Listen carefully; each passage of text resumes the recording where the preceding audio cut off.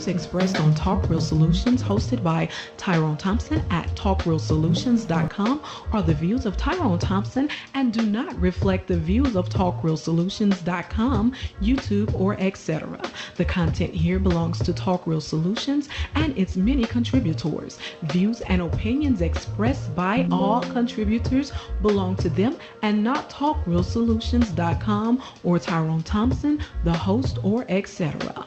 All data and information provided on the site is for informational purposes only. Talk Real Solutions makes no representations as to accuracy, completeness, correctness, suitability, or validity of any information on this site and will not be liable for any errors, omissions, or delays in this information or any losses, injuries, or damages arising from its display or use. All information is provided on an as-is basis. All right. Welcome to the show.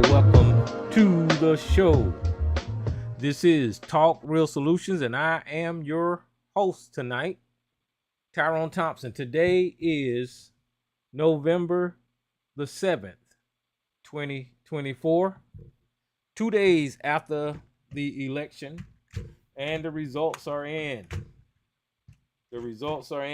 And America has chosen Donald Trump to be the 47th president of the United States of America. I don't even know what to say about these election results. But anyway, if you want to participate in the show tonight, all you have to do is call the number at 717-908-1834. And I will get you on the show here to tell us how you feel. I'm just checking my audio to make sure. I think that's good. Yeah, and you can join the conversation like I always do. I invite people to have a civil dialogue and, try to have a back and forth with them. Even though I think some of the people that call in perspective is just batshit crazy, and I entertain it because this is a show, and I like to hear all perspectives, regardless of where they're coming from. So just call in, and I ask that you do try to respect other people that's on the line here and allow them to talk. I know everybody is passionate about this political season that we're in and the results of the election, so, and I'm gonna be straightforward. I am disappointed. I don't know what the next 4 years is going to look like for Black America. And as many years as I've been talking on this platform here and trying to speak to the public through this medium, this media, that's been my concern is what about my people? I love Black people. I love my people. And regardless of how I feel personally, there is a history in this country where my people has just been treated unjustly, unfairly, and I crave for change, but if you look at the bigger picture, the overall arc of Black people progress in America, it is moving forward at a snail's pace, if you will. So there's that bit of hope, even though this presidential election didn't turn out the way that I wanted it to. It's not the 18 fucking hundreds. That's as best I could do. At least we ain't in slavery. At least we ain't in chains. And God forbid, I said God, but I hope that nobody try to even go down that road, because it's not going to be pretty. you know. But they won't go to that extreme. But what you will witness as a Black American is you will witness more oppression. You will witness more racism, more denial of services, more denial to resources. You will witness worse health care. Um, you will suffer more economic problems. I mean, the list goes on. I mean, all of this stuff is promised in Project 2025, directed toward Black America. This is nothing that I'm making up, you know. So hold on to your damn seats. But I titled the show "Racism," not racism, but are we really surprised? Are we really surprised? Racism always trump, pun intended, common sense. And it does. Ever since my people, Africans, been on this continent, the priority in this country has always been racism. You know, they put racism before everything else. It doesn't matter if it's legal or illegal. It doesn't matter if it's going to benefit them or not. Uh, it's always racism, discrimination above everything else.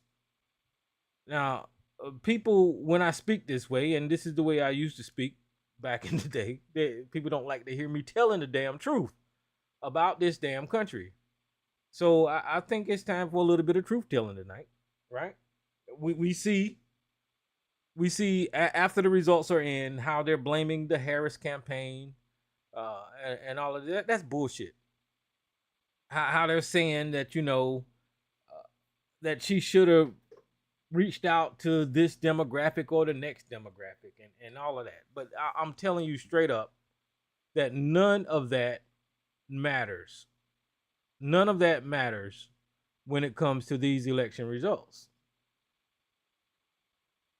The way that Harris put her campaign together, right? In the short amount of time that she had, the response that she got from Americans,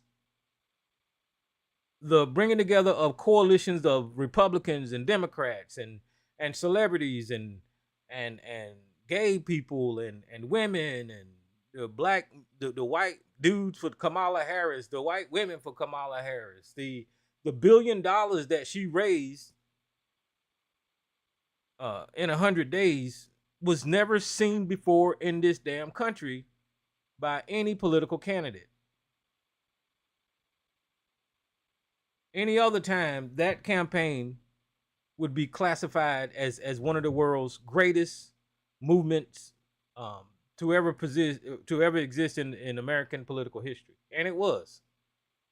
You know, Joe Biden stepped aside, Kamala Harris stepped in there, and she did her damn thing when she got her team together, when she got that campaign on the roll, and she got everybody in sync, had different places in different states, getting out the vote, all of this stuff. It was at a lightning speed when you looked at the Harris campaign. So Harris campaign, if there's anybody listening to me, you guys did absolutely nothing wrong. The Harris campaign ended up getting, I think it was 190 some electoral votes at the end. So it was amazing work. Those guys did what the Democrats, y'all put that shit together in record speed and you did your damn thing. So people can say what they want to say. And the reason that I'm saying this is because just like I do every election season, I look at the exit polls, and the exit polls always tell the story of what happened during the election. People like Sarge and ABC, they will fill you with conspiracies about some gay shit or something happened with 2,000 views and all. No, that ain't. You got to look at the data. And when you look at the exit polls, you'll see exactly what happened with this race. And I will just say straight up is that the reason the Democrats lost is because America is a racist country, and this racist country is not ready to not see a white man in charge. No matter how flawed this motherfucker is, he can't break enough laws. He cannot commit enough crimes. He cannot sexual harass or abuse women enough. He cannot lie enough to be disqualified in America as a white man. That's why the Harris campaign lost. When you look at this race compared to the race between Trump and Joe Biden, they voted for a white man. This is the way, because they knew that Donald Trump is flawed when he went up against Joe Biden. And regardless of how old and slow Joe Biden was, they knew that he was a better choice as a white man than Donald Trump, because Donald Trump has a lot of fucking crime and baggage.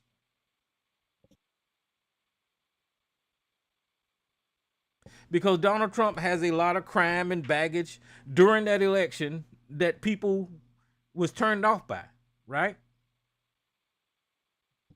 So they voted for the other white man during that election. And even if you go back to Hillary Clinton versus Donald Trump, once again, they voted for a white man. So I'm not just speaking out of my ass when I say that this election, regardless of how overqualified Kamala Harris was, regardless of her pristine credentials, regardless of her experience in government from California to the White House, regardless of how overqualified she was to deal with international policies, she wasn't going to win this race because she's, one, a woman, and two, she's a woman of color. Now, I'm saying that based off of the exit polls, right? Because I wanted Kamala Harris to win. I wanted America to stop with this fucking crazy ass divisiveness, this you are a Republican bullshit, you are a Democrat bullshit, and get back to we all are Americans with disagreements. And it doesn't look like that's what's going to happen. So when you look at the exit polls, let me see. I pulled up these exit polls here.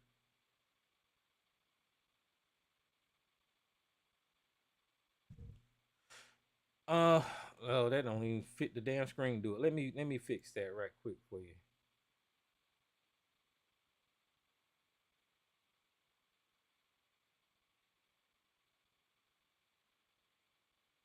And y'all, and just to let people know, exit polls are, the data that comes in after the election to show you what the people actually voted and who voted for what and all of this kind of stuff.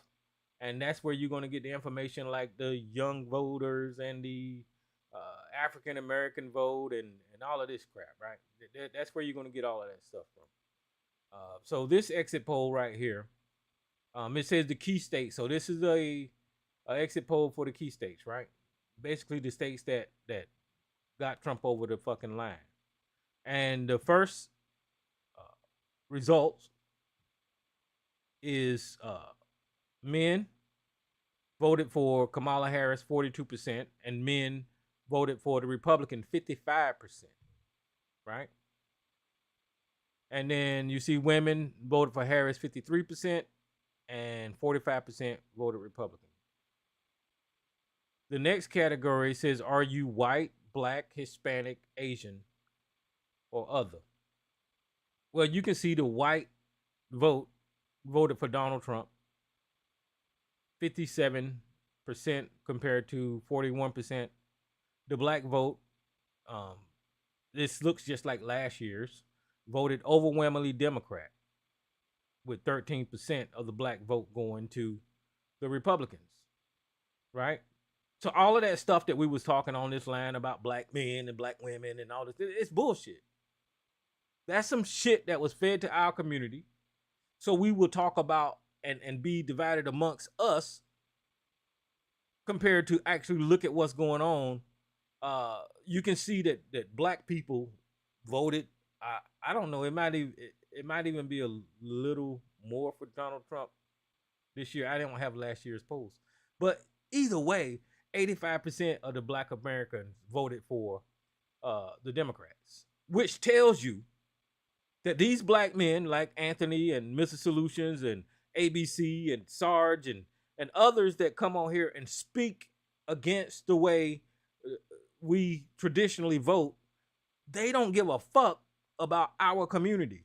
They don't care about what the majority of black people are voting for politically. They don't care how we think. So whenever you're listening to Sarge, you got to know that he's an outlier. His skin may be black, but his mindset ain't there. The same thing with ABC. They be talking all this bullshit about how they care about the black community. But whenever you look at the mindset of the black community and the way these exit polls show that we voted as a community, they don't fit in here. They're in that fucking 13%. So they're a minority of a fucking minority coming on here trying to tell people who's already got their mind up on how they want this country to work. Don't listen to that dumb shit when they come on here talking that shit, that MAGA bullshit, because that's not the way your community thinks. Your community thinks the way that these exit polls show you that we thought when we was in that damn booth, right? The next category is Hispanics. The Hispanics voted 52% Democrat and 46% Republicans. That's way too many motherfuckers that are going to get deported. That's way too many people that are voting to get kicked out of the goddamn country, you dumb son of a bitches. These motherfuckers voted to get kicked out of the goddamn country. This is just crazy. The Asians voted 54% Democrat and 39% Republican. What the fuck is wrong with them? Right? You're the ones that Donald Trump said the fucking China virus, motherfuckers. See, this is why when you talk about people of color and they try to marry that with black, the black struggle, these motherfuckers don't know what we going through. When you talking about, oh, that's my Asian brother or that's my Hispanic brother, that's some bullshit. These motherfuckers they don't give a fuck about you. There is no way that you could be half and half with the Latino vote.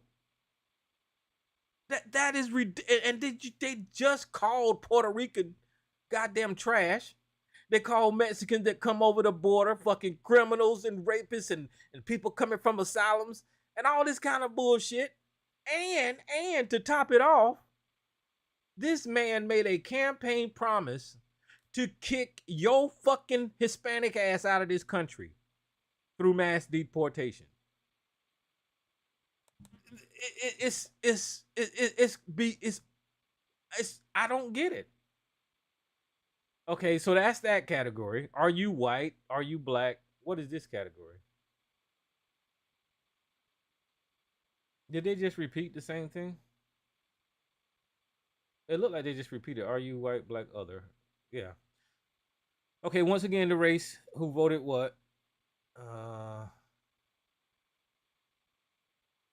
White, non-white. Okay, here you go right here. When it says white, they got 57% Republican. When you say non-white, I guess that's including the black vote. So whenever you're looking at anybody who's not white, and 64% voted Democrat and 33% voted fucking Republican, people who are not white, that 33%, that'll be your fucking Pacific Islanders, your Asians, your Hispanic, your people of color in this country. 33% of these motherfuckers voted to be discriminated against. Black people are voting against discrimination. Black people are voting against racism. Black people are voting against fucking all of this divisiveness that we've seen over the last 10 years. But these motherfuckers who's not black and they are other and not white, they voting against their own goddamn self-interest. They voting to get beat up by the motherfucking police officers and giving that fucking police officer qualified immunity. They voting for the Supreme Court to write laws to kick their fucking ass out of this country. These people are fucking racist idiots. And listen, African Americans, I always say I love my people, and I do. But we know the struggle in this damn country. And our eyes do not deceive us. We see Fox News spewing racist propaganda day after day after day after day. We see or hear the radio got these fucking racist ass hosts on. We see the police officers emboldened by this gang sign with Blue Lives Matter. And they promise immunity for doing whatever the fuck. We see that shit. And our vote shows that we don't want that. But these other people, the Asian, the American Indian, I missed that category. Let me see what they voted for. When you look at it, they took your motherfucking land from you. And 65% of the American indigenous motherfuckers voted for damn Republicans. I'm from Robeson County, North Carolina. And the tribe of American Indians, the Native Americans in my area, is the Lumbee Indians. That's what they call themselves. You know, I know that Indian has become offensive to some people, but I'm going to call them what they call themselves. The Lumbee Indians. And you might as well be talking to a racist ass white motherfucker when you talk to the Native Americans where I'm from. That's just what the fuck they do. They, for some reason, when they have lighter skin, they think that they can walk the same walk as a European. And they're just as fucking racist as the European. Same thing with some Hispanic people, which is fucking confusing to me. But this is the mentality of these people that's not from Africa, that's not African American. And you even got some fucking Africans that think the same way that these people do. So we're gonna move on. I ain't want to take too long. This list is long, but let me just go on down the list. White men voted 60% Republican. White women, there you go, right there. These fucking dumb bitches.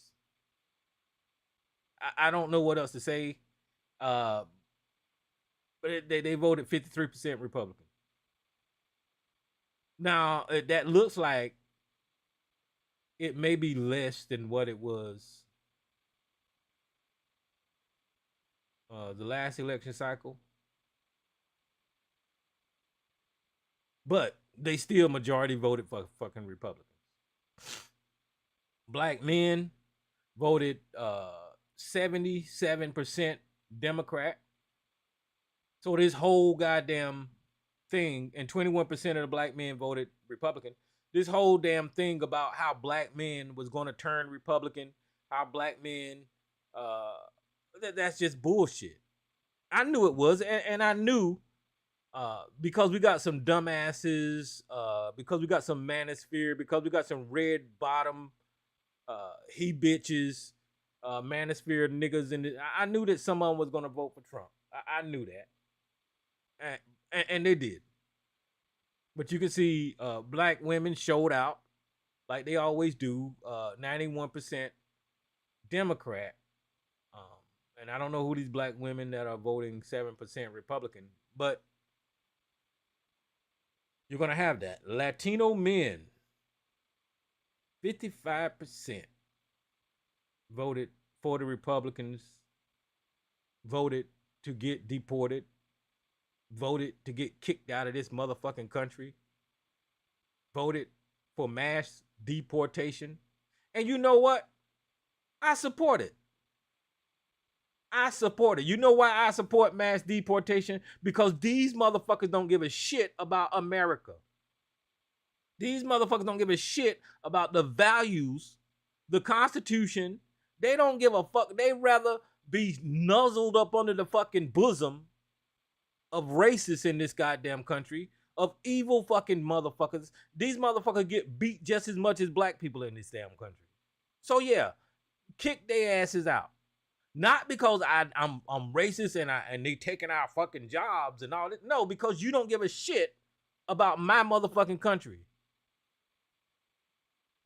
Kick their asses out. Fuck them. If they don't want to see the goodness in America, fuck them. Kick them out. Kick them out. Kick all of them out. Latino women, they had a little struggle there. They got 60% voting Democrat and 38%, way too goddamn many, voting for Republican. And all other races, 48 to 46. Let me see the age group. The Republicans took a big slice out of the youth vote, way more than they did last year. I wish I had last year's chart up here, but I'm just telling you, I'm trying to go by memory, right?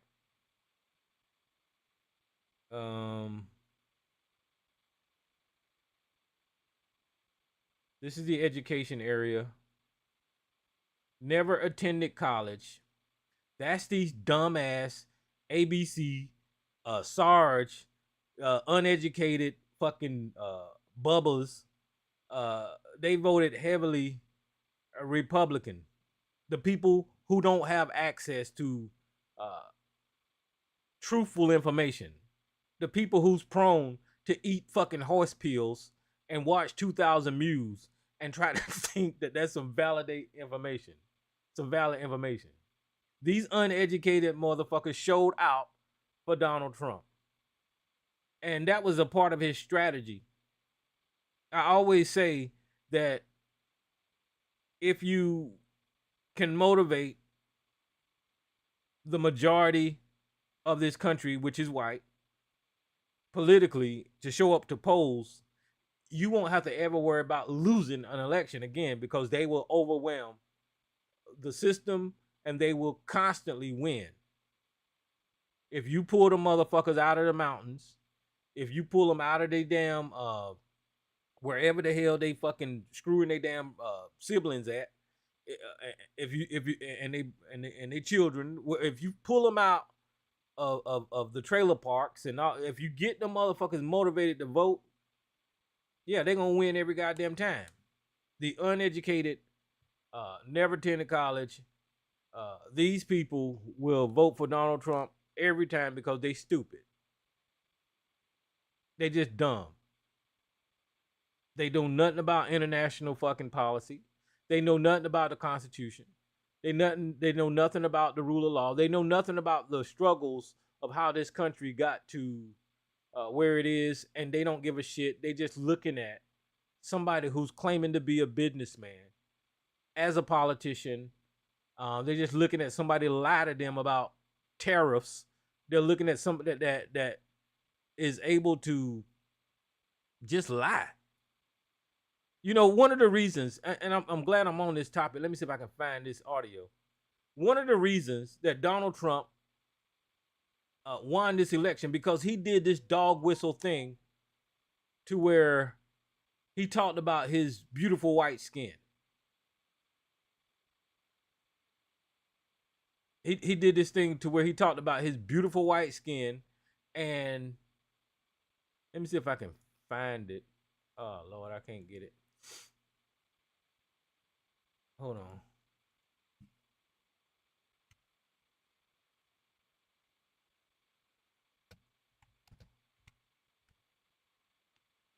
And what this is going to prove, the reason I want y'all to hear this, because y'all know I ain't talking about shit. You know this was a racist goddamn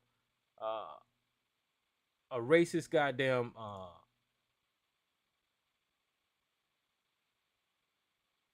I'm sorry. This was a racist way that Donald Trump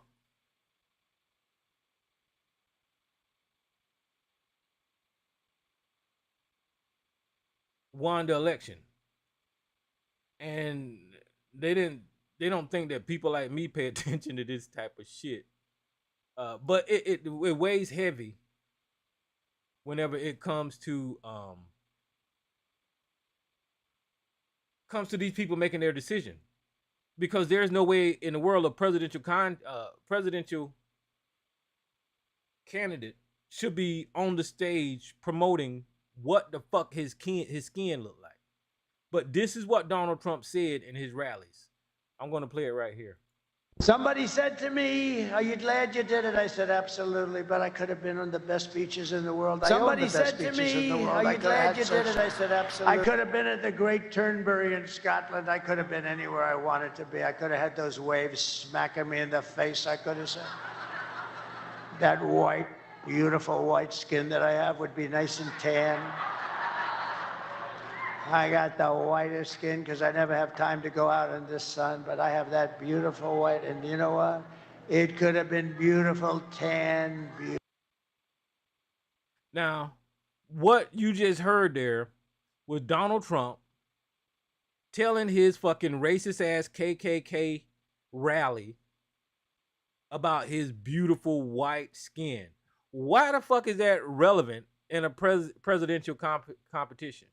Well, the reason that is relevant is because he letting white people know, I am the white guy. I am the one that you guys need to vote for. You're going to betray who the fuck you are if you don't vote for my beautiful white skin. You see, this is why I know that it's all about racism. And Kamala Harris didn't have a damn chance running up against a white male in this goddamn election season. She just didn't. This racist ass motherfucking country does not want to see anybody else in charge besides white men. Now, Barack Obama pulled a fucking trick over their goddamn head. I mean that, and this is why I think black people are so fucking dumb as shit. We could have took advantage while this man was in the White House and did more to support him,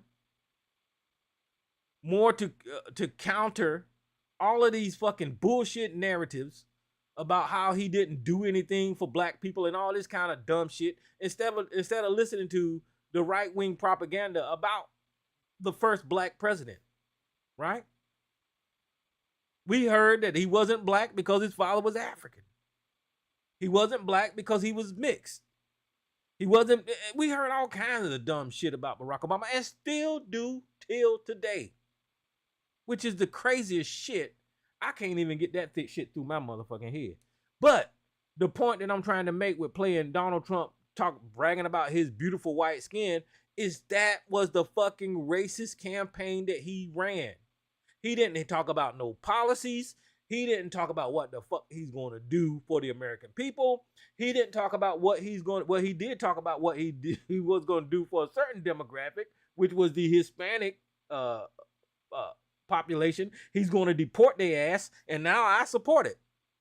I support him deporting whoever the fuck he want to deport, because these exit polls say that these motherfuckers don't give a shit about this goddamn country. This country that I fucking fought for. You want to see it corrupted. You want to see fucking goddamn all kinds of shit, racism, division. You want to see the police lose control and get more motherfucking power in this country. So fuck you. Get kicked out of the goddamn country. And I hope on day one, he start deporting motherfuckers immediately. Especially these son of a bitches that showed up on this exit poll that voted Republican. Kick they fucking ass out of here. Fuck them. They don't give a shit. Okay, where was I at? The educated. The non-educated voters, where did they attended college, attempted. Now, this should tell you about the dynamics of politics and why I'm so eloquent, and why Sarge and ABC sound so stupid, right? Because you can see the people with advanced degrees, bachelor's or higher, they voted fucking Democrats. The one that can fucking read. The one that has common sense. The educated people. They voted Democrat. The dumb son of a bitches voted against their own goddamn self-interest. They're stupid. And I'm not going to stop saying that whenever I talk to a motherfucker like Anthony, whenever I talk to a motherfucker like ABC and Sarge, y'all need to know that Tyrone think that this motherfucker is dumb. He's engaging in this conversation, and I don't give a shit if you is. I think ABC sitting on the goddamn board, but I don't give a shit if you is listening. I think that there's something wrong with you, and you are a slow motherfucker that can't process simple information. You can't reason. You can't use logic. You are a cult following idiot. There's something wrong with you. You are a religious fanatic waiting on fucking Jesus to come save you from fucking what? I don't know. But these people who have everything has the most fucking grievances that I've ever seen. Okay, so we're gonna move on. Right here. Education by gender. Look at the white women again. Overwhelmingly voted for goddamn Trump. That's no surprise.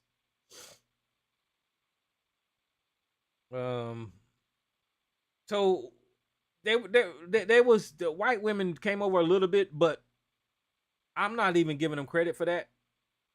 So I hope every motherfucking goddamn, this ain't for the black women. I hope every time you go to the doctor for your fucking personal care about your vajayjay, I hope Donald Trump and Ted Cruz and whoever is sitting right in your motherfucking examination room with a goddamn microscope. You wanted that shit. White women and Asian women and Hispanic women. You wanted that shit. You want them to be sitting right there in your motherfucking doctors because you voted for Republicans. And then they try to cloud over that shit by saying that abortion was on the balance in different states and it turned out good. Now fuck that.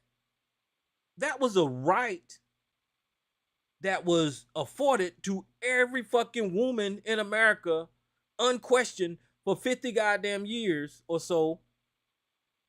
These motherfuckers got in office and took your right away, and you turn around and vote to keep them motherfuckers in office. See, this whole thing with taking rights away just didn't start with Roe v. Wade. If y'all can remember back, and it's kind of foggy to me, but if you remember what the Supreme Court did years ago with the fucking Voting Rights Act, they started gutting it. Nobody questioned it because it was the black people that the Supreme Court was taking rights from. And then they gutted more of it. Nobody questioned it because it was the black people, right? And then came the fucking affirmative action. They said, hell, if we can get away with this, ain't nobody pushing back on this, we can fucking gut some more shit. And then you know, the abortion thing came up. So they was emboldened, and they knew that the American people would not push back on any Supreme Court decision. And that's how the women got their fucking rights taken away from this country. And they're not going to stop there. They're not going to stop there. They are going to use their religious ideology and govern based off of that fucking religion. This is what's going to happen. You got young ass Supreme Court justices on that damn court appointed by Donald Trump that will be up there for decades. And they will dictate the law of this fucking land based off of fucking a fake ass philosophy of religion. That's what the fuck they gonna do. And that's what you're looking at in this election. You're looking at a bunch of goddamn brain dead religious fanatics voting for a fucking fake ass orange ass God, because they will tell you that God sent Donald Trump to be president. The conversations are already being had. This is why I was so hard on religion back in the day, because it fucking fucks up society. It gets people confused. It gets people believing in dumbass shit. It gets people pitted against one another. It's in that Bible that certain people should be abominated, right? You should kill and hang certain people, right? People can say whatever the hell they want to say, but Noah's son that was of dark skin is the reason that slavery exists. It was the justification by the fucking slave owners based off of those scriptures. Slaves, obey your earthly masters, right? That shit's in the goddamn Bible. This is why racism exists, because of that whole fucking philosophy of religion. It just is. But they transform that bullshit into politics by giving power to the most immoral motherfucker to ever run for goddamn president, and claiming that somehow or another God sent him to be president. Like I said, you know, I can go on about this shit all night. I know people want to get in here and talk about this election. And I'm going to open the lines here.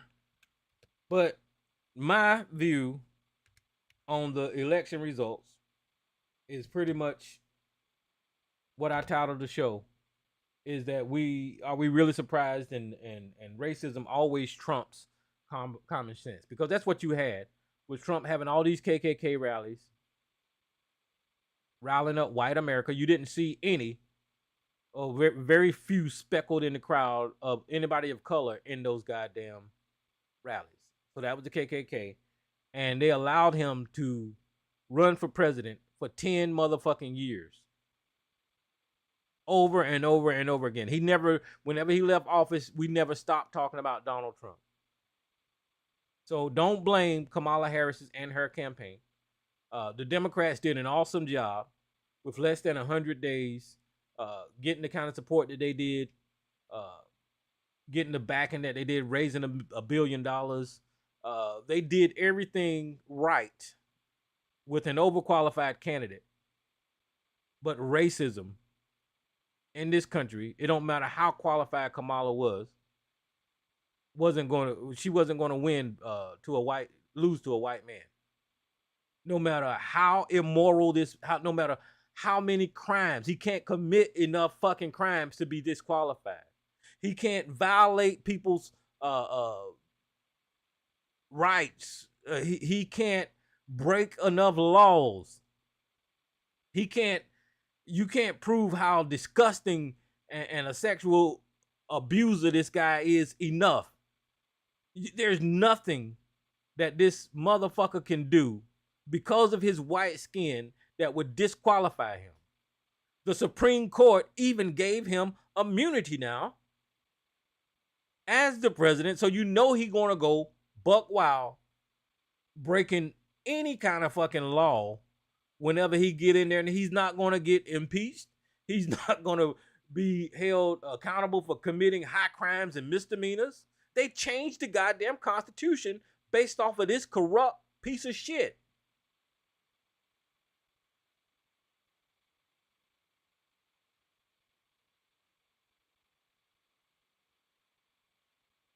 So white America won again, but like I said, the struggle ain't over for our community. Listen, there's a trajectory that black people been on, and I'm just gonna be honest, we fell off. We're not as,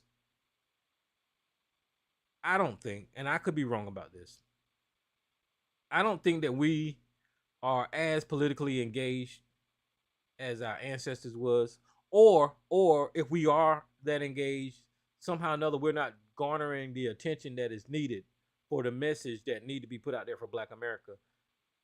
Because we have some heavy hitters that's pushing the black narrative, and I mean, I don't know, the messaging is just off. So we don't need to blame the Democrats. And they did make some missteps. Joe Biden should have went on and dropped out early. And it shouldn't have been a big public mess whenever it came to making Kamala Harris the nominee. There was some mixed up, but I don't think it was enough missteps for her not to win this fucking nomination. Because in every fucking area, foreign, national, international relations, domestic policy, when it comes to education, when it comes to providing care to the children, when it comes to all her policies, right? All of them hit home. They was right on the mark. And Donald Trump has not announced one goddamn policy yet. The only thing we know is he got concepts of a goddamn healthcare plan. So what white America won, and racism won, and I'm just letting you know that we are in Black Americans. Later for them Hispanic motherfuckers that's going to get deported, kick their ass out, because they voted to get kicked out, deport their ass. We are in a war, Black America. It's not a new war. It's an ongoing war against racism and white supremacy. And we just need to be aware of that. We don't need to be blind anymore. You see who's on your side based on these exit polls. There's nobody on your fucking side, right? There's nobody on your side. You can see that white men and white women and Hispanic people and Asians, they voted too heavy Republican. They don't give a shit about the struggles that are going on in this country for the minority. They don't give a shit. They don't care. That fucking Puerto Rican friend you got that smiling your goddamn face and you allow him to say nigga, fuck him. I don't know what else to tell you. That's some bullshit. The Native American friend that you got and you want to be a fucking Native American, fuck them. They voted heavily Republican. They don't give a shit about this country. They don't give a shit about your black ass.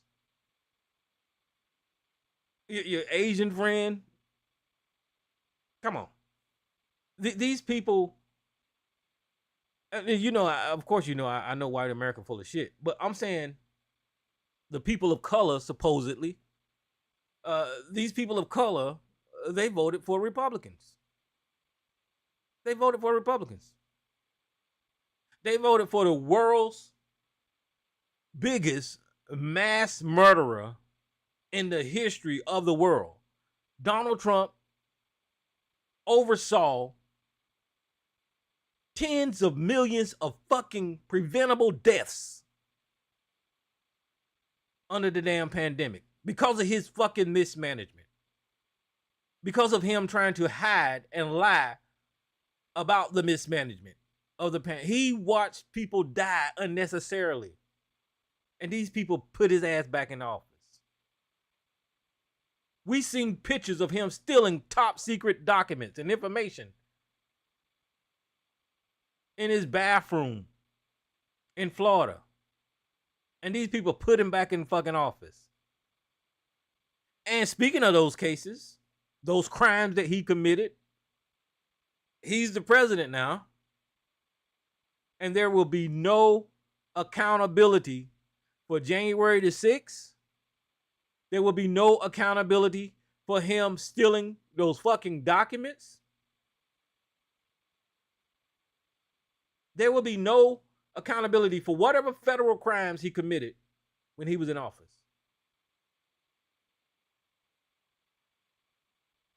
These people wanted it. See, whenever we say there ain't nobody above the goddamn law, well, we found the motherfucker that is Donald Trump.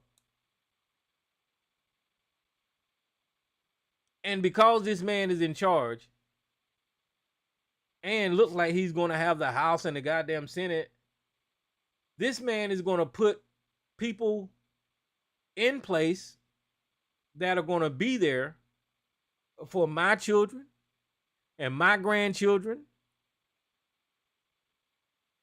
and probably their kids for years to come. The right racist America is going to dictate how our generations live. That they just are. I mean, he's probably going to install some more Supreme Court justices, right? You know he's going to install a whole bunch of goddamn federal judges. Yeah, it's as terrible as I'm making it out to be. It really is. And people say that Donald Trump is not going, you know, they try to blow it off. But we seen this motherfucker in office doing the shit that he said he was going to do. So for decades to come, we're going to be fucked. We're going to be fucked. And the religious right, the so-called Christians, the people that believe in their Jesus, you can see that they don't give a shit about that Bible when it comes to white skin.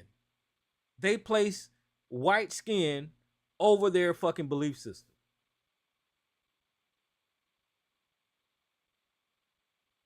They going to, what is that Project 2025 or whatever the fuck? That shit is already in the works. So I don't know what the outcome is going to be. I don't know how it's going to be, but I don't think that this is good at all for them to have this illiterate orange criminal sexual abuser, this goddamn felon. How the fuck can you elect a fucking criminal? What the hell is wrong with this country? This country has lost its ever-loving racist ass mind. And I was walking around, you know, I found me a new store. I used to go to Walmart all the time. But I started going to Publix and Lowe's Food. And these damn white people walk around here just so happy. They used to walk around with grimaces on their damn face. And now everybody just like cheerful. How you doing? Hello, how you doing? I'm like, what the fuck is wrong with y'all? They're so happy. It's crazy. I don't know how long that's going to last, but they just seem so happy now. So that just shows you. And listen, here's hope for my community, if you can have any hope, is that historically in this country, since the beginning, we've been able to cope with anything. We've been able to deal with it. We've been able to grin and bear it. We've been able to put our nose down to the grind and do what the fuck we need to do. We've been dealing with this shit for decades on decades. What am I listening to? Who is that? Is that you, ABC? Sorry, man. Yeah, I was shutting the door. Whenever I want to say something when you finish it. Oh, you just I'm gonna mute on myself. in here, don't you? You all happy? No, I'm sorry. Shut up, nigga. All right, so we've been dealing with this shit for decades, and that's how resilient we are. We are a strong people, and we're going to get through this like we always do. We're going to get through it. I just wish that it was a little bit more easier, but you got a steeper hill to climb. You know, I'm not going to stop running my mouth. I'm not going to stop calling out racism and white supremacy. And I hope others out there that are able to speak out against it. But the one thing that you cannot do is conform. You cannot capitulate and actually start agreeing with this bullshit. You just can't. You can't validate the fucking behavior of these racist ass people. Whenever you start trying to justify anything that these racist ass people do, Donald, whenever you start trying to find a reason to say, well, he's the president, so no, he got there illegitimately. Listen to me, that first election was stolen. I want y'all to understand, and I wanted to try to tell Howard this, how the Electoral College is like affirmative action for white people. The Electoral College, for instance, I live in South Carolina, right? And if we got fucking 10 electoral votes, right? And 51% of the population vote for Donald Trump, right? And 49% of the population vote for Kamala Harris. Those 10 electoral college votes, regardless of what the fuck that 49% said, is going to go to Donald Trump. That is unfair, because that is telling you that the 49 fucking percent who voted a different way, now his vote or her vote is going to go for somebody that they didn't fucking vote for. That's why I say the Electoral College is full of shit. It really is that and that's why I was having a conversation with those guys years ago saying, yeah, your vote really don't count because of that Electoral College. And somehow or another, they found a way to justify that bullshit. It should be one vote. It should be the popular fucking vote. Whoever win the most goddamn votes, that's who should win the fucking office. But that's just not the way it is. And it's built that way for white motherfucking people to win. For Republicans to win. So there's systems on top of systems that automatically give them power.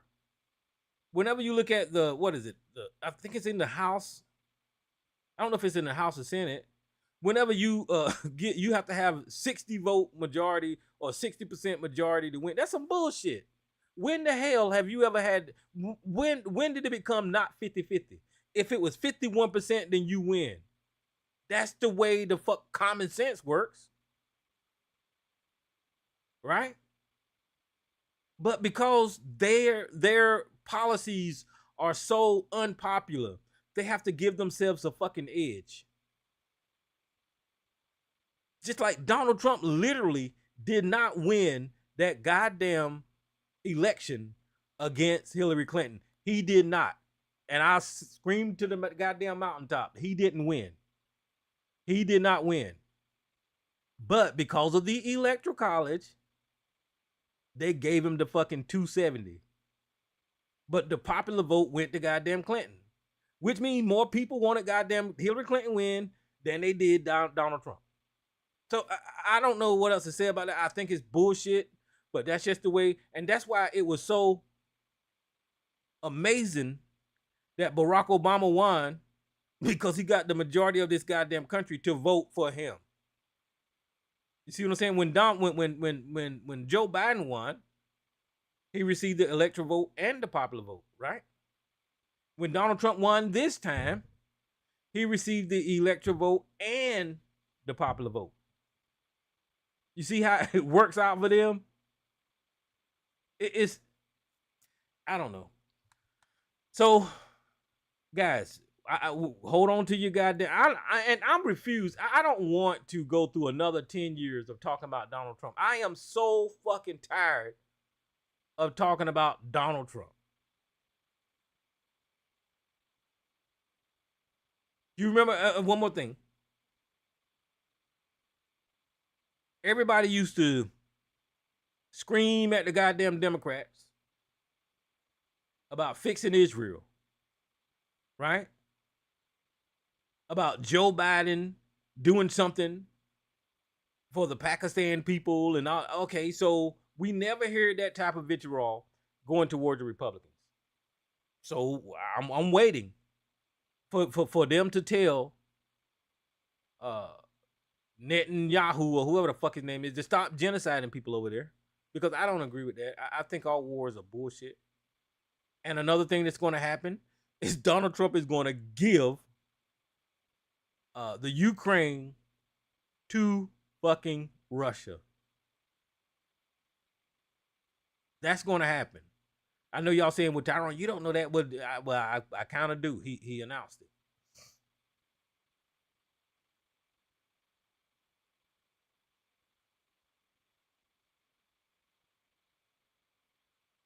And one more thing about this exit poll is that these people show, okay, so white men, white women, Hispanic and Latino, Asians, and other people of color showed Black America what they thought about your black ass. That's what these exit polls show. Now, I'll close on that. So whenever we trying to pander to Hispanic people, or pander to the Native Americans, or pander to Asian people, or pander, these motherfuckers don't give a shit about the plight of Black Americans. They don't care. And the reason that I'm saying that is because the majority Black American that voted Democrat. Right? That was our interest. The majority voted Democrat. And these motherfuckers voted the opposite. So like I said, start the goddamn deportation boats, fire up the goddamn planes, get them motherfuckers out of here, because they don't give a fuck about my country. I don't give a shit about them taking no jobs. I don't give a fuck about the work ain't gonna get done. I don't care, because they don't fucking care. They don't care about this goddamn country. So Donald Trump, if you're gonna deport them, kick their goddamn asses out of here. So I'm gonna shut the hell up. Can't open these damn lines. Let me let ABC speak. ABC, welcome to the show. But let me open these other lines right quick. Miss Lisa, I got your line open. And unknown caller, who's this right here? Who's this caller line I just opened? Sound like they chewing gum. All right, whose line is this? What's going on? Hey, what's up, Jay? Let me find out who this other caller on the line here. I don't know. I'll leave your line open, whoever you is. Let me mute you a couple times so you can see who this is. Who is this? I'll try it again later. All right, so ABC, welcome to the show, man. How you doing? All right, man. I'm doing good. I didn't want Kamala to win, so I'm feeling pretty good about that. I just wanted to say to you, man, you emoting all over the place over here. But it's kind of seems to be the normal reaction that most of the Democrats have. The main thing I wanted to comment on, I saw this on The View, and it's the same with you. Man, y'all ain't learned nothing from this stuff. All you doing is blaming everybody else. You don't look inward at all. The issue is, what is it about Kamala Harris or the Democratic Party that sent all these people to vote for Trump? The media and everybody has told us how Trump is the devil. Everything is going against him. But people voted for him over Kamala and the Democrats. So how about taking some time and thinking, what is it about what y'all got going on that turn people away? That they given the House, it ain't happened with the House yet, the House, the Senate, the presidency, everything to the Republicans. They running away from y'all. You don't look inward and think, what is it? What are we doing wrong over here? Well, like I said, and you probably didn't pay attention to this, so I'll explain it to you again. What you're speaking from is a point of emotions, right, and feelings. What I go by is this data that I'm looking at with the exit polls. That's the only thing that I can speak on. And when I look at this data, I can see that Black America, their interest is completely opposite of white America and people of color in this goddamn country. So it's not about what the Democrats did wrong, because Kamala Harris had an outstanding fucking campaign in less than 100 days. She raised $1 billion the first time in history. And she hit damn near every goddamn competitive state. And she had rallies that was fucking record breaking. So no, the Democrats didn't do anything wrong running from Trump, besides Kamala Harris only had 100 days to run compared to 2 years. So no, I don't think they did nothing wrong. What about the economy? What about illegal immigration? What about the wars? What about the gender confusion shit? People are running away from the Democrats. I mean, look, I understand, like you said, she only had a couple months. Biden waited late. Biden was a bad pick. There's a lot of stuff to look at and reassess what's wrong with y'all. But the issue that y'all got is you can't accept that you don't know everything, that you ain't right about it. You guys are so condescending. That's what it is with The View. They're on there screaming and stuff. There's no introspection. All you do is talk about everybody else screwed up. You just been screaming about the Latinos. Fuck those motherfuckers. Deport them. That's your policy. You should agree with that. Well, I'm saying, regardless of what I think about and all this stuff, that's the first thing on your mind, instead of saying, what the hell? The Republicans taking over the Senate and the House? I mean, damn, what the hell? What happened? Well, you didn't listen to me. Hold on. Trump going to win the popular vote, too. Mm-hmm. That don't make you think what the fuck is going on? I'm sorry, go ahead. You didn't listen to me. I gave you the reason why it happened. And that is because Trump is on his damn campaign trail saying shit. Somebody like this. said to me, "Are you glad you did it?" I said, "Absolutely, but I could have been on the best beaches in the world. I own the best beaches in the world. I could have had such... I could have been at the Great Turnberry in Scotland. I could have been anywhere I wanted to be. I could have had those waves smacking me in the face. I could have said, that white, beautiful white skin that I have would be nice and tan. I got the whitest skin because I never have time to go out in the sun, but I have that beautiful white, and you know what? It could have been beautiful, tan, That's why he won the election, because of his beautiful white skin. And I got the beautifulest white skin. That's the reason that he won the goddamn election. Look at the exit poll. Hey. You know what it is, though? That's another good example. You think you're saying one thing, but you're saying something else. You don't even realize. What is he saying? You heard that twice. What is he saying? Okay. It's perspective, man. He's fucking telling a joke, and it's self-deprecating. You know what that word means? Self-deprecating. It's a self-deprecating joke. And the point in it is he's relatable, man. You don't have to like him, but the shit be funny, engaging and stuff. That lady is a robot. She can't even have a conversation. She got to have somebody around her. It's got to be scripted or edited. Can't nobody relate to her. I mean, that's along with this other stuff where the economy is all screwed up and all that shit. And the big issue is do you have any kind of humility? Any humility? Stop blaming other people and look at what's wrong with you or your team, the Democrats.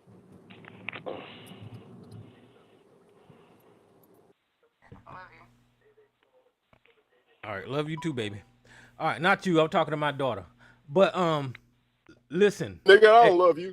I ain't talking to you. I made that clear. I know, brother. But what you are saying, whenever you're talking about the economy, this is the best economy. This economy is doing way better up under Donald Trump, up under Joe Biden. Than it did.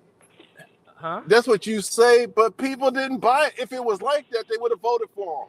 Okay, but do you want to talk about your feelings, or do you want to talk about what is actually going on? We talking about your feelings, man.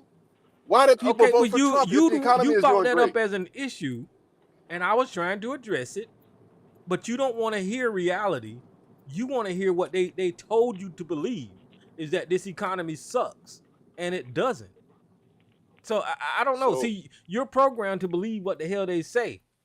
You're so programmed, ABC. I don't even Do you believe this shit right here? They're eating the dogs, the people that came in. They're eating the cats. They're eating the pets of the people that live there. And this is what's happening in our country, and it's a shame. The people on television say my dog was taken and used for food. So taking this from but television. the people I'm on taking it from television the city saying their manager. dog was eaten by the people that went there. So do you believe that? I think there's something to it. But here, check it out. Well, Here's the no, thing. see, that's what I'm saying right there. If you think that there's something to it, and the local government that lived there said that it wasn't happening, you're proving my point is that you've been inundated with propaganda and lies and misinformation, and you believe it. I don't know what else to say. No, let's just say I accept that I'm programmed and I've been indoctrinated and all this kind of stuff. What I would say to you is then, you know, the majority of Americans are indoctrinated, programmed, and all this kind of stuff. And that's what you got to deal with. Yes, you know, exactly. You Now gotta we're on deal the with same boat. fact- Now we're on the You same got to boat. deal with the fact that we all over here, you right, and your side is right, but all of us is stupid and indoctrinated and programmed. Yes. So Yes. that's Yes. you want to say that, but the truth of the matter is that you the ones, man. You still trying to defend this motherfucker. You know this country is in a bad shape, worse shape than it was when he took over. And all these illegal immigrants and all this kind of shit, you made excuses for it. All this gender confusion shit, you make excuses for it. You defend and make excuses for all this shit. Then you turn around and got an attitude because don't nobody want it. Well, I don't have the gender conversation. I think that's stupid. Because I don't think that that's well. There you go. You think it's stupid. Other people don't think it's stupid. I mean, people listen. As a black man, and you yourself should know about discrimination. We shouldn't discriminate against anybody, even their sexual preference. So whenever you're having a gender conversation, I think it's irrelevant because we shouldn't be in nobody's bedroom. But clearly, keep thinking like that, and you're gonna keep losing. It's simple. Okay, well, that's just my belief. But clearly, it's a problem with you. So I don't do the gender thing, man.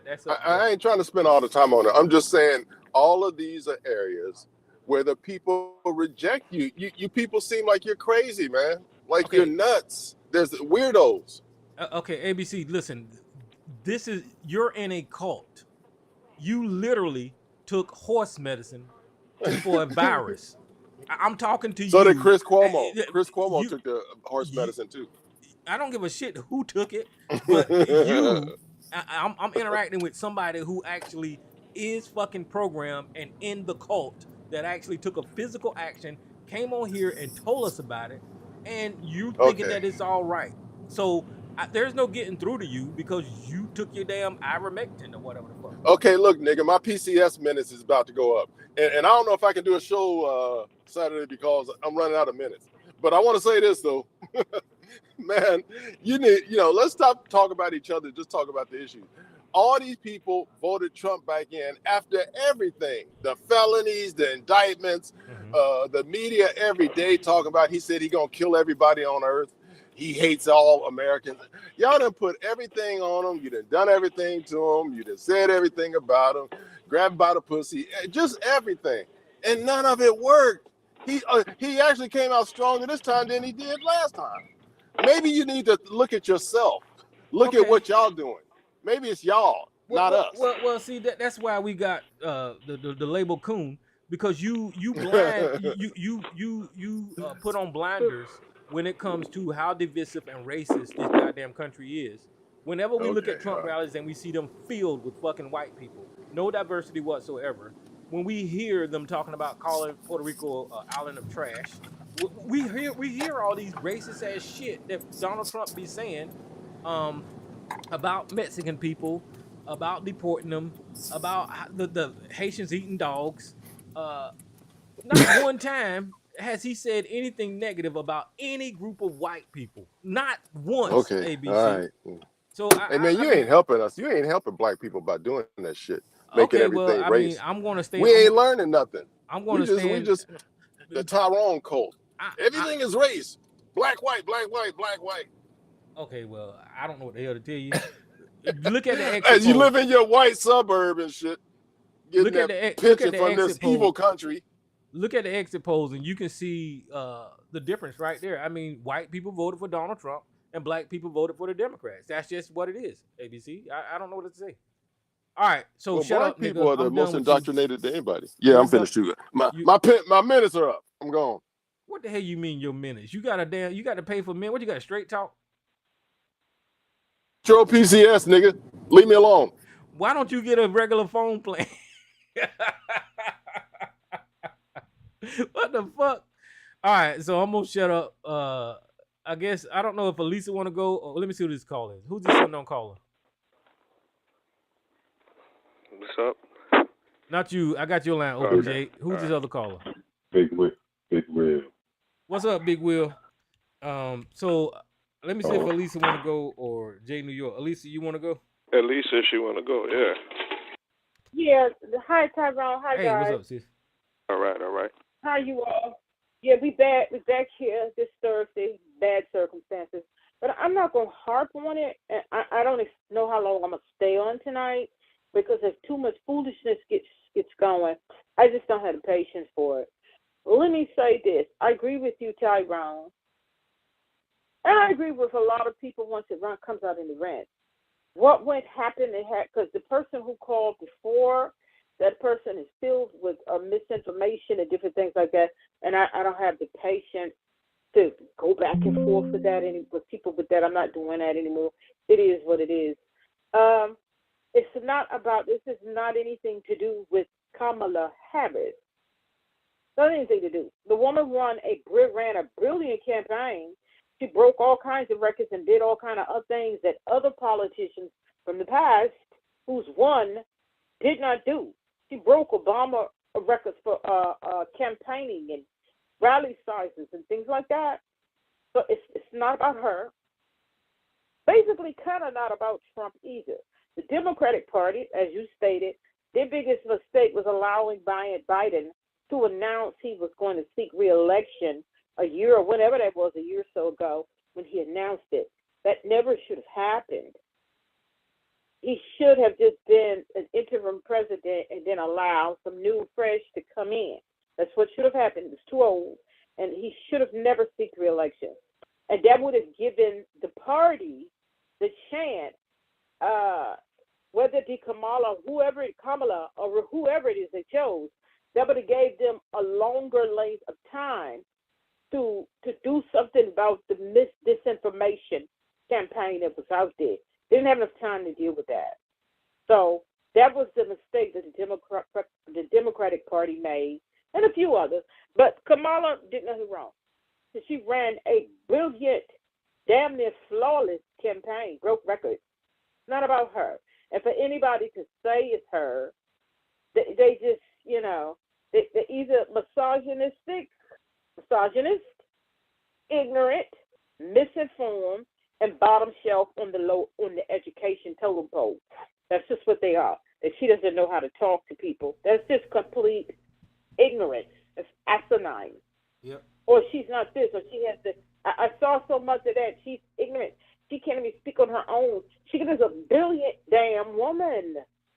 So when people say that, I close that out.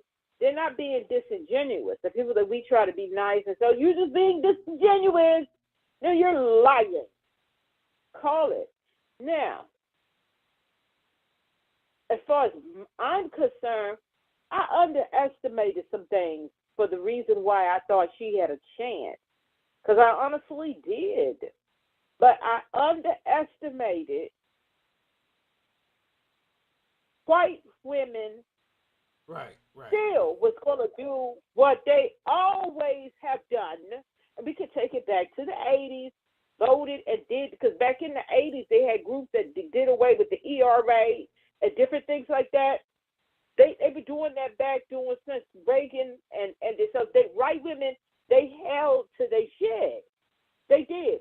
I underestimated that because I thought Roe being kicked back to the States was going to make a difference. It didn't. And as far as the Latinos, all of that they going to take out the trash on Tuesday, I never bought into that. Because I used to say online, they ain't taking out nothing. And the reason I never believed that that the Latinos was going to come through. Never believed that, because I said it on the show. I didn't believe that the Latinos ain't doing nothing because their community is too diverse. They don't have, like people say, not loyalty. Well, loyalty isn't the word. Allies. They are not allies to the different groups of Latinos, the different countries that they come from. They don't have allyship within their community. You have the white Latinos, you have the Afro Latinos. They're very diverse, and they don't really hold allies. Like you have the Puerto Ricans, the Dominicans, the different groups like that. They don't have allyship with the ones in South America. They just don't. And as we all know, the Cubans being a lost cause. And then the white Latins, and some of them are white. They're going to remain the white. And then you have a lot of the South Americans and different other groups that want to be white. They don't have allyship within their community. They just don't. So I didn't expect them to do anything different than what they did. Now, I admit, I'm a little surprised that the Latino women, they did better this go round than their men. Much better. So that surprised me. But still, nonetheless, I didn't expect anything out of the Latins. I didn't expect anything out of them because they don't have allyship amongst one another from the different countries. They're too diverse. Was I surprised by black men? I felt that they were going to hold it. Too many of them voted for him, but I felt they was going to hold the line. Yeah. The only group, but black men held that line, and I expected that. I had been saying that all along. Now, we came back and like 40% of them went with Trump, then that's different. But I have been saying it all along. Black men, their numbers is going to stay the same as 2020. I told you that, Tyrone. More of them voted for him than should have, but they was basically going to stay the same. I always believed that. The only one group that got the assignment and followed the assignment, black woman. And it's just what it is. And people can say, well, they on the plantation, they this, that, whatever. I ain't debating that foolishness. But I underestimated. I thought the white woman would put her daughters first. You see what they're trying to do to women. But they did as they always did. Pardon my language, I don't like doing this, I don't like to curse, but they said, fuck they daughters and fuck the country. You got to be honest about that. And I will throw some shade. And black men, Negroes, love white women. And guess what? They said, fuck, hold on. And they said, fuck y'all too. Yep. We going with our men. So let me calm down. Stop cursing. Let me stop with the cursing. White women did what, but I thought they was not going to throw their daughters under the bus. They said the hell with it, but they always have. They always have. This is no different. We've always known this about them. They're going to vote with white men. They are no different. And the fact that you went down to the ignorance and the disignorant people and the bottom shelf people, they're going to do what they're going to do. They've been voting against their own best judgment. But I misjudged how strong hate, xenophobia, all of the phobias from the LGBTQ community. I misjudged. I'll tell you what I misjudged about it. I misjudged all of that. How all of the phobias and the hates and the bigotry, I misjudged as it relates to white people. I came to the conclusion some time ago, they don't care about this country. Tyrone, you don't remember, but years ago, when the Russia thing started to heat up here, I said on the phone, on the show, that I see how many white people jumping on board with this Russia, like Russia ain't so bad, and they ain't so this, and these are flag wavers. People who be flag waving. And you said, oh, you just finding that out? Some people don't care about country just because they put up a player for big games. So I learned that back then. And I realized that white people don't care about this country. They don't. They don't care about this country. But I saw it. I misjudged. They don't care nothing about their kids either. They don't. And here's the reason why. They throw their kids under the bus. They knew about war because white women threw their daughters up under the bus. They all of them threw their kids up under the bus, knowing the damage that Trump and them could do and will probably do, and that's going to affect their children and grandchildren going further down the road. They knew that. They knew the Russian interference in the election for different reasons, but they didn't care about their children and their grandchildren's future. They knew that the Republican Party planned to get rid of everything to protect the planet from global warming and different things like that. And that's going to affect their grandchildren and great-grandchildren. They didn't care. They didn't care about any of that. They didn't care nothing about their daughters trying to take away their rights. They didn't give shit about their sons or anything. They did not care about their children. They voted for hate, xenophobia, all the phobias, all of the BS. That is a group of people that does not care about their children and their children's children. I underestimated that. I thought at least they would say, sitting up here listening to Trump, this man don't know what he's doing. They talk about putting JFK in charge of the health care. Elon Musk put out what he plans to do with the money here and the economy here. He's, in a sense, he did. I meant to pull it up and read it tonight, but I didn't feel like it. I just don't care anymore. He has said, he has put out his plans. And if people knew what read about it, because the newspapers reported it, he intends to tear down everything. And it's going to be hardship for a long time.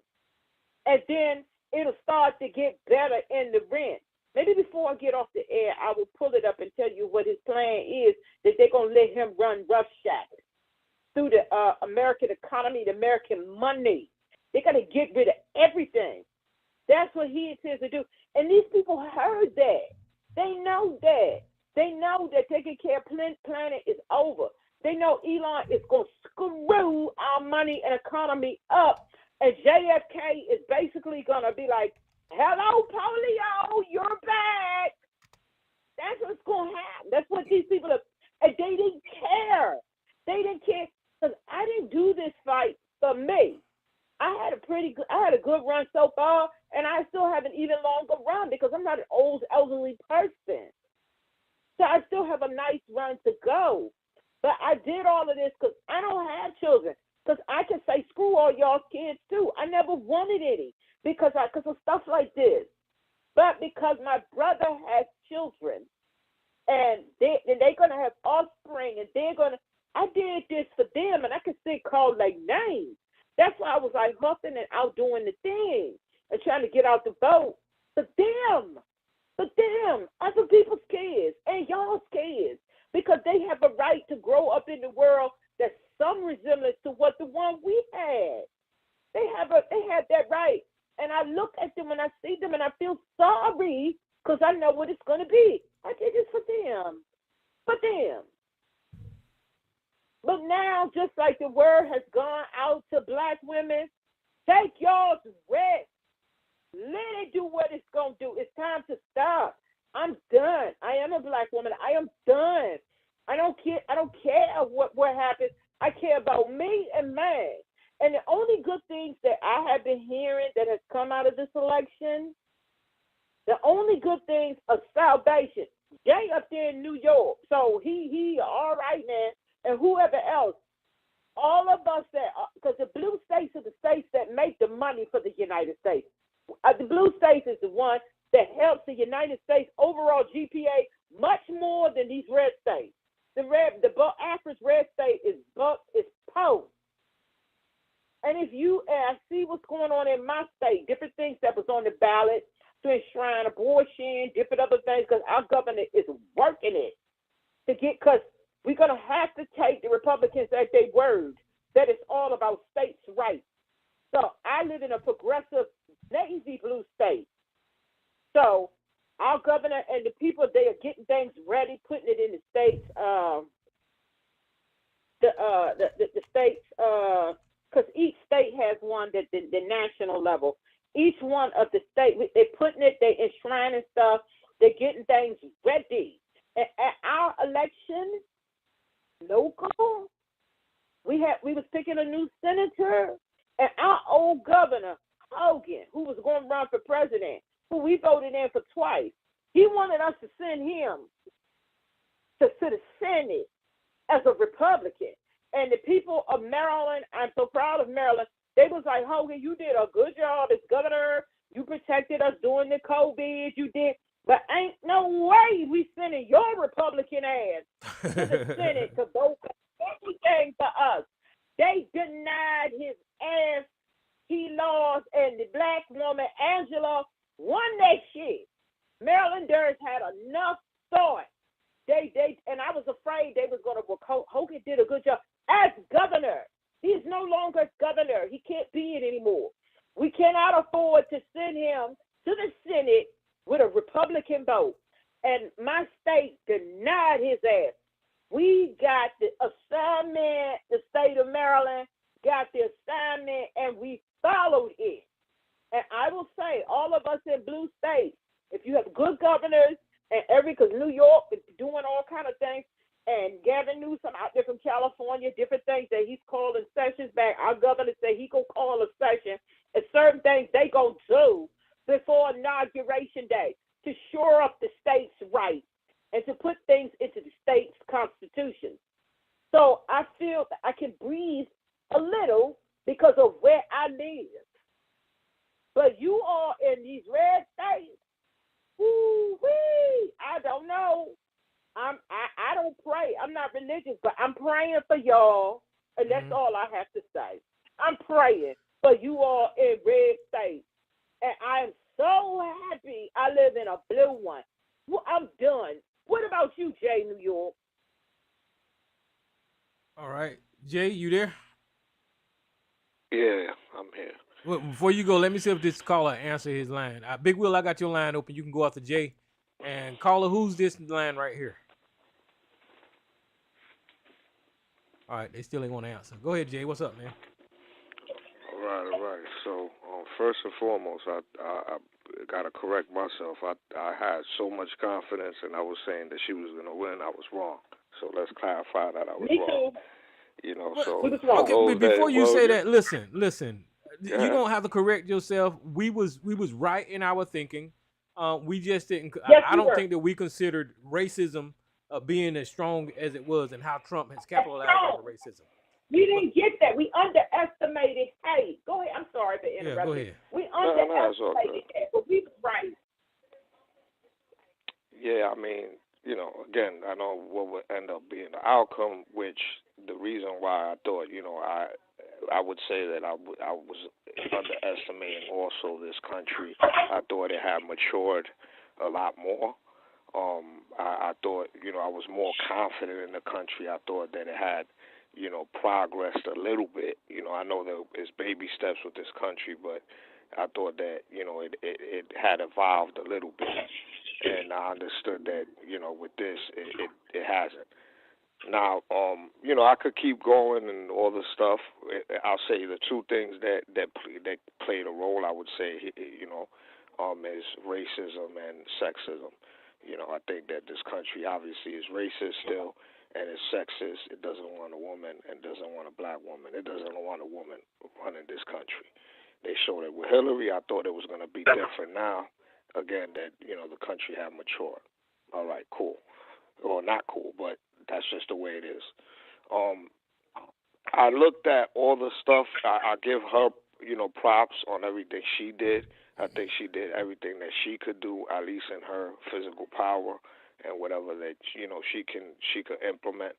I think that the Democratic Party and, you know, key pieces around her could have done better. And the reason why I say that is because she didn't win, right? So at the end of the day, I would say that one of the important things is this. It boils down. I would say is simple, but not simple.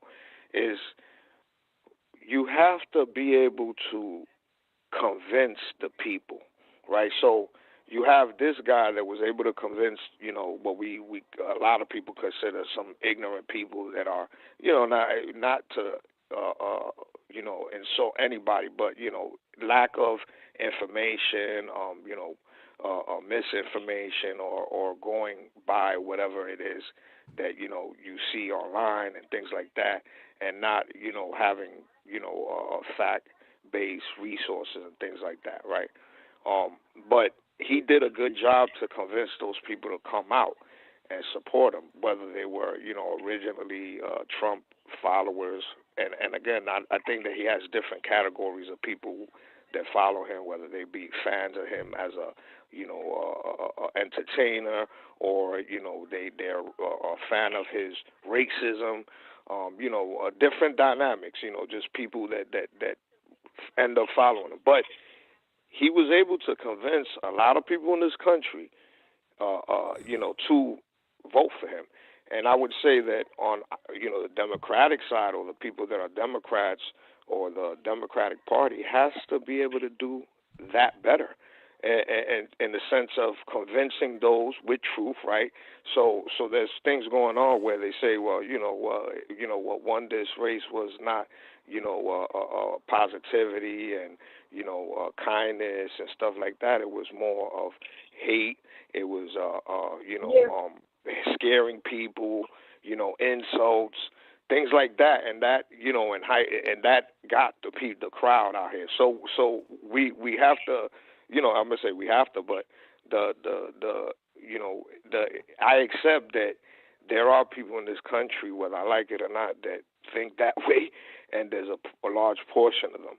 On the Democrat, I think there's still more people that think different than that. And, we have more of Democrat people, or that will vote Democrat. It's just gathering them up, and getting the amount to overwhelm, because what I felt was it was going to be overwhelmingly for her, for the win in her favor, but on a massive amount.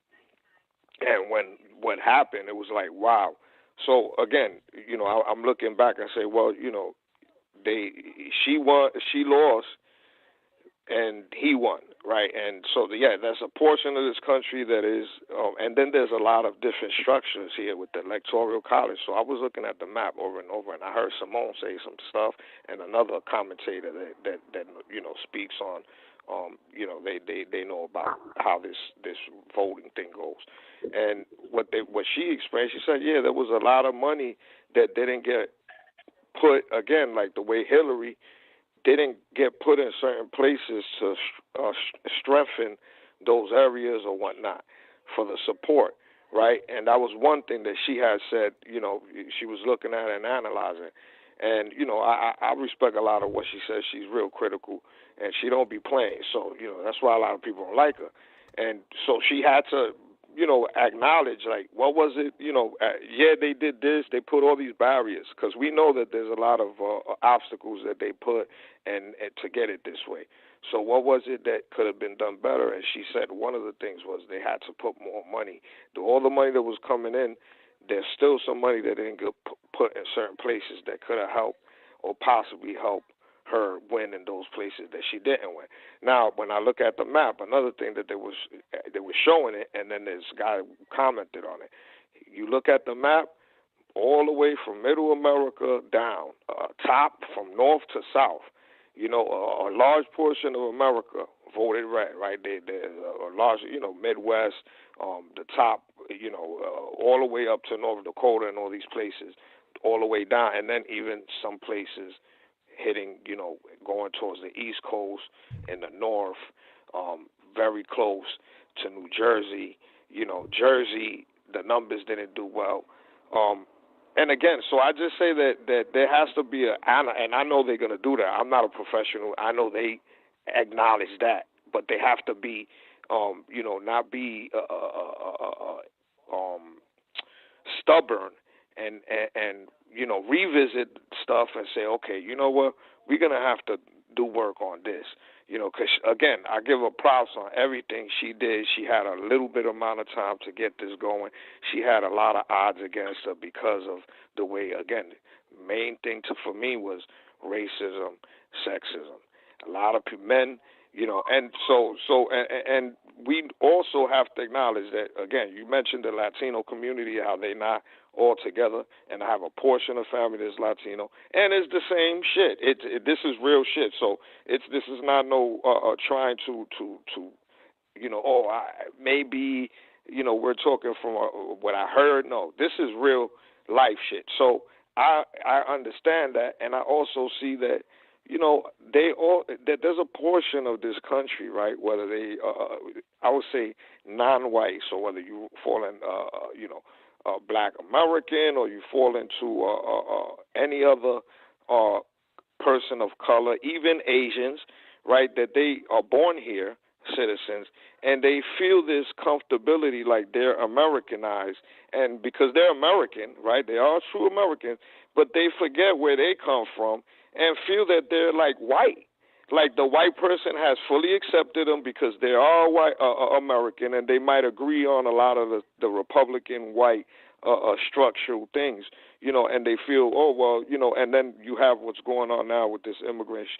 It's funny because I was having a conversation with someone, and it said exactly that. I said, well, you know, all those citizens that are Latino that have voted for Donald Trump can't get mad when he starts rounding up their family members to send their ass right back. Right. So you voted for exactly that. So don't get mad when the shit start hitting the fan and you got close family members that you love getting shipped the fuck out, and they can never come back to this country, or it's going to take them a whole process that is going to be, you know, it's not going to be a nice thing. So I'm just saying that's one thing. And for those also that might not even be affected because they have, or, you know, most of their family's American or whatever, but you see what you're going to get. You know, I say in final words is, you voted for him. I accept that that's what we got, right? I'm saying this. Things happen for a reason. You watch what you ask for, because now he's going to do whatever he's going to do. I don't know exactly what he's going to do. I'm not going to sit here and predict, but I know this. It's not going to be better than what it is now, but everybody has their opinion, and we're going to see what's going to happen 4 years down the line, and we're going to have record of all this. If everybody's alive, we'll have records, live recordings of our process through the 4 years with this man and what he does to this country. And again, think that you're not going to be affected by the negativity things that he will do. You will be affected. So if you think that you're immune because you're a white person, you know, or a light-skinned Latino, or a person that, you know, blends in with the Caucasian, you'll see what will be coming to you as well. There's a lot of surprises that you will get, like we all gonna be seeing. I'll leave it there. All right. Big Will, before you go, let me see who this unknown caller is. Who's this caller? Okay, so who's this caller? That's me. Yeah, who is this? Big OC? Yeah. All right. So Big Will and then Big OC. How you doing, man? What's up, Big Will? Chilling. Yo, what's good with? Hey, check this out. I haven't been watching much news, no debates, or anything like that, right? But I got a few questions, Ty, in the panel. When Kamala Harris was talking, or in the debates or whatever, did she ever mention how illiterate this motherfucker is? How his poor job he did dismantling the situation that George Bush put into place, Obama made better. Did she ever speak on that shit right there? Yeah, she did, man. She called him out. She called him out better than anybody did it before. She was talking about all that stuff. Did she go and into and her surrogates did. Her surrogates, yeah, they Tim did Walz it as well. Yep. Not just him, but Obama, Michelle, and other people, they did it. They called it out because she's just one woman. Sorry. Okay, no. That's what I needed to hear. Okay, so that shuts me down on that right there. But if anything, she should have pushed harder on. Everybody should push harder on that. Did she go in while we're in a recession? While the recession, this quote unquote third economy is, like Obama said, he inherited a great economy thanks to him, and he fucked it up. Okay, so the economy is kind of fucked up. Yeah, that is true. It is. I mean, people struggling out here or whatever, right? But it's because of COVID-19 and a lot of things that he put into place, right or wrong. Did she push on that? Yeah, they talked No, about all of that stuff, man. Like they like talked like about Elisa said, some when, of it. when Michelle Obama went in, she went in. She won't pulling no punches. Barack won't pulling no punches. Tim, they won't pulling no punches on Donald Trump. They talked about his sexual assaults. They talked about all of that stuff. But Tyrone, they did. But I to answer Big Will's question, they were a little lax. All of the surrogates too. And speaking about the economy, the way it really is now, the economy isn't bad. Inflation got people upset. And because a lot of people don't understand that inflation has something to do with the executive branch. And they didn't want to rail on Congress, which they should have. But Congress was the most do-nothing Congress we've had ever. Congress was supposed to be on top of that stuff, going after these companies and different things for this high-ass inflation has dropped a great bit over this inflation crap. Congress did none of that because they were too busy going after Biden and his son and somebody's laptop. Congress was supposed to be on top of that and pass legislation to do something about this inflation. And they didn't. And the Democratic Party didn't want to rail on Congress for not doing their part.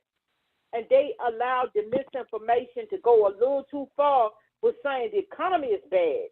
The economy is not bad. The United States is leading every other country as far as an economy and Wall Street. But for the everyday people, inflation is what was kicking everybody's ass. Okay.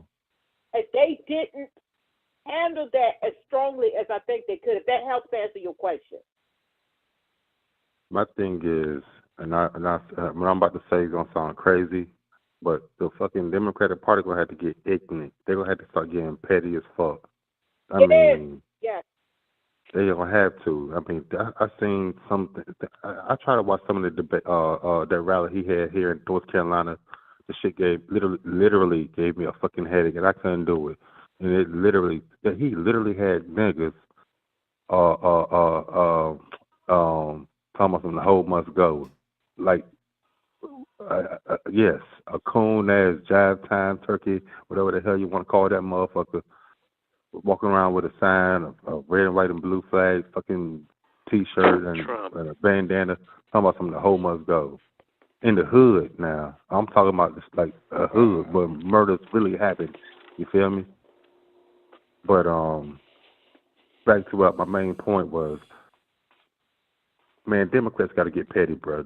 They gonna have to start talking shit, getting ignorant, but not as terrible as Donald Trump. That's an ignorant motherfucker. But they really have to, bro.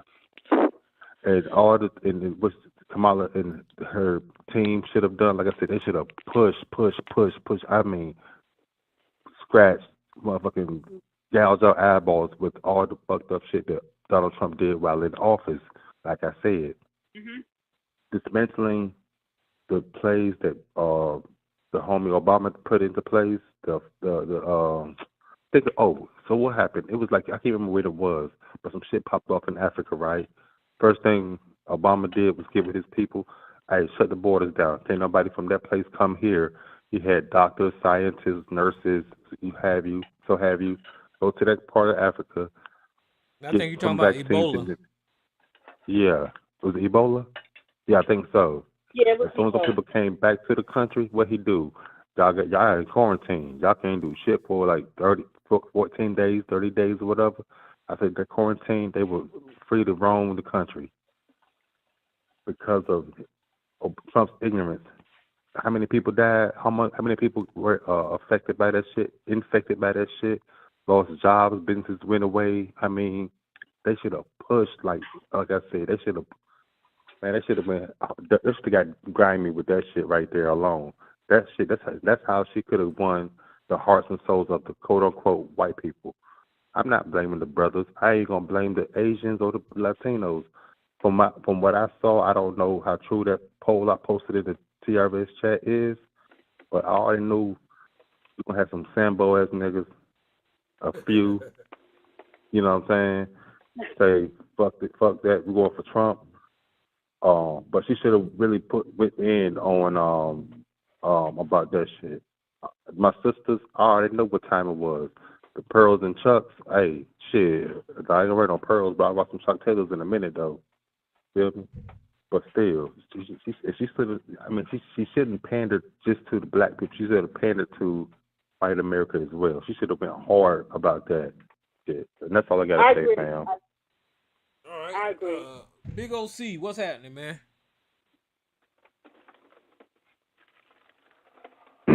Oh, chilling, man, chilling.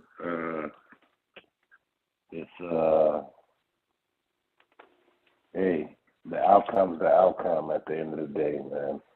I believe what y'all are saying are some good things, right? But all the things that y'all are saying wouldn't have swayed one Trump voter, right? Nope. What Kamala Harris needed was a message to get people to go vote. I think there were so many people on the no vote tip is what really did it, right? Because the people would have just came out. Because there's some people that didn't want to vote for Trump, but just like people are saying, a no vote is a vote for Trump at the end of the day. Right. And that's pretty much what we've seen. Well, that's what I was telling Joshua about voting for Cornel West. But he got the right to vote for whoever he want to, but it is what it is. Yeah, that's just a waste of a vote at the end of the day.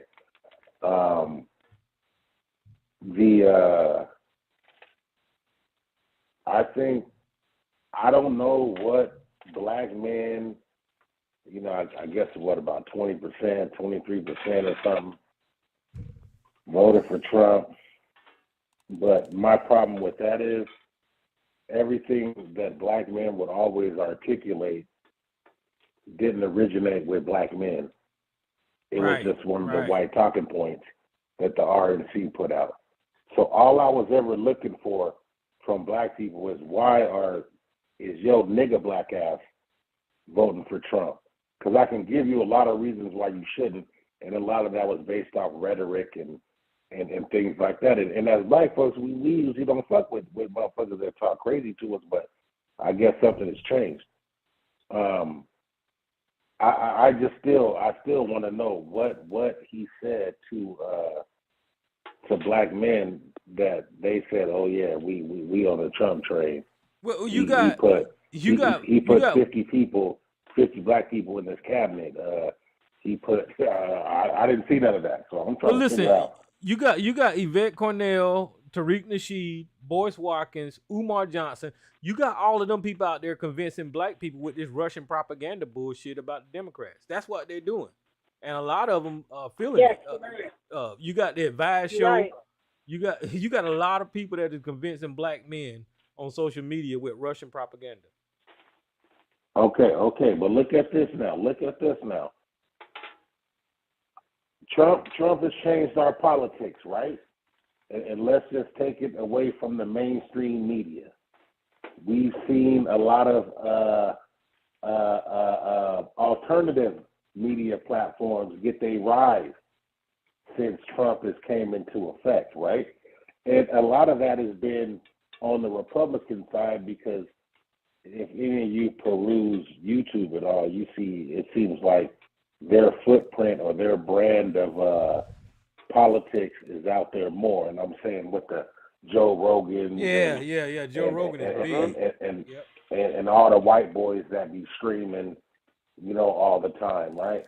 So if you notice, Trump went on a couple of those degenerate shows, right? Any other time, those aren't shows you're supposed to go on, right? Those are the shows where they said and done crazy things where you would say, oh, that's really beneath the presidency to show up on that show. What kind of content would you get by going on that show, and what would the point be? And the point was, I'm gonna get all the 18 to 25-year-old bros, all the white boys that everywhere they go, they gonna say Trump, Trump. They go, and what y'all heard y'all talk about white women, y'all know white boys will punk their white sisters and their white cousins and their white aunties. You know, once they came around the house, Billy Bob and them was saying it's Trump or bust. And that's that on that. You know, white women know who kept them from voting and who kept them locked up in that house. They scared of their man. They know their man is crazy. So they went ahead and voted for Trump against their interests because they're going to do at the end of the day what their man tell them to do. So once again, I believe Phil advised, Tariq Nasheed, Yvette Carnell, all these people that say they want tangibles, they got win number one, right? Trump winning is a win for their cause, right? Yeah. Because that's what they were looking for. So I believe, and let's throw Roland Martin in there. So if you pay attention already, the call is for the Democrats. Go get you some internet niggas and try and see if you can talk your way back into the White House. Because that's ultimately, people ain't watching MSNBC like they used to. They don't have the people on there don't have the cachet like they used to. So people are just on this internet. You know what I'm saying? If Kamala Harris would have went to Sonetta Studios, she may have got more black men voting. So let me ask you this, Big OC. Now that the Republicans have won the House, the Senate, and the White House, right? Do you think these same people is going to be doing this reparations talk, trying to see if the Republicans can give them some tangibles and all that kind of shit? No. There's no need. There's no need for the Republicans to talk to black people at all anymore. I agree with you. So I sit back and I say, I want to see who make it that's black in the Trump's cabinet. You know what I'm saying? I want to see, did any black Republican senators or congressmen win their races? I want to see what black people he can elevate on the Republican side. He might rinse Ben Carson off and stick him back up there, but that was the only black person he had in his damn cabinet. So black men must be saying something different. They must be sitting back saying, okay, we got to stop looking at if we don't care about being in the room at all. We just care about being looked at and talked to by the Republican side. And like I always said, I believe it's more probably self-fulfilling for the things that a black Republican's looking for, to be the only nigga in the room getting patted on the back, getting said, getting nice things said to him by white folks, getting invited to, eat bacon that ain't cooked all the way. You know what I'm saying? It can feel a type of way. You know what I'm saying? So I just believe that some black men are just feeling like, yeah, I'm going to just see what it's like on this side. Regardless of what's said, me and the Klan going to stand next to each other and put our Trump fists up. Because all the racists vote for Trump. So I don't know how niggas stand over there with them, but they somehow figured out figured in their mind to go ahead and do it and think it was going to be beneficial. But that's really all I got, man. I don't think Kamala lost. People just didn't go vote, man. Yeah, I mean, I'm not going to go too heavy on those guys because, I mean, the exit poll says what it does. And it is a little higher than it was the last election cycle. I don't know. Those guys are confused, but they are also convinced. I just got through talking to ABC, and you can hear how confused and just uneducated he is when it comes to politics. He was saying that there's something wrong with the messaging on the Democrat side, and I wholeheartedly disagree with that, because there's nothing that the Democrats is talking about that's not fair or about equality or about something for the people or anything like that. I mean, that's what their messaging is. But he don't say anything about Donald Trump being racist, being sexist, not even addressing a policy whatsoever, capitulating on the stance for Ukraine. It's there's nothing said. So ABC and Sarge is just, they gone. There's something. Go ahead. Hey, let me try But in the world of talking, Tyrone, you got to understand, Sarge and ABC, they are in the world of talking, just talking. So for them, it's a win. They get 4 more years of getting to talk about they man that they supported. It's not about action with them. It's just about talking. We on the phone. We on the internet. We niggas need something to talk about. Well, that's interesting and because that's just something to talk about. It's interesting because what they get to talk about, and honestly, the only thing that they try to do is demonize the other side.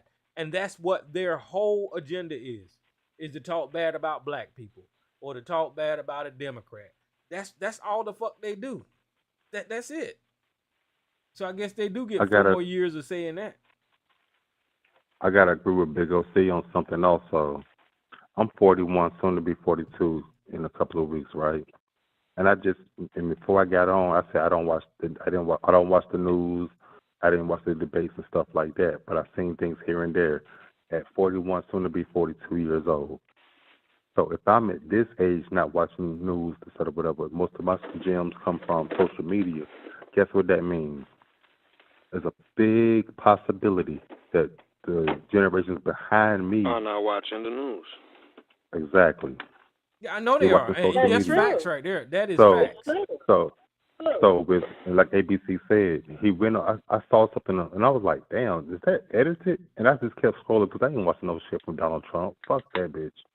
But either way, he went on Joe Rogan's show, which I guess is true. Democrats she should have done something similar too. Get on a few podcasts or so have you. They gotta reach more people, man. They got to reach more people. I hear what you guys saying, and I think we're making a mistake with this conversation when we saying the Democrats need to correct something. Okay, yes, you guys are actually speaking factual when the Democrats need to reach more people. But the people that you're talking about reaching during this election cycle, they ain't even trying to hear anything related to the left because they're racist. No. Those are racist. Those are racists that voted for Donald Trump. So if Democrats cater their messaging to these people, you're telling the Democrats to go and take a stance that it's racist. They want to say kick the Mexicans out. They want to speak against the transgenders and all that kind of shit. You're missing the point. To a degree, you're missing the point. I'm not saying that he's not racist or whatever. I think the motherfucker is. But he should have reached more to the youth. Think about it. He's been out of office for almost 4 years, right? So that means at least a great deal of his fan base died the fuck out. Well, he could have. Yeah, you're right. They could have reached out more to the youth. Yeah. Get back in the house. But reach more in general. When I say reach out, I'm talking about also like if you coming in and you can't convince this population of people that are gonna be one way, right? They're like, we don't care what you do, no kumbaya. We don't accept anything you're saying. Then you gotta get those that do accept it out there to vote. You gotta reach people that don't know what's going on, that are open to hear, the people that are willing to do something, the people that don't agree with it but they don't vote. you gotta motivate them to go out and vote, because there's a population of people. Again, if you're coming with positive, right? You got good and bad. Let's say it's good and evil, good versus evil. You gotta get enough good people to go out there. Y'all are absolutely right, and y'all touching on something that's key. If you look at historically, and I'm just saying that it was about fear, and that's what Donald Trump did this time. Whenever you look at like a movement like the civil rights movement or whatever, right? Black people was literally scared of the society that they lived in, and they had to take action.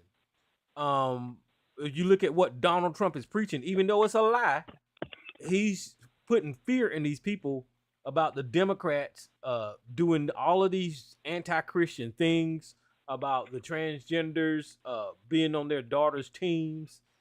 He put a whole bunch of fear about even when it comes down to the damn fear in Springfield when he said this dumb shit. They're eating the dogs. That was about fear. So yeah, you guys are right. He motivated them with lies, but it was about fear, and maybe the Democrats need to scare. We gotta motivate the people that want truth and that are about the truth to get their asses out there. So listen, we commend everybody, including myself, that went and voted. Right? I voted by mail, but for those that voted, you did what you had to do, and those that voted for her did what they had. This is not to you. This is to the motherfuckers that sit down, I hate to say, and didn't do a goddamn thing about it. Oh. And now, 4 years from now, when you crying about what's going on, you got to reflect on this shit. And sometimes, you know, it's like we always on this fucking defensive instead of offensive shit. So again, they did a great job in advertising falseness, but they were all over, and they got enough people to convince this fake shit here. We want y'all to come and vote for me. We got all this shit here. It's fake. Some people might not even believe it, but they got them to come out. If you motivate people that are positive, it's just like the church, right? You got motherfuckers in church that are evil, that's doing fucked up shit, that's not what's supposed to be the positive of church, and then you got people that are really a church-going people. They live a positive life. And so you mean to tell me that in the church world is more negative people than positive? No, I would say that there's more people doing positive in the church. Yes, there's negative people, but there's more positivity. So you got to get those positive people out. They have to come out, because we're going to be here. Listen, we say that we can't blame. You got to reflect. Why? Because we didn't win. So we got to figure out what is the strategy to win, because we're winning for positivity. It's not like for negativity. So we got to do everything the right way. If you don't want to go low like he does, and you don't want to curse people out, or you don't want to get rugged, then you're going to have to find a way to pass that positive energy and message where it convinces people to come out in droves, so we don't have this issue. Well, I'm telling y'all, I told y'all what Donald Trump's strategy was. When you look at the demographics of America, and white people is the majority, Donald Trump's message was to those white people.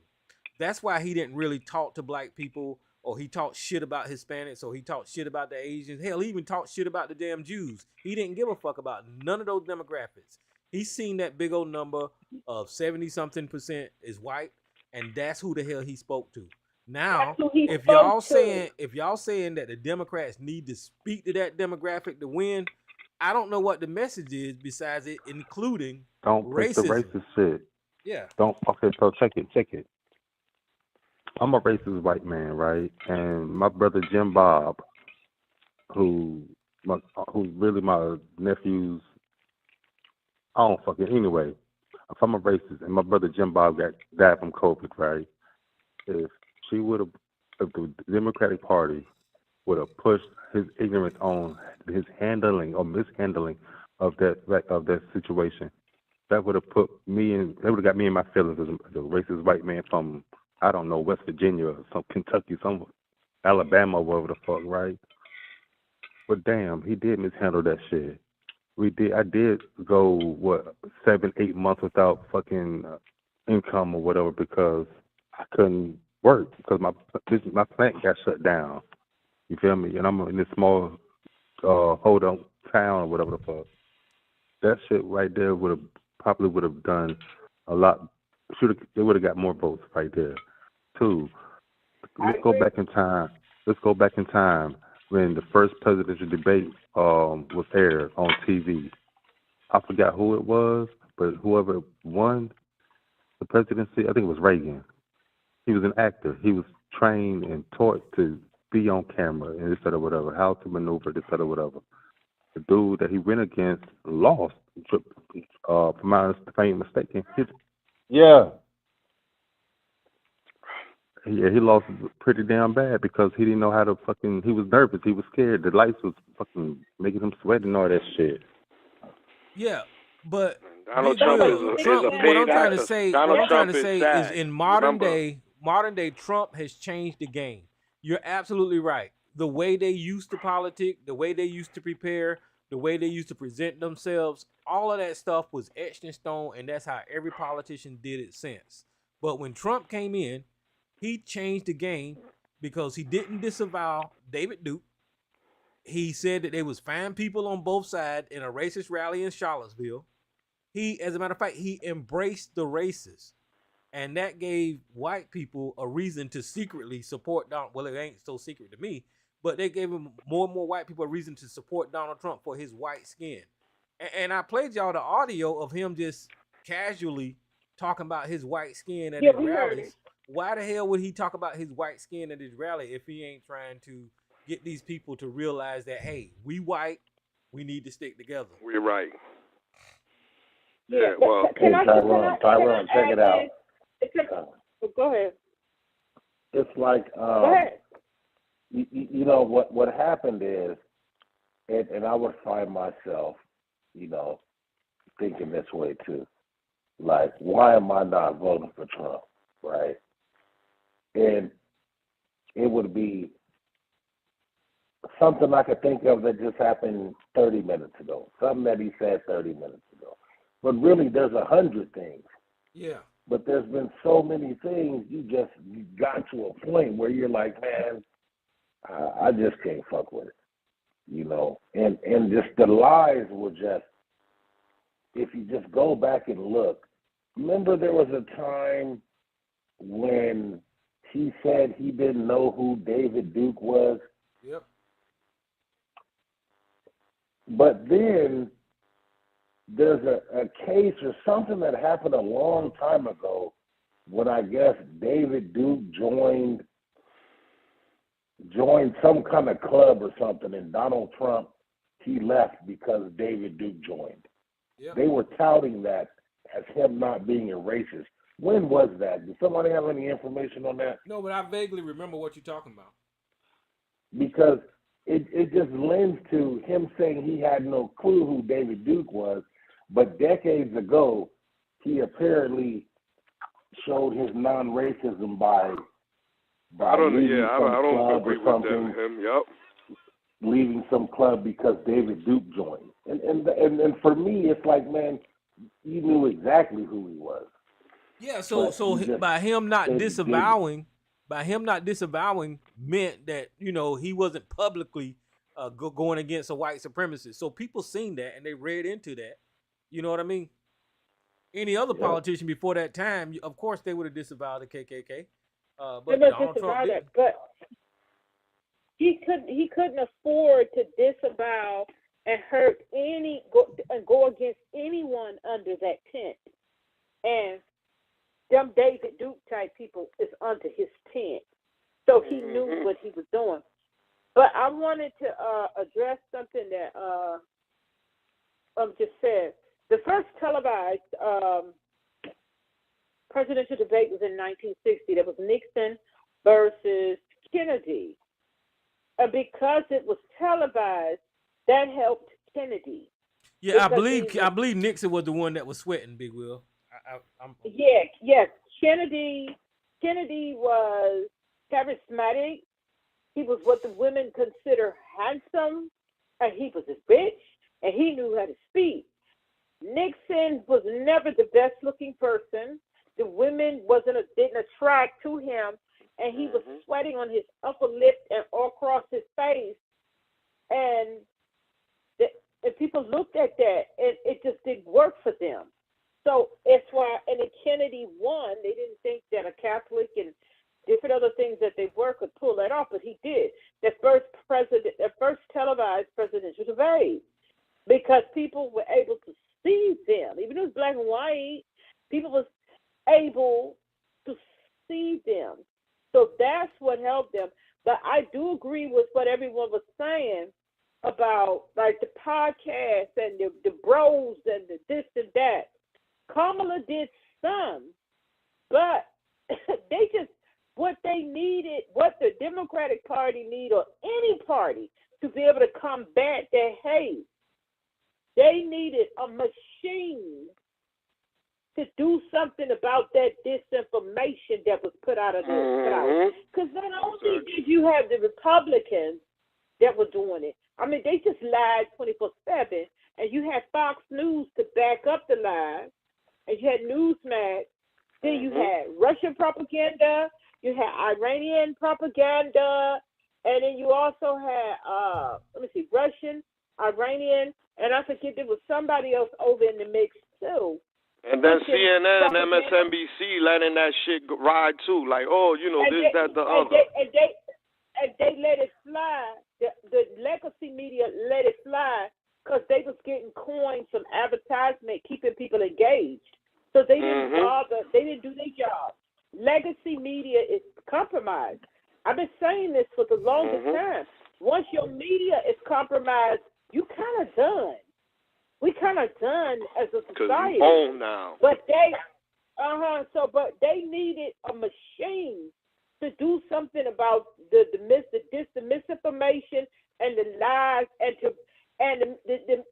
that machine could have also been used to remind the people of how it was when Trump was president. To remind the people who live in farm country. Do y'all not remember how he screwed the big farms and stuff like that and had them all hook up in a trade war, different things like that, and the monies they lost, where they had to give them welfare to fix it. You needed to remind people of that stuff. You needed to remind the automotive industry and the different unions and stuff, who saved y'all unions? Biden did. You needed to remind different groups of people, and that's what that machine would have been responsible for. Keeping people reminded what this dude did. They needed people to do. They needed a machine to do something about the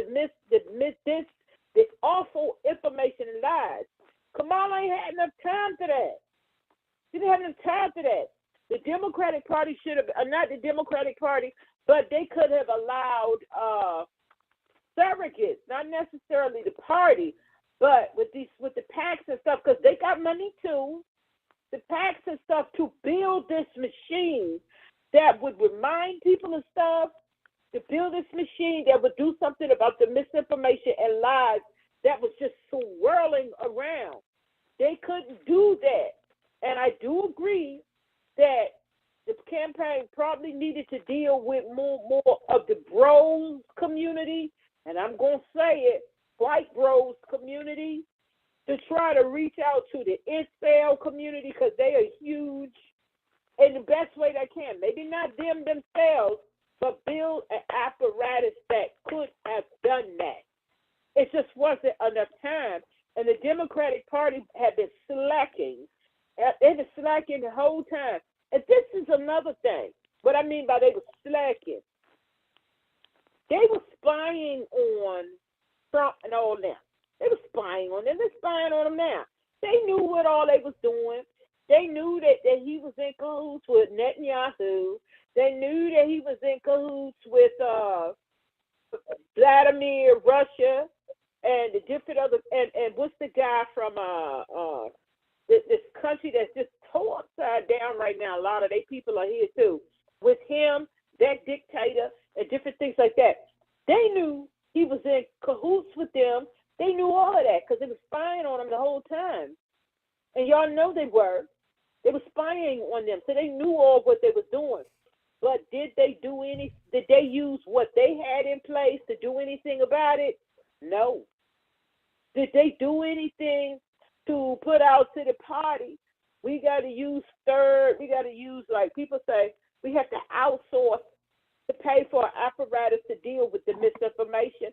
We had to outsource and pay for an apparatus because they knew what they were doing. And they could have stayed, Biden is president. They could have did what they needed to do to stay ahead of that. They were spying on them. Y'all know they were. Y'all know they knew all the moves they was making. But they did nothing. The current administration did nothing. The current administration sat there and let Garland sit his ass up over at the Justice Department. And they should have got rid of him when they first came in.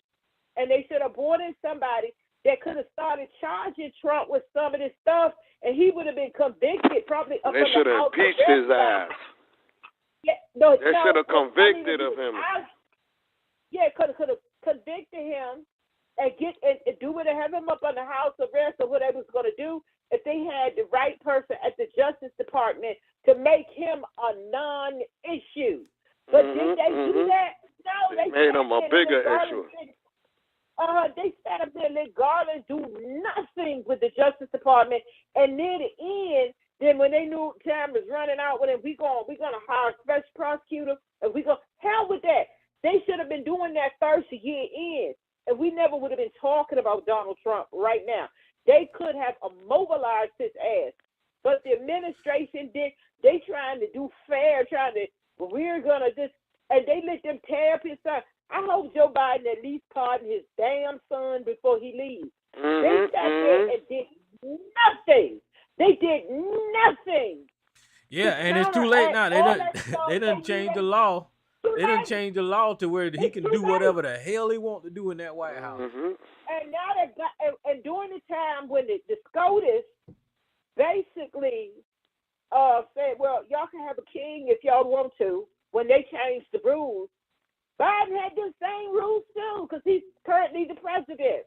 Yeah. Now, what if Joe Biden decide not to leave whenever it's time for him to leave? There ain't a damn thing nobody can do about it. He's going. He's too old to try to get stubborn and stay. But I'm saying if he did, ain't no, you can't do nothing about it because the Supreme Court says so. Can't do nothing about it. And if Kamala say, I'm not certifying this election, they can't do shit about it. But the thing is, they're not going to do that. We know they're not going to do that. They want to do the right thing, which is a bullshit because the people that are supposed to be doing the right thing ain't doing the right thing. This is where we at. That's what I'm saying. We got to promote. If you want positivity, you got to promote that shit heavy, and it's got to be good versus evil. That's the number one fucking rule. Right. And get to whatever you got to do to get where you got to get to if you want to play that game, right? And they didn't do that. They had everything at their disposal. They spying on them. They knew what they was doing, and they could have gotten ahead of them a long time ago, got rid of Merrick Garland, and put somebody in there that was going to come after Trump to make him a non-issue. I don't give a damn how unfair it was. Get rid of him so he can't run no more, and stay on top of that. Stay on top of that Russian propaganda and stay ahead of that. They didn't do anything. The current Biden administration allowed the Republican Party and their operatives to walk all over the shit. Yeah, that's what they did. That's what they did with Merrick Garland with Obama. Garland should have been a damn Supreme Court justice, but they just allowed him not to damn do it. Some people say that they think that Biden allowed him to stay because he didn't get his appointment as Supreme. Screw that. You should have kicked his ass to the curb and brought in somebody who was going to do some prosecution. I agree. He should have acted on Trump crimes a lot faster than they did. But he wasn't though. Yeah. But he wasn't, and they kept him around anyway. They should have got rid of him and brought some hotshot in there to make Trump a non-issue because you knew y'all was spying on them, so you knew what they were doing. They know all of Trump's dirt. They know what all Putin got on Trump. They know all of that, but they did nothing. And I I believe that the P tape really exists in Russia. They still trying to hide that. Yes, they know, and the Biden administration know all of it, but they did nothing about it. He didn't even protect his own son. So why would y'all think they would protect us? I'd have been playing dirty as hell up in that White House. Oh, yeah. But they didn't do it. And now we got to pay for it. They should have been playing. Listen to this. This moral compass that some of them have, again, you know, is a bunch of bullshit. They don't have, these other guys, they don't have no moral compass. They like going at your neck. Okay. They don't. I mean, their last closing message with their last rally was about Puerto Rican talking trash and calling Kamala Harris name. They ain't got no moral compass. And some people, I'm going to say, some people are masochists too. So those that took the shit, all those that voted for him after he done cursed your ass out, again, 4 years in between, and when people start getting shipped out of your family and you get affected and don't get that money that you expect and the shit goes up, then you're going to wonder why things happen. Go back to this day. Well, here's that audio. Let me play it. I don't know if you guys know this, but there's literally a floating island of garbage in the middle of the ocean right now. Yeah. I think it's called Puerto Rico. Kamala's gross incompetence disqualifies her from being president. Everyone knows she is a... Huh? You don't need to hear that. I think we've all heard that. Oh, yeah. People are traumatized. They're traumatized by this shit. They're just disgusting. And I don't know. Somehow or another, he convinced white America. Well, it didn't take much convincing because these are some disgusting people. That stuff is traumatizing to listen to because we heard it over and over and over. The election is over. They won. I don't want to hear it anymore. It works. It works. Biden wouldn't protect his own son. Y'all expected him to fight dirty and protect the people, and that's why they asked him today. He gave words about them winning the election. Shut your old ass up. You knew what they was plotting and planning to do, and you did nothing about it. You were slow walking, looked like you jerking and just old. You should sit your ass down. I don't want to hear your thoughts on what happened. You knew firsthand what they was doing because y'all was spying on them, and you did nothing. You didn't even protect your son from them wearing him out over BS. Trying to uphold this United States persona that this guy on the other side is not holding, and he's showing the rest of America you can do it. You can't lock a motherfucker up that had an insurrection. I mean. No, for the dignity and fake moral compass and the fake unity of America being united, like we don't do that. And look, it's gonna come back to bite motherfuckers in their ass. I'm telling you, including Democrats. Let's get this clear. This is not just and the Republicans. Y'all gonna pay y'all whatever happens. Remember, because I'm not Nostradamus. But guess what? Everybody's going to get a taste of this shit, whether you like it or not, and those that wanted it, you're going to get a nice taste. So when you enjoy the taste of whatever comes out of this shit, remember that. And lie about it, man. Because whenever up under Trump, whenever the gas prices was fucking $5, they pretended like the gas prices wasn't high. So they're just going to lie about it. And the Democrats were supposed to remind people of that. They did. That's what I'm saying with the messaging. Yes. When you got accomplishments, they were talking about that. Like sorry dumbass come on here and lie about that tax cut earning him some goddamn money. It didn't earn him shit. Sarge is a fucking lie. So they ain't gonna do nothing but lie about whatever Trump do. They lie about everything. And the thing is, I will take bets right now. Whoever wanna put 5 on it, Biden is not going to pardon his son. I bet y'all that right now. He's not going, because I'm going to go out for the dignity of America. Biden need to do a self-assessment. This fake moral compass of America upholding this law that they don't. He need to do a self-assessment and say he ain't got that damn longer in the president, and he ain't got longer on this earth, and he just need to throw all that to the wall and just pardon his damn son. At least, because Trump gonna let all them January 6th rioters out of prison. Out. And man, you think that he gonna pardon all of them people? That would be crazy. Yes. Guess what? He will, because remember, it's his last term. This is his last term. He's going in with no guardrails. Think about that. He's saying, you know what? I could do whatever the fuck I want in 4 years, and I'm out of there. And there's nothing that could stop me because now I got rules where it don't apply to me. Well, see, right? How fucked up that is those people actually went through a court process and they are criminals. And Donald Trump is going to clean that.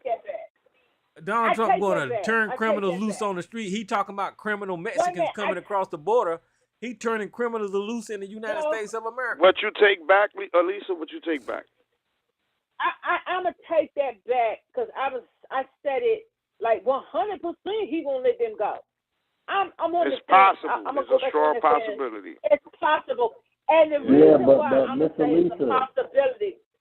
Mr. Lisa, you done already seen the interviews where they didn't ask him, are you going to pardon the Jan 5 people, the Jan 6? He goes, yeah, I might. That means yes. Yeah. Well, what makes him not want to pardon him when he got elected by even saying that? Because now that became a campaign promise. So right. No, and it got accepted because he became a president with him saying that. You would say, what? People are outraged. What? He's going to pardon him? Of course, we're not voting for him. Guess what? It worked for him. What's the new buzzword? What's the new buzzword? Lawfare and weaponizing the Justice Department. Lawfare and weaponizing the Justice Department. Well, that's exactly what he's going to do. So whenever they say that stuff right there, they're just projecting, because that's exactly what Donald Trump did with Bill Barr, and shutting down the Mueller investigation. He weaponized the Justice Department. But who's this new caller on the line? Hey, this is me, and I love Elisa's passion. Wait a minute, what's up, Mr. Solutions? Tyrone, I didn't say. I didn't finish saying why I'm on the fence about letting all them people go. Okay, go ahead. Because he don't care nothing about them people. Y'all know that. Right. He doesn't care anything about them people. And if he's like, screw them, let them stay in there. They was stupid. They didn't get it right. That's why And when people, he can't get their vote, right? He don't need their vote anymore. He don't need their vote.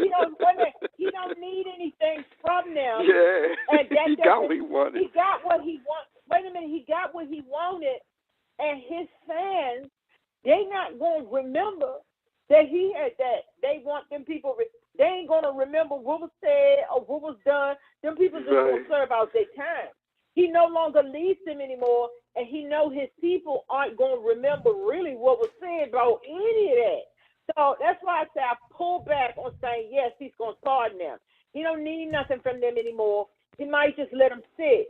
And his people ain't going to remember what that was about anyway. So I don't know. It's a possibility he will, but it's because you want to know what it kind of reminds me of. Y'all remember the Tiger King? Yeah. Y'all remember the Tiger King? Everybody watched it when we were all in quarantine. And it had really looked like he was going to pardon Joe, whatever that man's name, Joe, whatever. You know, the main guy. Yeah. That he was going to pardon. No, Joe. The Tiger King. The Tiger King. The Tiger. Joe Exotica. Let me see. Joe Exotic. Say it again.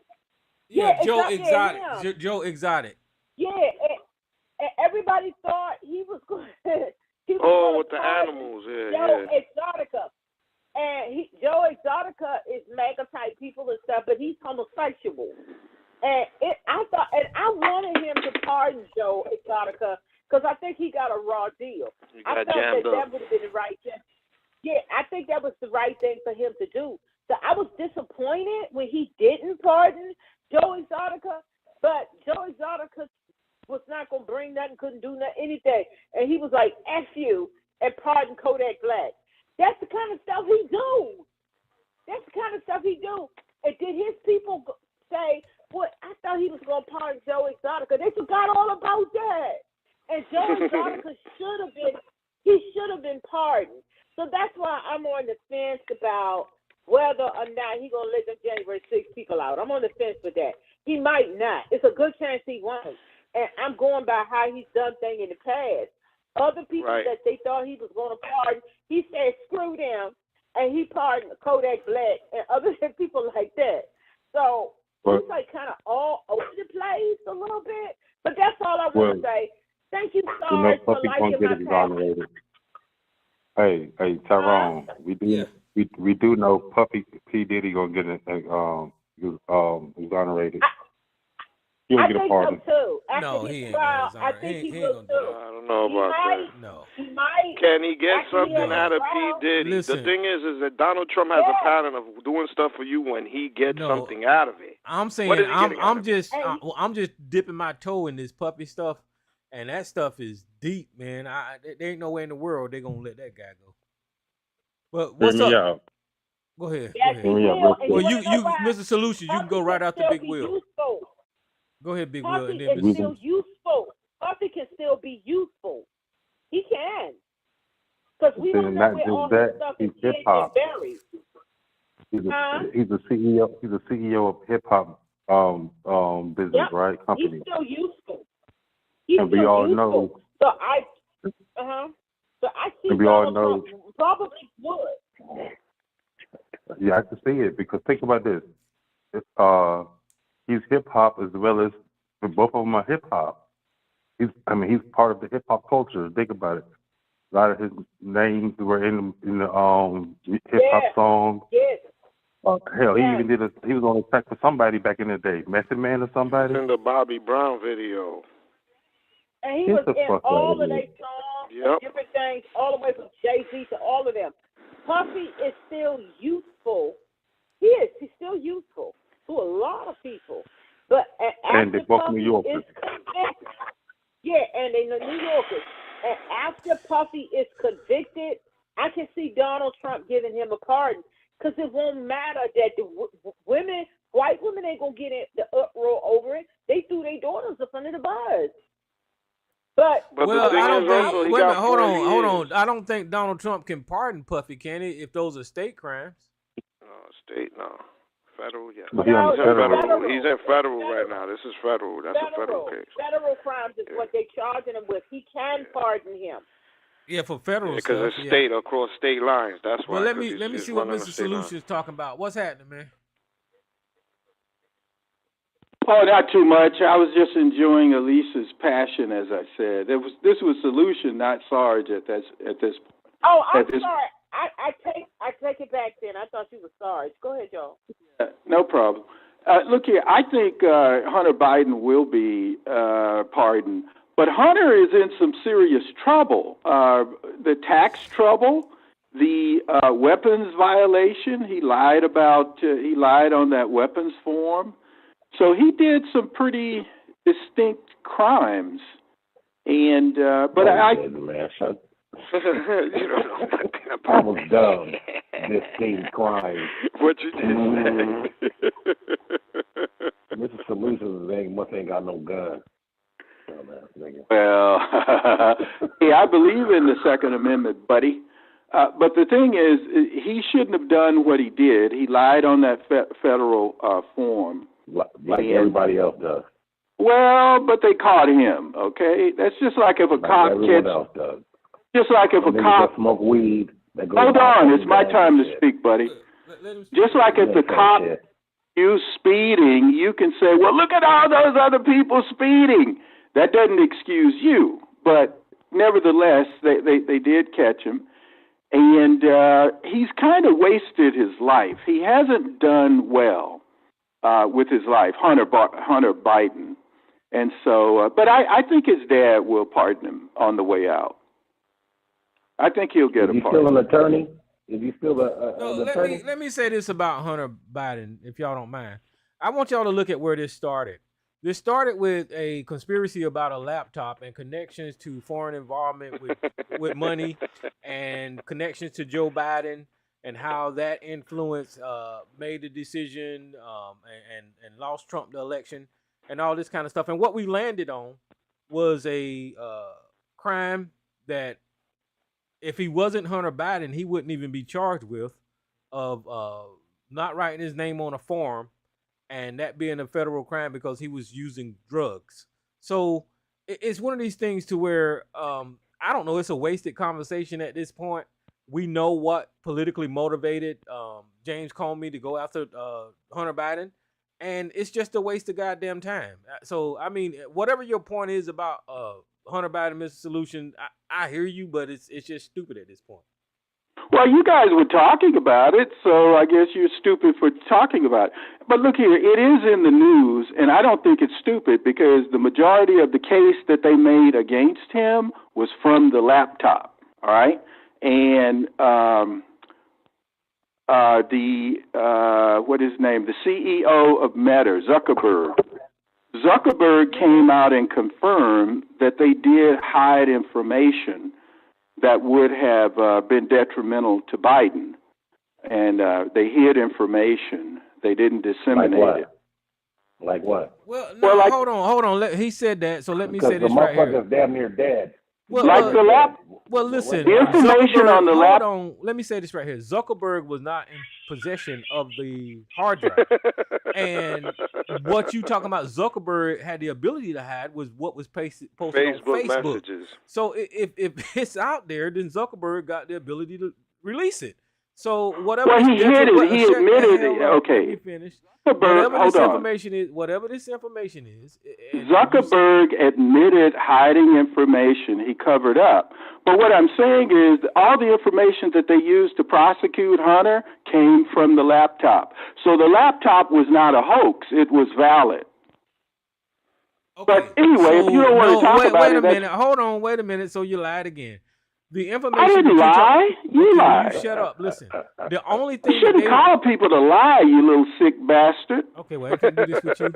But the deal is that Hunter Biden bought a weapon, and because he was on drugs at the same time, they put 2 and 2 together and said, since you went to rehab or admitted you were using cocaine, you shouldn't been able to buy this gun. That ain't got shit to do with the goddamn laptop. So you're lying again. That's why I call you a lie. Okay, Tyrone, you're ignorant about the issues. The fact of the matter is no one forced him to take drugs.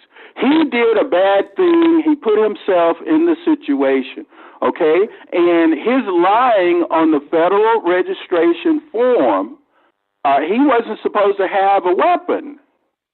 That's true. Well, that's the whole point. But he lied. That was his lie. Off of the laptop. That's what I'm Hold trying to on tell one second. The whole point of the media was that wasn't his laptop. That was a hoax. It wasn't. That was valid. So look, it's just a conversation. Let me check the stock market, goddammit. What is wrong with you? You better hope that shit don't go down during Trump's presidency. You're gonna be but if it goes down, other things will go up. Yeah, what do you got? Keep doing investments. I got a job. I got a job. Well, there you I go. got ability to work, so as long as there's work, I'll be able to survive. Well, some people let the money work, but work is good. Work is admirable, so keep it up. Even if you own your own business, you got to work unless you're just sitting back doing nothing and everything is doing its own thing, right? Right. Oh, but Zuckerberg did come. He's correct. Zuckerberg did come out and he did come out with the receipts and everything that he did hide different things like that for the Biden administration. But Zuckerberg is top part of those tech bros that donated to Trump's campaign too. But that doesn't negate that he did come out and verify that he hid information at the request of the Biden administration. He did do that. Well, yeah, and thank you for that. And what he said, he didn't have to do that, and he said he wouldn't do it again. Right? He said if go ahead. If he would not do it again, if he had to go back and do that, he wouldn't have done. He would not do it again. So Zuckerberg did do that. And when I heard and read up on, yeah, he did do that. And then as time went past, then you found out that Meta and all of that donated to the Trump campaign. Mm-hmm. Right. Listen, and wait a minute. Hold on. I think you guys. Favoritism. Wait a minute. Hold on. Here's the. Make this statement. And the upshot of that was, Elisa, is the solution. What you're going to do is stop. What you're going to do is stop talking over me. Well, let me finish talking. I hear you rambling all night. You can host the show, and then you can talk all you want to. But you guys I don't want to host the damn show. Get the hell out of here. Well, shut up. But what you guys are saying that Zuckerberg... Tyrone, let me finish my point. No, my point is that your point is you're gonna shut the fuck up. What you guys are doing is talking about Zuckerberg being pressured by the White House. And then here's the article from PBS saying that Zuckerberg say that the White House pressured Facebook to censor some COVID-19 information. I don't know how you got the laptop information mixed up with this news press about Zuckerberg. Oh no, the laptop ain't got nothing to do. Yeah, that's what I was trying to tell Mr. Solutions, because that's how they do is they come on here and mix up information. Because Zuckerberg came out here and said the White House pressured him. All of a sudden, he's saying Zuckerberg said something about hiding information on the laptop. And that's how the fuck they confused. And that's why Trump is the president again, because you got dumbass motherfuckers like this that mix up information and then come out here and try to put it out there as fact. True. Now, I'm done. Yeah, Tyrone, you're a little short, sick asshole. It is connected. It's connected because a lot of voters that voted for Biden said if they had known what was on that laptop and that laptop was legitimate, which the media lied about, that they would not have voted for Biden. Okay, so I'm not arguing with that. But all I'm saying, let me say this right here. I'm not arguing with that. All I'm trying to say is you can't tie that to what Mark Zuckerberg testified to. And that's what you did, which was a lie. Well, I don't think is it real? Well, now, wait a minute. You're being kind of crude, you little bastard. I don't think it's a lie. I think that is true too. In other words, the information on the laptop was what was at issue. And the media lied about the information that was on the laptop, that it was not legitimate. That ain't got nothing to do with Zuckerberg. On the laptop. That ain't got nothing to do with Zuckerberg. What was on the laptop? Here, for the people who listening, here's the PBS article. Zuckerberg said that the White House pressured Facebook to censor some COVID-19 content during the pandemic. Mark Zuckerberg of Meta said that Biden administration officials pressured Facebook to censor some COVID-19 content during the pandemic and vowed that social media giant would push back if it faced that demand again. That is the fucking headline. It has nothing to do with the laptop for Hunter Biden. So you are so conspiracy prone that you want to tie two goddamn conspiracies together and come on here and somehow or another convince these people that your reality is true. That's just not Mr. Solution. So you can't force that shit. Jesus Christ. Now, I'm not going to argue with you. You can say it. I ain't going to correct you no more. You got the freedom to say whatever the hell you going to say. Go ahead. Hey, Tyrone, what was on the laptop? Nothing. Nothing. The laptop didn't even get Hunter Biden locked up. What got locked up was those fucking gun forms. The gun forms and him admitting that he was a damn dope addict. That's what got him locked up. He just said if voters would have known what was on that laptop, they wouldn't have voted for Biden. So what the fuck was on the laptop? I don't know, Mr. Solution. Mr. Solution, you can answer that question. You still on the line, nigga. You can answer the question. Wait a minute, you little crazy sick bastard. Why don't you stop using insults, Tyrone? I think life is punishing you for being a bad person. What I'm saying is that what was on that laptop was what was used to bring Hunter Biden to trial. His drug usage, his tax evasion, and a myriad of other things. That was their primary evidence at trial to convict him. The laptop was legitimate.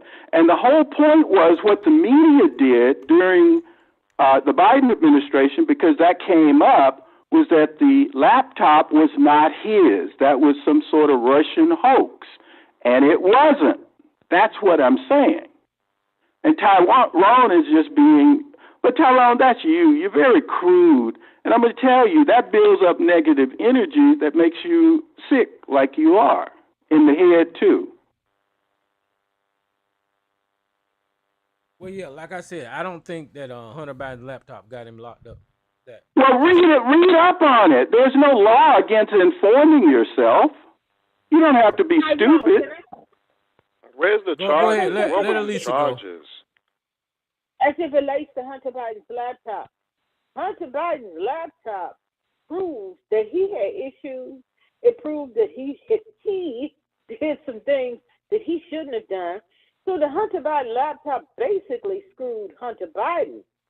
But the things that they were claiming that he had this big conspiracy and he was working with, different... That company in Russia. The big guy. The big guy. Okay, yeah. The laptop, it proved what was proven, that the laptop was really a bust. But it just helped screw him, the man, personally. So the Hunter Biden laptop was a waste of time. It was a waste of taxpayers' time. Our do-nothing Congress was running with that thing, and it proved none of that stuff that the Republican side was trying to say it was going to prove. It just screwed him, the man. It pointed out that he was a drug addict. It pointed out that he was sorry. It pointed different things like that. So you can't say that the Hunter Biden laptop wasn't a bust.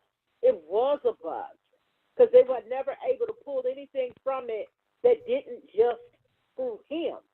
Because all that other stuff they were claiming about Hunter Biden, all these conspiracies, and he was doing this, he was taking money, he was in cahoots with his dad, and this. The laptop proved none of that. Yeah. The laptop proved none of that. The Hunter Biden laptop was a buzz.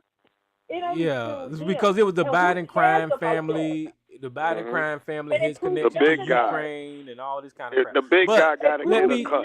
Let me give. It proved none of that. Let me give Mr. Solution some credit. I'll right here on this thing right here. It says in June 24, Special Counsel Weiss introduced a laptop-related files on an invoice from Mac Isaac's repair shop as evidence on Biden's trial in Delaware, in which he was found guilty of purchasing a firearm while a recent drug user. So they looked on the laptop and found that information. The defense attorney for Biden argued that they had numerous reasons to believe that the data had been altered and compromised before the investigation was obtained, the electronic material, which Wise describes as a conspiracy with no supporting evidence. Prosecutors stated that a defense attorney had not provided any evidence or information that showed that his laptop obtained false information. So what I'm trying to say, if they looked on there and found out that Biden bought a gun while being a drug user, then somehow or another the laptop plays into that. But what I'm saying is the gun form that Hunter Biden signed, that wasn't on the laptop. And him being on drugs, I guess they looked at the laptop and seen that he was a drug user during that time. But like Alicia's saying, that other stuff with him having money flowing to Ukraine and the Biden crime family and all that shit. That was none of that. It didn't prove any of that. I don't care that Hunter Biden, the American public should not care that Hunter Biden is a drug problem. Just about every family got somebody that's a drug problem. I don't care that he lied on a form to get a firearm. People do that all the time. Yep. The things that Hunter Biden got caught up with and that he was convicted of was things that usually powerful white people or just white people or even some black people with money, they don't get caught up in that stuff. That stuff is of no importance. And they wasted the country's time and money on that foolishness, and all they got him for basically was shortcomings, his own personal shortcomings. He had wild sex with prostitutes and all kind of women. He So it was was a more of drug an addict. embarrassment. It's more of an embarrassment, and he did crack. Why are you doing crack? Do powder cocaine. You too elevated for that. It just embarrassed him. Yeah, I think. And that gun violation, who cares? Give him a fine, and let's move on from that. I think Mr. Solution need to turn in his laptop so we can see if he's doing crack or not. All right, who's this unknown caller here? Hi. That laptop. Hey, what's up, Miss Lady? Miss Lady. Yeah, I don't even know why his laptop was taken in the first place. Were they on a fishing expedition hoping to tie? No, what happened was No, go ahead. Well, you can tell it. No, he took the laptop in for repairs, and he was probably too drugged out, cracked out to even remember to go get the shit. That's just how important that laptop was. It wasn't important. But then why did they even look into it? I don't understand the connection between. Because it was his laptop. Well, what happened? What happened was what Elisa said. What happened was what Elisa said about Hunter Biden turning the laptop, and then Joe Biden to a repair place. Yeah, and then Joe Biden became president. Now the laptop is valuable. So they had the laptop, and then they started selling information off of it and giving it to Fox News and all this kind of BS. So, pictures. Well, it seems like that is illegal to do. It is, and he's suing. It is, and he's suing, and he's gonna win his lawsuit. My goodness, this is ridiculous. But all that other stuff that they try to claim it was gonna prove, it didn't prove any of that. It just shows you how the laptop was so unimportant. It was just going to embarrass him, and he was too drugged out to even. Let me go get this. So laptop. I mean, who came up with the great idea that let's tie him into some illegal criminal activity, colluding with whatever? To bring down the administration. When there wasn't true, there was nothing on the laptop in the first place. I think that was a strategic move. Let me tell you that was a strategy. What the Republican strategy was. Biden in court because Trump was in court. Right. And flip the whole Ukraine thing. Listen, think about this. Flip the whole Ukraine thing with the Russia shit. So utilizing the Ukraine-Russia thing at the same time, and because he worked with companies there, right? So it's like, what? We could utilize this and make it look like he was trying to get his father involved. He was taking checks. Oh, yeah, by the way, he got hired by them because he is the son, the president of the son, and because the sons was promising him son, which was a made-up lie, but they could fabricate it that way. So they lied. So they lied. And part of the strategy was because Hillary Clinton went through the Benghazi investigation, and they thought that that kind of messed her up. They said, okay, well, if we investigate the Bidens endlessly, then that's going to mess up Biden. That's what that was. And to take the look-see off of Trump was impeached. Why was Trump impeached? What was he impeached for that first time? Talking to Ukraine, trying to interfere with the election. And trying to bribery. Trying to bribe Zelensky and them. So or you extort. Take all eyes and memory off that, and you can bullshit with the Hunter laptop and the Biden crime family, and they doing this and this and that. But you know who suffered from all of that? The American people. Because Congress wasn't doing what they were supposed to do with these companies, that with the inflation and with the this and that. The do nothing Congress did nothing. And that's why I don't see how people like Mr. Solutions is so slow. Is because you got a whole investigative body looking into one person, and they came up with nothing. Like for years, nothing. They investigated this shit. That was all a big nothing burger, huh? Boy, these politics is this. It's just ridiculous. And the American people got hurt in the process of Congress not doing their job. And they let these companies run wild with the inflation. And they over there with that nonsense providing cover for Trump and trying to help him on his run for the presidency again. And guess what? even though at the end if some of them didn't even show up on the days when they were supposed to vote and this, that, it worked. Trump got back in office. That's all that matters. Oh yeah, you got a point. I guess the strategy did work. It did work. It worked. He's back in office, and the American people are the ones that paid for it because they did nothing. Remember, a convicted felon and also civilly sexual assaulter. We got a president of, this is historic. He made, if you want to talk about making some history, he made some history, and it's not good history. But you know what, America. If I was a felon in the United States of America, I would go sue people. Run for president too. Yeah, because that means you can't disqualify felons from getting jobs no damn more. Those that got rejected from the jobs because they were felons should sue all those companies. Do a class action suit on all these companies, and they'll fuck up the whole system. They'll freak it. You know what? What is that? The Sonny Hostin said, you got to take that damn felon and explain why you a felon shit. That check box, take it out. Because when she had to run to be a prosecutor, she had to check that box or not check the box to let her know. And if she would have checked the box that she was a felon, she would have been disqualified for that job as a damn prosecutor in the United States. Exactly. And okay, Jay from New York. Don't address me. The people who left. No. Let me address what you said then. All right. Okay. If you go in, Tyrone first. if you go to the Constitution. Hold on. Let Elisa get finished, Mr. Solution. Wait a minute. Sorry. And people who lie on their resume and lie about different other things who want to try to get a job, all that is out the window. Give them a pass. Because Trump lied 20. Yes, because Trump lied 24/7 about everything. That's so right. All of that need to go out there, whether you are a felon or just people who lie to enrich their resume. Oh, I did this. I went to this school. I worked here. I did all of that. All of that is fair game now. Lie. Just lie, and you can get what you want. Yep.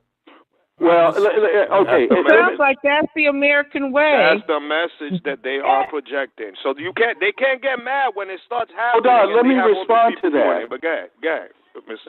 I'm going to respond to you first, Jay. And it's basically the same thing. Now, what you all are saying would have merit if it were true, if those were the qualifiers.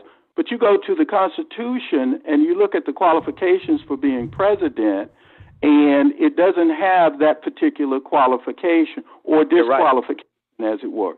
And so the thing of it is, a lot of the people, now you guys can do with this what you may, I think it's approximately 312 electoral votes, and he gets the popular vote. So the people of America rejected squarely.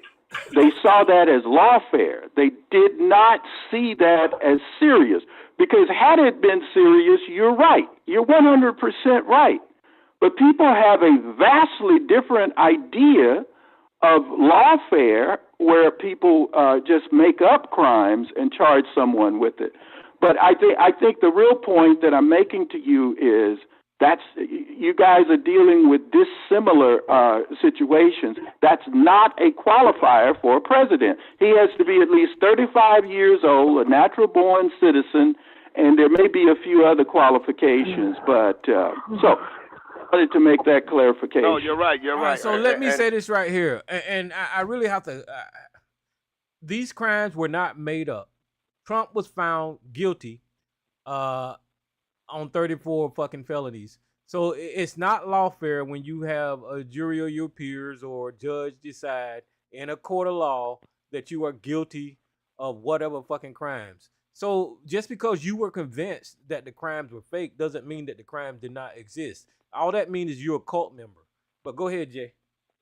I was going to say, and that's good that you pointed that. Go ahead, Lisa. Go ahead. What I would encourage you to do, I heard you looking up words in the dictionary, which I thought was admirable. What I would also like for you to do, and I know this may be hard, But go and check out those electoral votes. That speaks. The people have spoken. Period. Mr. Solution, I'm not going to argue with you because you guys are a member of a cult, and there is no argument. Okay, goddamn it! Didn't I tell you not to cut me off? But that doesn't, because Donald Trump won the election and convinced morons like you to vote for him, does not does not mean that he's not guilty the whole of country. fucking crime. The people have spoken. Hey, Hitler convinced a lot of people to vote for that. A portion of this he country should be the spoken. Führer. He convinced a lot of people. Jim Jones convinced a lot of people to go with him over there to Guyana. Go ahead, Elisa. What does that mean? That's irrelevant, Mr. Solution. Mm-hmm. Oh, that's quite relevant, my dear. And the popular vote. That's irrelevant. Let Elisa speak, man. The popular vote. The American people have not completely thrown away, like you was trying to say about they don't care about the felonies and this and that. They don't care about the lying and the law. They don't care about any of that. They don't care. The people who voted for him, they don't care about that as it relates to Donald Trump. But they don't want schools. They don't want school teachers having a felon. They don't want people teaching their children that has been found civilly guilty of rape, or has other people that has talked about sexual assault to do with them. They don't want the police having all of that stuff in their background to get the job. They don't want that. They still are against that.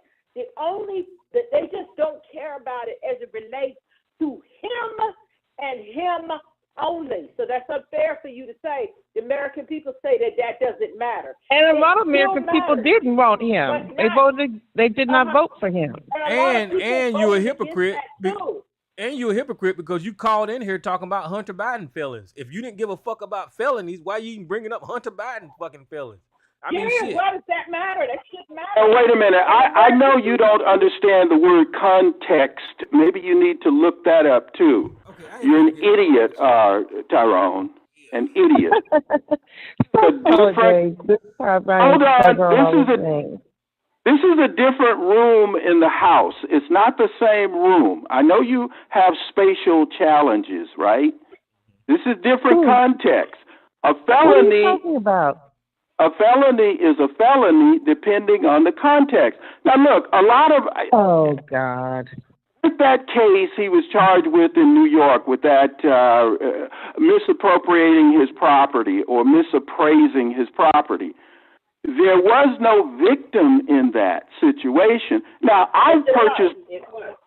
Hold on a second. I've purchased property before, right?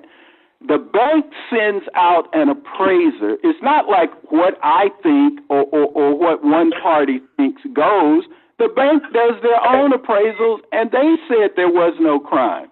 So that was a totally made-up crime. And that's the reason the people disregard it. They didn't just disregard it because it was Donald Trump. If Donald Trump had done something culpable, worthy, blameworthy of being prosecuted, I would be the first one in line. You got to understand that, you bug-eyed fool. So hold on. No, because it's a white collar crime. It's a white collar crime. He gets a pass, right? And you said there's a victim. There's victims. Victims are the taxpayers that he No, you're wrong. The bank that was involved said that, hey, they made money off. When he claims the taxes, right, he doesn't pay taxes, number one, right? And then if he's claiming to the bank, he made a certain amount of money. Is the laws allow him? He was lying in two ways. Let's be clear. He lied to the government and said he was making less than what he was supposed to be making, right? And then he goes to the bank and he says he's making more so he could get the money in the bank. So he was lying in two ways, and he was cheating the bank and he was cheating the city or the state of New York. Well, okay, that hold on. Wait a minute. See, Letitia James, shut up. Letitia James was a civil case. What we're talking about is the felonies, the 34 felonies he got for falsifying documents for paying a fucking porn star, you fucking Christian. I mean, listen. Well, look here, Tyrone. You're going to burn in hell, so I'm glad to be a Christian. You're going to roast in hell forever. Not the point. That's not the point. A jury found him guilty on 34 motherfucking counts. So but the judge has not accepted the verdict. Okay, you just like Sarge. You don't know how you don't know what the fucking verdict is.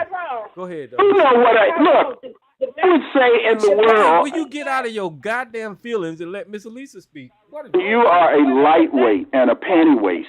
And Mr. Solutions, you said that the bankers said that he did not commit a crime. No, they didn't say that. No, they said that they weren't cheated and they would do business with him again. If somebody cheated me, that is not Elisa, if someone cheated me in a business, what you just said is not true. But let her go ahead and explain it.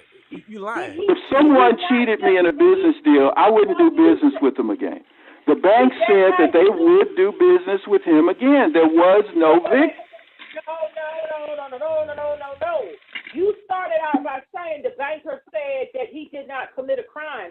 No. Okay, if I said that, I misspoke. I said that they were not defrauded, and that they would. They made money. Okay, they said they made money, right? Okay, he lying again. But it didn't hurt them. But the banker said that they did make money and that it didn't hurt them directly. But that still doesn't mean that there wasn't victims. Taxpayers had to take that up. Those are the victims. So who cares what the bank says? The bank. Wait a minute. Say that again. Who was the victim? The taxpayers. Yeah. How are the taxpayers compromised by that deal? Because he stole fucking money. He undervalued his access. Okay, taxes. Wait a minute, hold on. He undervalued and overvalued some of his access according to how he can make money. So that is taking money directly out of the goddamn taxpayers. What is wrong with you? Who the fuck you think you talking to? Tyrone, you're being that judge had no authority to appraise Mar-a-Lago. He didn't know what it was worth. Okay, Come on. So you're going to have to shut up for a second. It wasn't only Mar-a-Lago. It was his apartments and businesses in New York. He undervalued whenever it came. That's why his fucking goddamn accountant went to fucking Rikers Island 2 times. He didn't go once. They locked his ass up twice because he was handling the goddamn money that Trump was fucking lying about, Mr. Solutions. So you telling me that man went to jail for no goddamn reason? The only reason they ain't locked Trump ass up because he held the fucking office of president for a little while. So, listen, I don't even want to have this damn debate with you because you're an idiot. And let me say this, and I second it. It's a waste of brain energy talking to you about this. You're right. So we'll just drop it. Thank you. It's the smartest thing you've ever said. Okay, but go ahead and let Lisa talk. Cause I work in finance.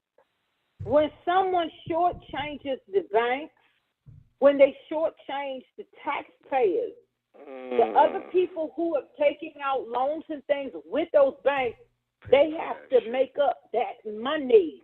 And because they have to make up that money, the taxpayers have to. So there were victims. Just because the top said the banks were able to make money, they were shortchanged. So everybody else had to make that money up. And by him lying about his taxes, the taxpayers had to make that up. Everything that he did with the bank loans or with the things like that they gave him, he was able to get lower interest rates. And because he got lower interest rates, everybody else had to make that money up with their interest. Right. All right. I mean, it's elementary, and this guy. I mean, if we were talking about, say this to you. Okay, we're not finished talking, nigga. If we were talking why about, don't you shut up, you rotten asshole? Shut up. Go take a drink. You're a sick bastard. If we were You're talking about physically sick and mentally sick. Look, okay, shut the fuck up. If we were talking about Ray and Poo Poo and them and Tamir Rice, Mr. Solution, midget. There's no doubt about it. Ahead, look here. It looks like that case is going to be overturned on appeal, Elisa. And y'all happy about this? It's not gonna. I don't think it's gonna be overturned on appeal. It's gonna go away because he was elected to president. He's president-elect. It was not gonna get overturned on appeal. I heard the appeal judge. Wait a minute, Mr. Talking about only the federal invalidity. stuff. Only the federal judges stuff. were Shut invalidating. up. Shut up. Only the federal stuff should go away, Elisa, and that'll be the documents case and the insurrection case. That stuff should go away. Now the stuff that he did in the state with Letitia James and the other guy, Georgia, that should stick. The Georgia stuff should New stick. York. The Georgia stuff should stick. That's going away.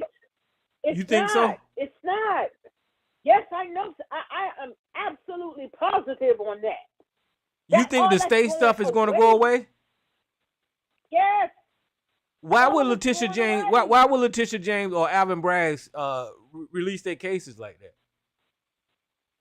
They are, because the reason why they put it on hold for such a long time. Okay, I'm not talking about the different things in Georgia. We just keep it on New York. Okay. They were going to prosecute him before he won the election. After he won the election, after he won it, they put it all on hold until he got out of office. He's going back into office. So that's it for that. Now the cases in Georgia and different things like that, that's going away, Tyrone. But I was thinking like I was thinking that the rule was you can't prosecute a sitting president federally.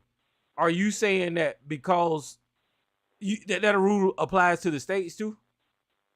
No, it doesn't apply to the states.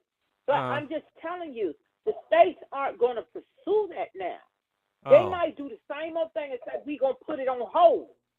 Okay. Because the case down there in Georgia is already kind of on hold. That's going to stay on hold indefinitely. So, yes, they can still prosecute him, and he can't pardon himself from that, but they're going to keep that on hold indefinitely. Just look towards that.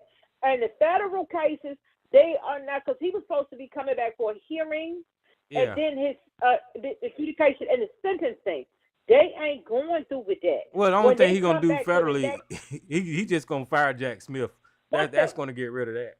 So there was an article that came out today that the Justice Department, Garland and them already said, but I should find it and read it, because I read it today, that the Justice Department is already telling Jack Smith to let some of the investigations go and such and such. So, yes, all of it's going away, Tyrone. Oh, man, that dude going to get away with it. Mr. Solutions. That article. Your line back open. You got to learn to start yapping your mouth when I'm talking.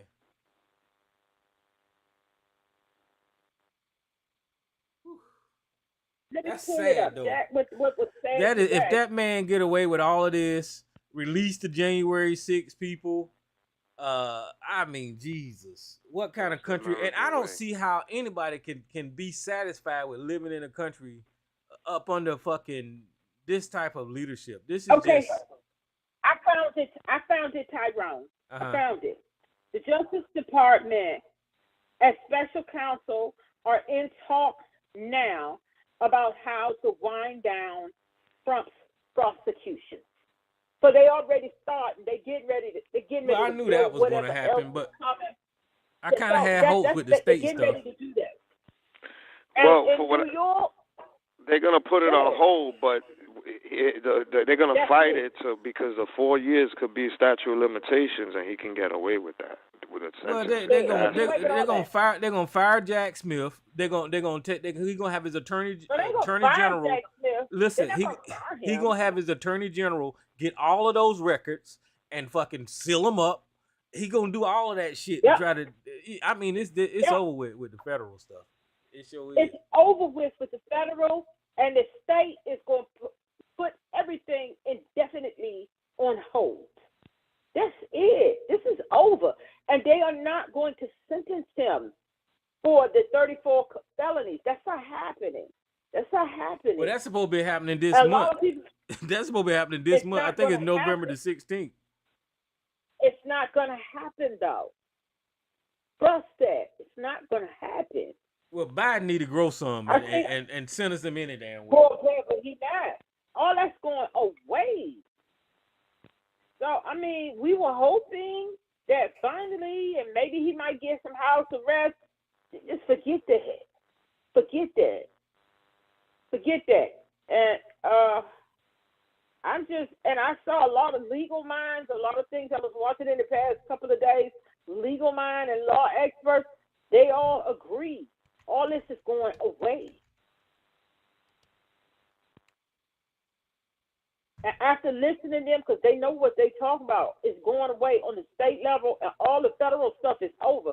Because he can pardon all the federal stuff, but he's not going to have to because it's all going to go away. And all of the legal minds are in agreement with that. I agree with them. This is going away. And that's what's so sad about that, all of this. But I don't know if he's going to let them people out of prison, though. He might, but he don't care nothing about them, and he don't need them anymore. You know, Trump was double-crossed. Look at Giuliani. And some people was like, well, you think he'll help Giuliani? No. He going to let Giuliani go through wherever he going to go through. He don't need him anymore. And he don't need them January 6 people anymore. He doesn't need to use that to run on. So he will let them sit up in there and rot. But Giuliani going to rot. And all them other people who took the plea deals down there in Florida, well, they going to have to serve out their stuff or whatever it is that they do to them. He don't need them anymore. So that's why I take it back that he's going to let the January 6 rioters out. I don't know. We have to see how that goes. But he don't need them. He don't need that to run on. He was running on that. He doesn't need it anymore. Y'all know how Donald Trump operates. He ain't pay. And another thing I thought about, I hope that the two ladies, the election workers, Shamos and I can't think of the other one's name, they was going to be able to sue to get that $2 million that he owed. Giuliani. Yeah, they might to go to court that, but they still are. Yeah, but they still are right though, because they got most of Giuliani's stuff and they got money from Newsmax and different things like that. And Fox had paid. They got to pay out that money that they owe. It's not going to help any of them. And that other lawsuit that's coming up, he's not going to do anything about that because he don't need any of that anymore. So yeah, that's what I'm saying is like they're going to have to deal with it. With all this evidence of Rudy Giuliani losing his law license, Rudy Giuliani having to give up his house, all of these people going to jail, and all of these people getting convicted, you still got idiots like Mr. Solution that is highly convinced that lawfare was played and somehow or another these charges ain't real. This is why you can't talk to cult members, because clearly they went through a court of law. Real. They went through a court of law and they got convicted. Yeah, it's just crazy talking to this guy. Because other people went to prison, yeah, and other people still got to go to prison. That white woman, I forgot which state, the one that got involved in all that stuff. I know y'all also about 2 weeks ago, she had her trial and she got 9 years in prison. She's going to have to serve all that. Yeah. They don't need them people anymore. I don't know how these people contort their brains to convince themselves that none of this stuff ain't real. And they're supporting a fucking rapist and a fucking felon and the most disgusting president that ever took that damn office. This guy is just, he shits on his damn self. He wears diapers. Terrible. He's uneducated. He's just the most ghetto, ratchet ass fucking person that ever set foot in the damn White House. I don't get it. I mean, but I understand. It's like what I was saying earlier. Because he's a white man, I guess that's it. You know, he's got power. No, it's because of who he is. It has nothing to do with the rest of them. The rest of them going to have to pay for that stuff. Who's this unknown caller? The rest of them will. I'm here to straighten your ass out and shit that you just made up. Okay, so let me just say this right here. Sarge, I seen your phone call the other day, and I intentionally did not answer your motherfucking call. I know you did. That's why I knew it. I knew it. You ain't got to tell me. I knew it. Talking, and because I know that you are just like Mr. Solutions.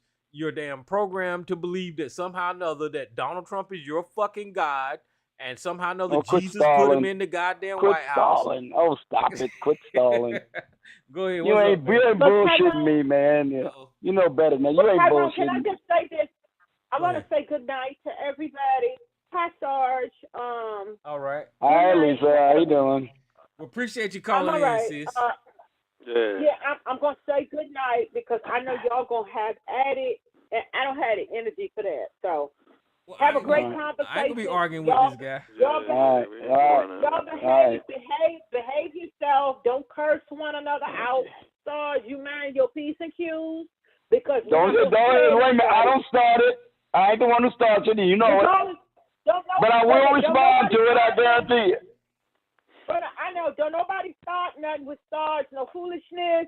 Y'all don't let stars get under y'all skin. There's no need to shred one another and tear one another up because we're kind of still, even though we disagree on almost everything, I don't disagree with everything with stars, but I disagree with a lot of his stuff. We're still somewhat in community. So don't shred up everybody. Y'all behave yourselves. And I'll talk to you guys next week. All right. All right, sleep well. All right. Have a good night's sleep. I'll try. All right, bye. All right. Now, I just heard the argument made that Donald Trump undervaluing his property would cause other borrowers from the same bank to pay more in interest rates. Now, was that the argument that I just heard? Yeah, something similar to that. Go ahead with your point, though. Okay, good. I'm sure it was. I know. I don't mischaracterize people's statements. All right, let's look away. First of all, I cannot remember the case law. If I have to, I will call my lawyer friend and get it for you. But it's well established in common law and civil cases that evidence introduced in any civil case cannot be speculative or conjectural. And what you have just said, that argument you just made is a speculative and conjectural argument that never stands up in a court of law, and if it does, it gets overturned on appeal. So it's just not true. You can't make that argument in any court and expect it to be sustained on appeal. You cannot conjecture or speculate. You have to have a victim who has specific, articulable, distinct damages. If you don't have that, you ain't got no case. So all of this is going to go away because it's all bullshit. I know it. You know it. You just don't want it to not be so. Now, one more thing I got to ask you about, and it has to do with this election, and it has to do with simple and ineluctable reason, deduction, inference, and logic. And I'm going to ask you to try to exercise whatever modicum of it you may or may not have. And I'm going to give you some simple numbers. Starting in 2016, Hillary Rodham Clinton got 65 million votes or so. I'm rounding off. Don't hold me to exact numbers. In 2020, Joe Biden allegedly got 81 million votes. In 2024, now note, Harris got just over 64 million votes, consistent with what Hillary Clinton got. Hillary Rodham Clinton got 65 million. She gets 64 million. Trump, in both of his elections, got somewhere between 74 million and 76.5 million votes. Now all the other candidates in the election got just over 2 million votes, or somewhere around let's round it up to 2 million just for the sake of argument here. About 2 million. Jill Stein, Robert F. Kennedy, Cornel West, all them other folks. 2 million. Now, that means that leaves 13 million votes in one of the most hotly contested elections in recent memory, unaccounted for. Now, we can only believe one or two things. That Donald Trump's campaign, because let's assume they would have gone roughly equally between one of the other candidates or the candidates who were other than Republican or Democrat, somebody should have got some of those 13 million or so votes. But it appears that they vanished. What would have happened? Were they taken away by the rapture? Is it the end times? What did they vanish to? I submit to you, they were not voters. They were ballots. And they were manufactured by the goddamn demon rats, and they never existed. And this is solid circumstantial evidence that damn election was stolen with manufactured ballots. And if you don't think it is, then you have no reasoning or inductive or deductive reasoning ability. Okay. Well, hold on. He didn't even win the popular vote. But let me say this right here. He didn't win the popular vote. Yes, he did. Shut the hell. Yes, you did. I ain't talking about this time. Listen, not this time. I'm talking about with Biden. He got 74 million votes last time. Joe Biden allegedly got 81 million. No, he didn't win the popular vote. But he got the same, roughly the same number of votes. I didn't interrupt you, so can you not do that, motherfucker? God damn. Jesus Christ. So let me say this right here.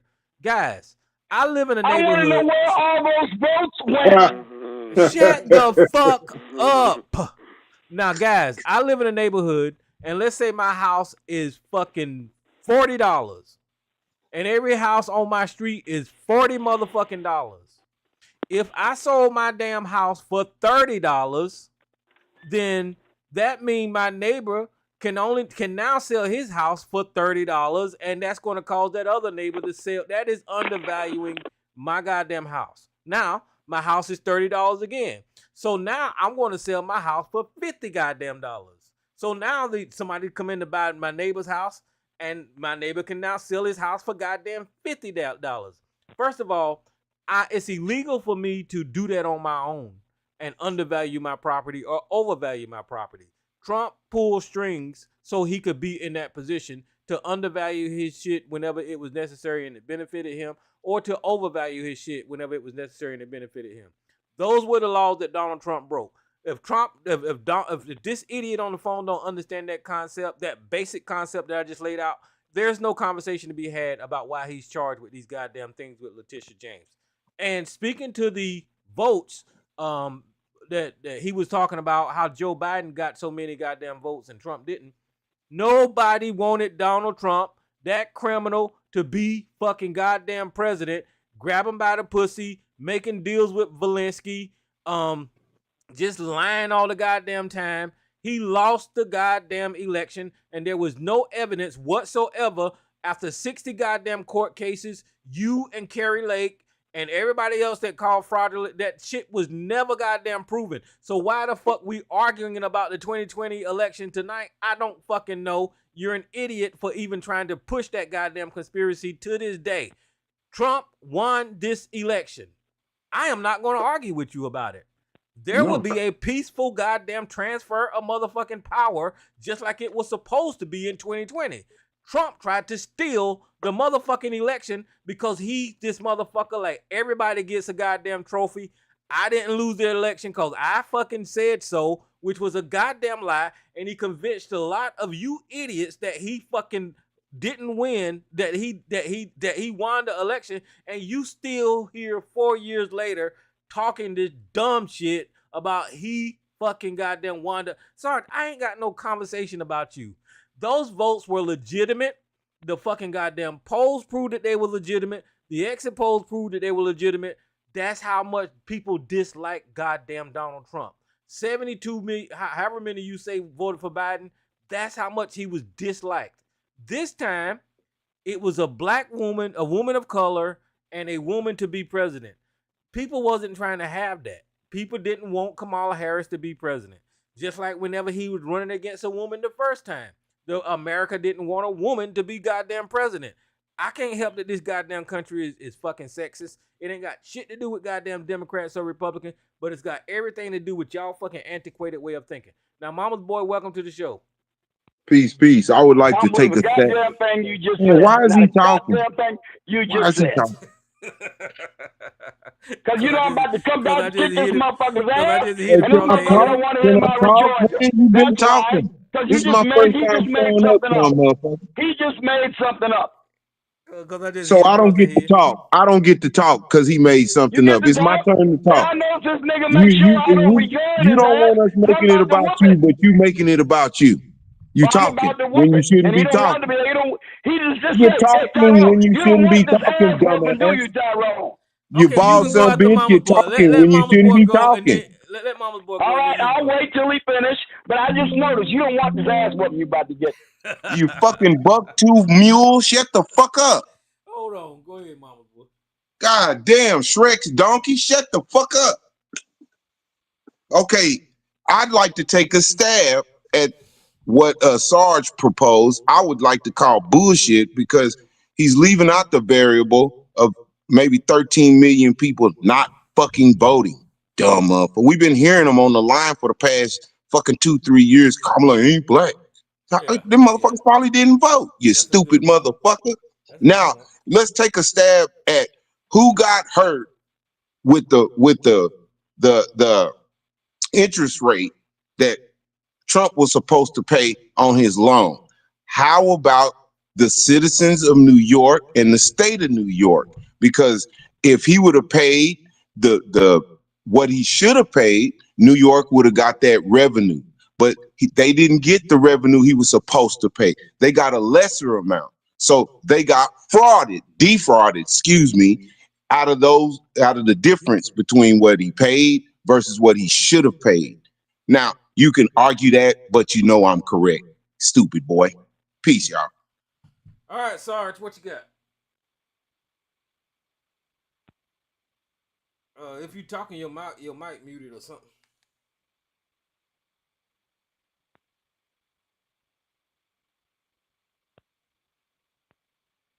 Are you there?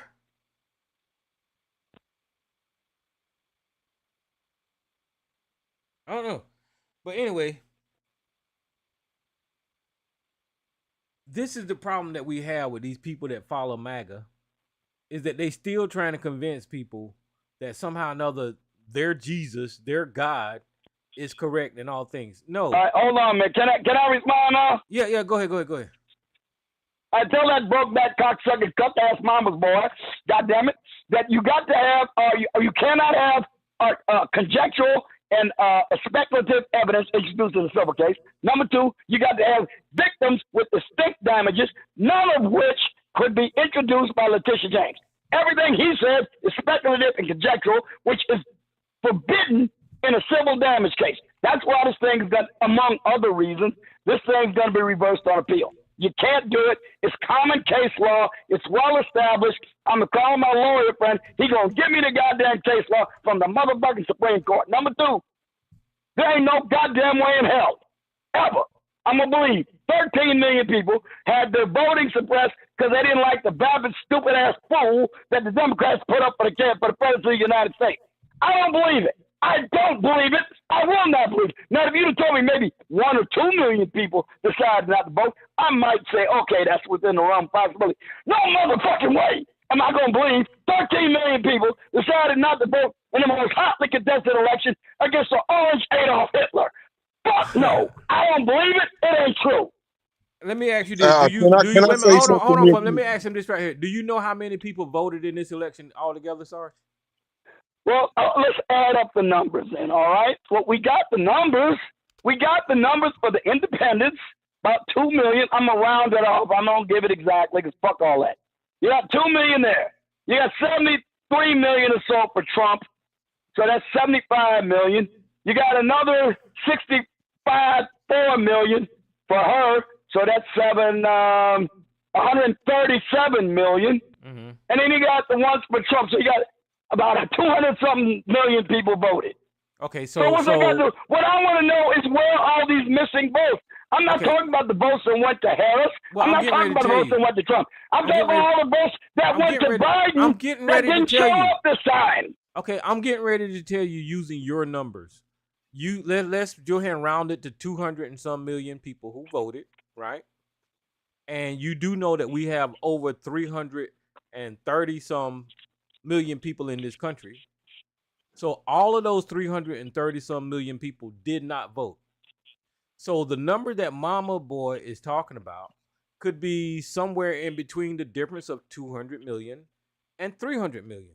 So you could easily put 17 million people in that number and they could participate in the election, or they excuse me. Okay, I'm not done. You asked the question, and I'm trying to answer your motherfucking question. So shut the fuck up. Well, my math is off, shut the fuck so you're wrong. Up. My math is off. I'm using your numbers hypothetically. Okay, I'm trying to give you an example of what your question could be answered hypothetically. I'm not saying that these are solid numbers, but I'm saying somewhere in between 300 million and 200 million is sitting 17 million comfortably, and those people could have or could not have participated in the goddamn election. There's your fucking answer. Jesus. All right. Okay, let me say it again. My math was off enormously. Pardon me. Let me correct myself. Absent the 15 million missing voters, or let's say 13 million, let's say they all went to the independents. Okay? So now we got 13 million votes that are unaccounted for. All right? Absent those votes, we got 140 million votes out there that were cast. Now you add in the missing votes, that would be 153 million votes. Not as much as I said. I was wrong. Okay, so I still want to know where those 13 million are. It isn't that high. I mean, okay, that's what I'm trying to... And you gonna tell me that in this particular election, with the pet threat of democracy and civilization itself on the line, 13 fucking million people decided not to show up. Okay, Sarge, this is nothing new. Everybody don't vote every goddamn election cycle. Goddamn. 13 million? Okay, but what I'm trying to tell you is... Oh, hell no. Okay, but do you know how many people is in this country, Sarge? 330 million or so, depending upon who looks at it. Yeah, so everybody don't vote. Everybody do not vote, and there's your 17 million. So I agree with that. I'm saying 13 fucking million. Nigga, are you hearing this number?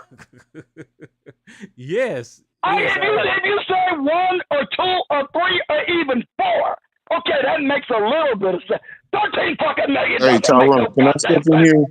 You out your goddamn mind. Yeah. They stole that election and they manufactured ballots. Okay, well, you're insane. And you don't want to face it because you know damn well it's true. Well, I just wanted to throw out a possibility.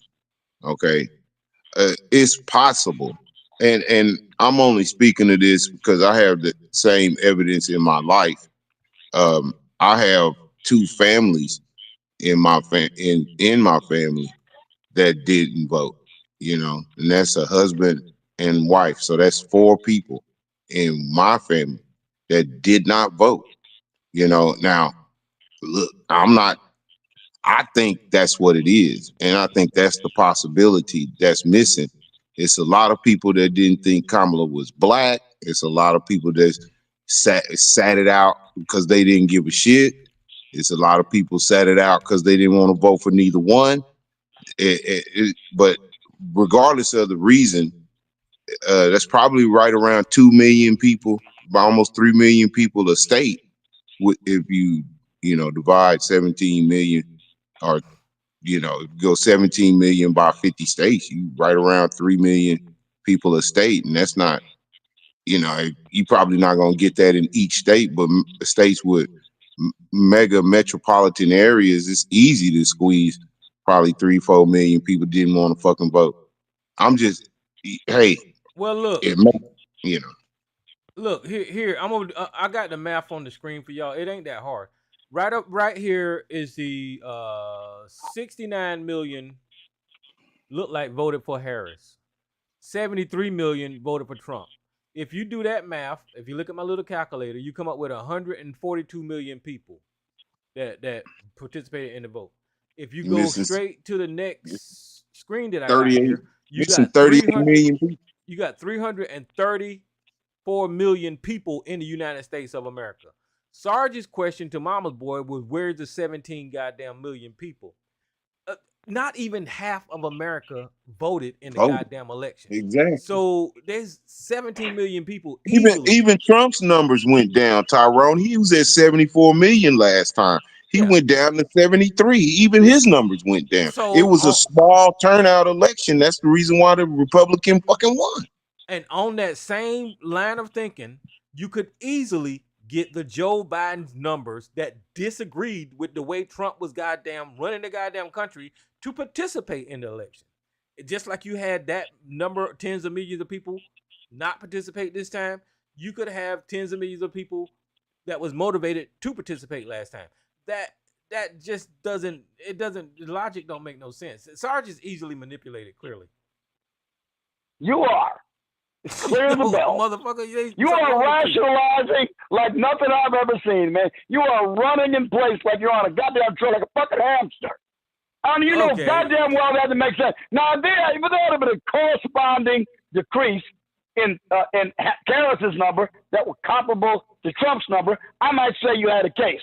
There is no way I'm going to say a decline of 81 million votes from Biden to 65 million from to Harris makes any sort of rational sense in this type of election. I don't believe it. I believe this is the third time that Donald Trump was legitimately elected president. You don't, and we just gonna have to disagree on that shit, because I ain't never gonna accept that shit. Never. Well, that's the problem, is your belief system. Well, you're damn right. And it makes sense. I've talked this with a lot of people, and they say, that makes sense, but I guess you can't prove it, and you're right. But it's all circumstantial. But you know what? What we can discover, though, is where these motherfuckers manufactured ballots in those swing states that enabled Joe Biden to get a 40,000 vote electoral victory over 4 states. Okay, you going? We can find that out, though, now that we get the Justice Department, and we can maybe look into it. Where you going to that dumb shit? There's nobody. We'll see. Listen. See. If I gotta admit, let me say this right definitive. Here. No, I'm not saying it's definitive. It isn't. But I'll tell you what, it's an indicator, and I'll tell you what, it'll lead us in the right direction. Right, but what I'm telling you, if anything that you're saying is remotely true, Rudy Giuliani would not be giving away the keys to his motherfucking house. Oh, no, I'll go toe-to-toe with you on that one, too. Nigga, whenever you ready to go toe-to-toe on that shit, you let me know. This is like toe-to-toe. This is just like that case. This is just like Alvin Bragg's election case in New York. I mean, with Stormy Daniels and shit. They wouldn't allow certain evidence to be introduced. It was the same thing in Giuliani's case. That bitch was on video, man, telling that she committed fraud that election night. And they wouldn't let that come in the trial. Well, and I got it on my computer. Well, all I know is I've been playing for your ass. This Fulton County Sheriff's Department. Sarge done fell for one of them deep fakes. Sarge done fell for one of them deep fakes. No, you're a goddamn liar, man. You're a goddamn liar. You go subpoena that shit from the Sheriff's Department in Fulton County. I didn't make up nothing. I ain't no damn deep fake either. The judge wouldn't allow it to be admitted in the civil case. I'm trying to find out how many people voted in the Clinton election. Because the reason I'm looking for is because she got like 60. She got like 65 million. Well, and that's the reason I'm looking for, because there's a difference between elections, and if you're going back before that election, there's going to be a different number of people participating, and for some reason, every election, Tyra, every election, Tyra. His head like, why the fuck? Well, think about this. Think about this too, Tyrone. That's just dumb. Think about this too, Tyrone. And it supports my argument, yes, but just it's true. It happened. The internet was flooded with misinformation. You know what I'm saying? And just like 2016, all they wanted to do was disaffect voters and make them not want to participate at all. And all I was hearing from my 4 people was it doesn't do nothing. Voting don't do nothing. And they primarily always looking at their phone. That's just what it is. And the internet's been full of it, misinformation. Russia won this election for Trump so many ways.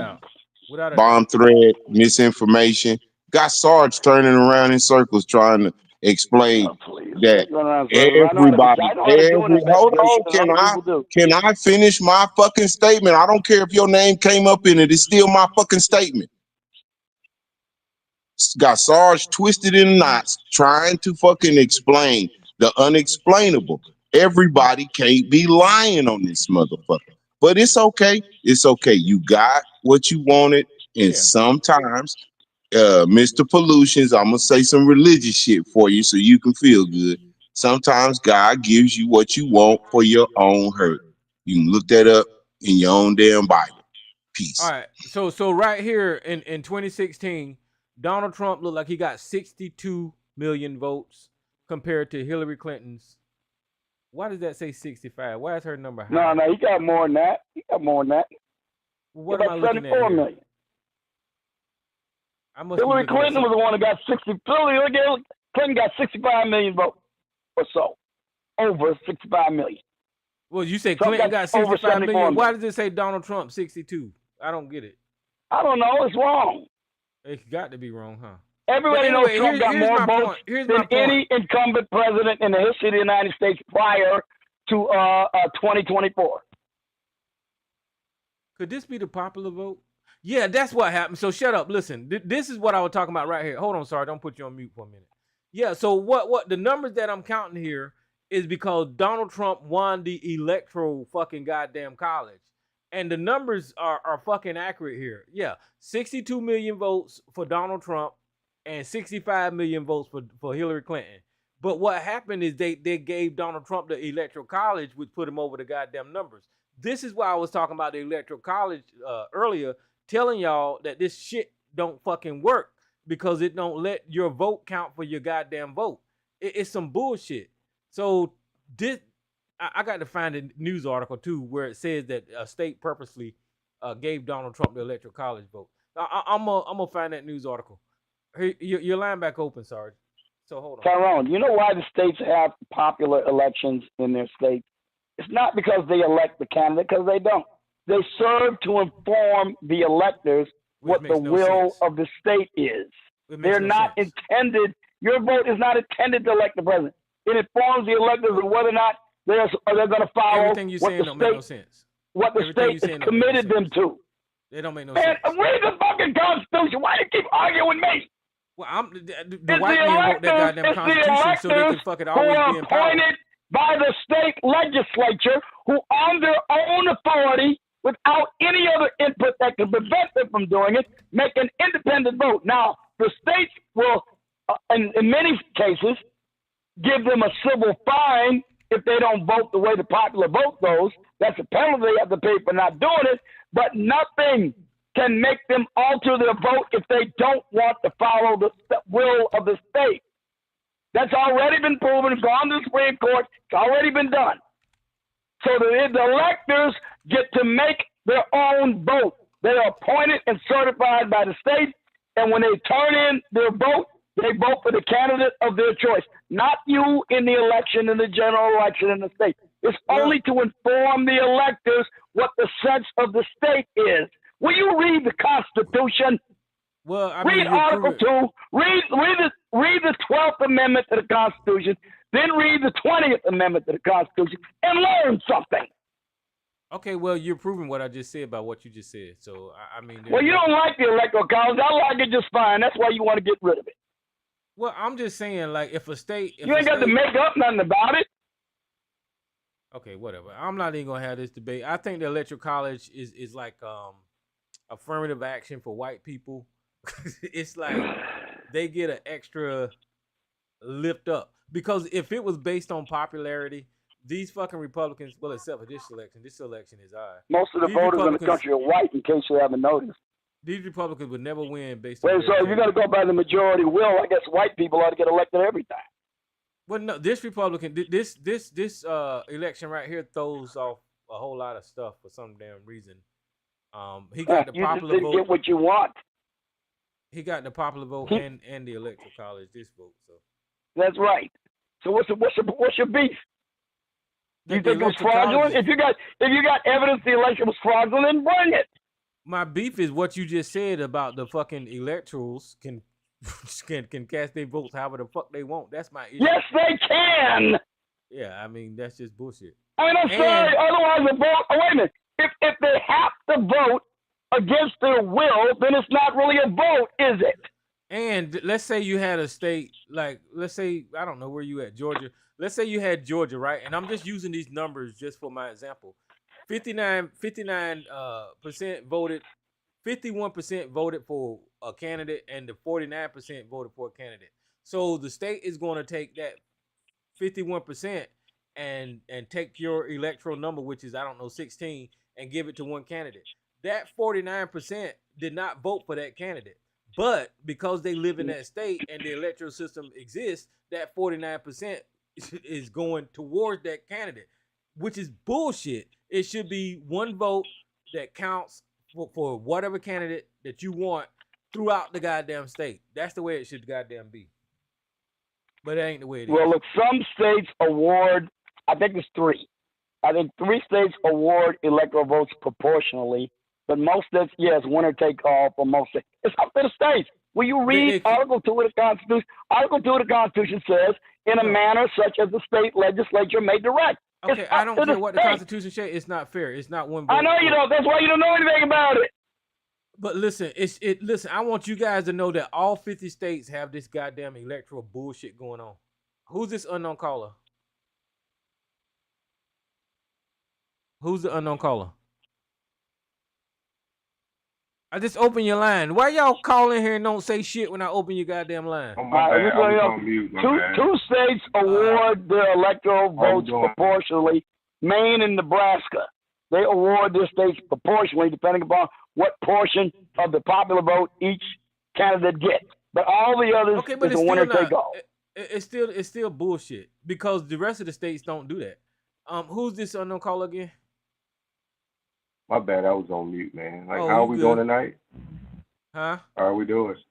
I'm doing all right. How you doing? I'm doing great. Well, let me ask you: Did you vote? Did you vote, Anthony? Doesn't matter.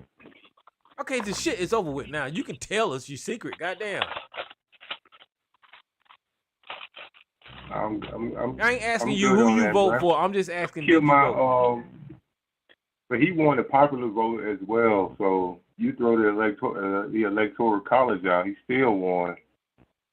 I know that's what we just said. But I'm asking you, did you vote? I don't want to know who you voted for. Negro. I'm asking you, did you vote? I don't care who you voted for. Why does it matter, bro? Either way, if I because we're talking about politics, motherfucker. The person in there. Either way, if I didn't, that means that I contributed as well. Okay, now you're talking crazy. How do you contribute if you didn't vote? Because you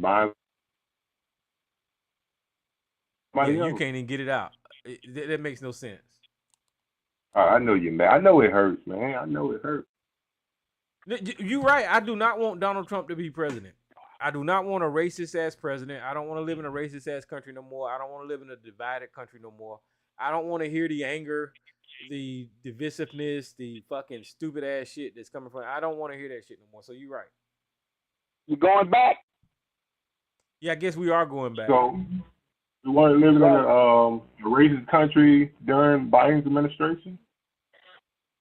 No, it wasn't like the president was saying. He can't even get it out.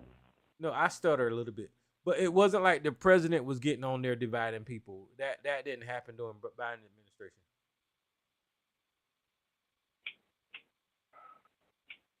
I think y'all need to do you disagree with that? Happen, man.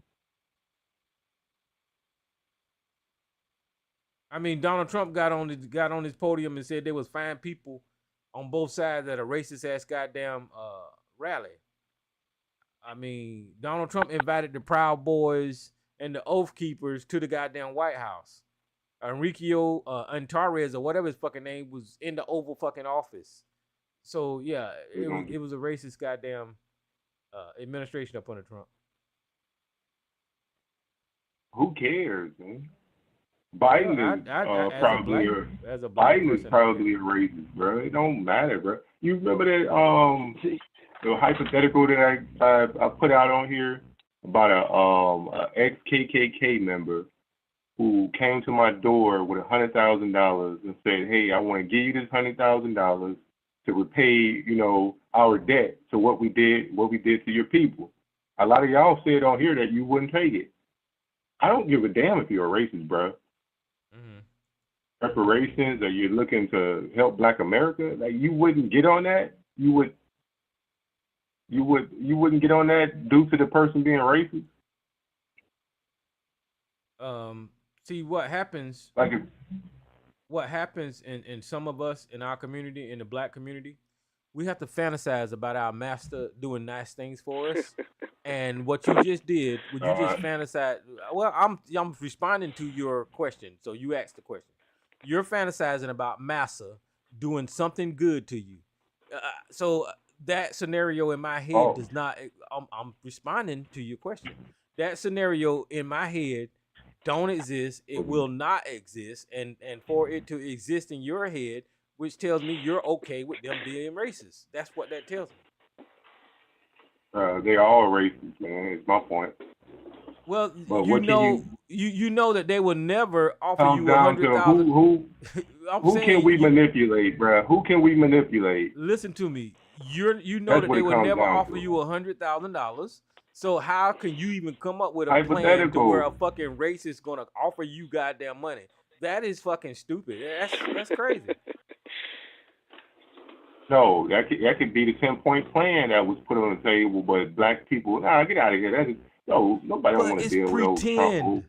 Trump is racist. It's never I don't gonna wanna- happen. Why would you pretend like a racist Y'all don't is gonna even do something? consider it due to him being who he is, bro. You got your mind made up. He's a racist, man. You don't even want to deal with him, period.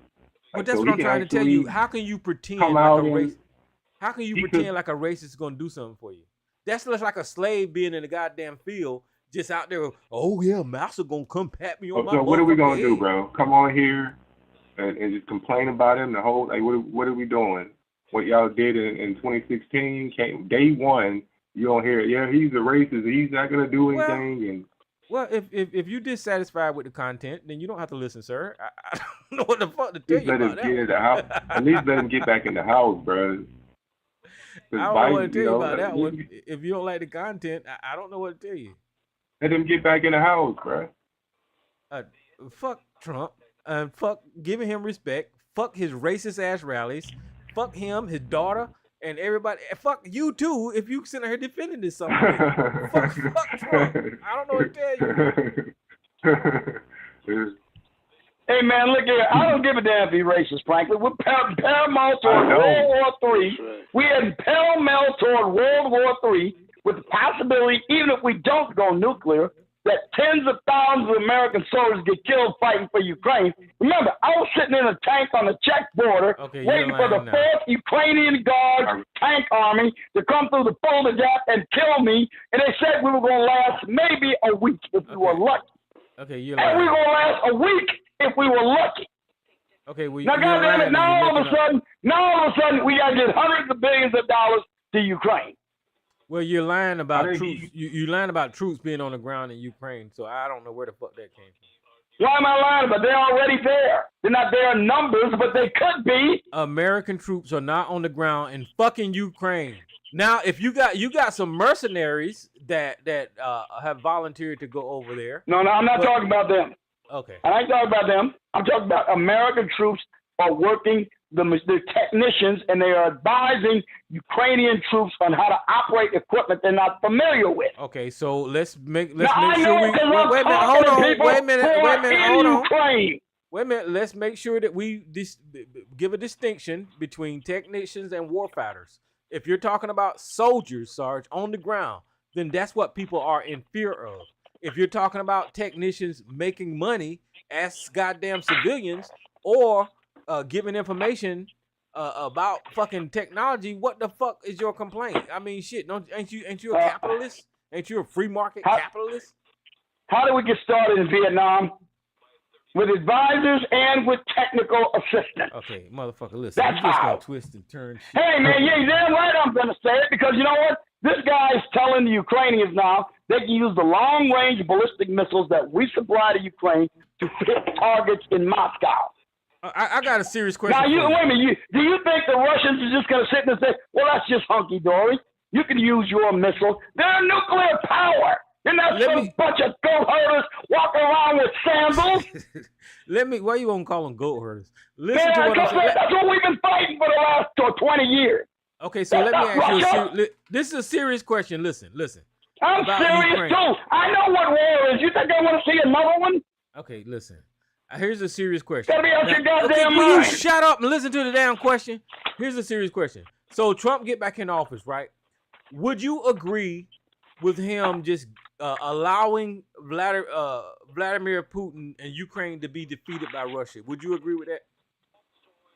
No, I hope the Ukrainians win. They're not going to. They're being crushed and ground in a hamburger.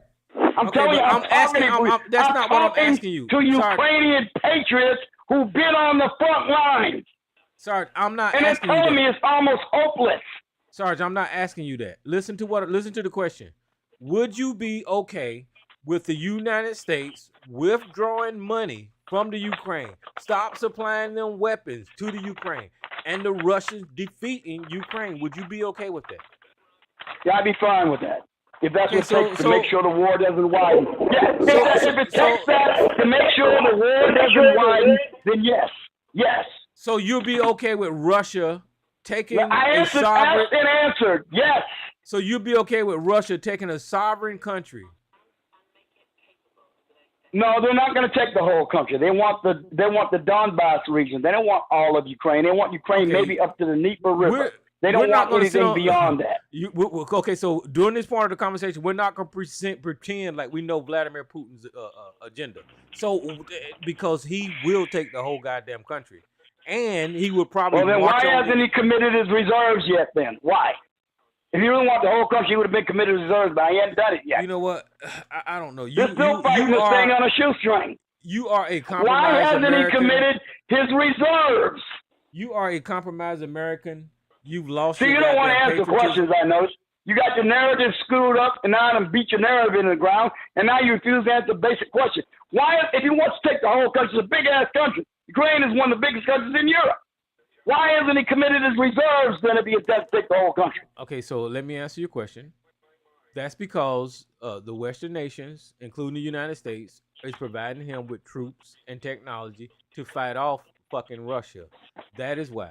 But if that type of resources was stopped given to the Ukraine, then Vladimir Putin would advance throughout the whole goddamn country. I don't know how. You're supposed to be a goddamn soldier, and you know why they're lasting this long, Sarge.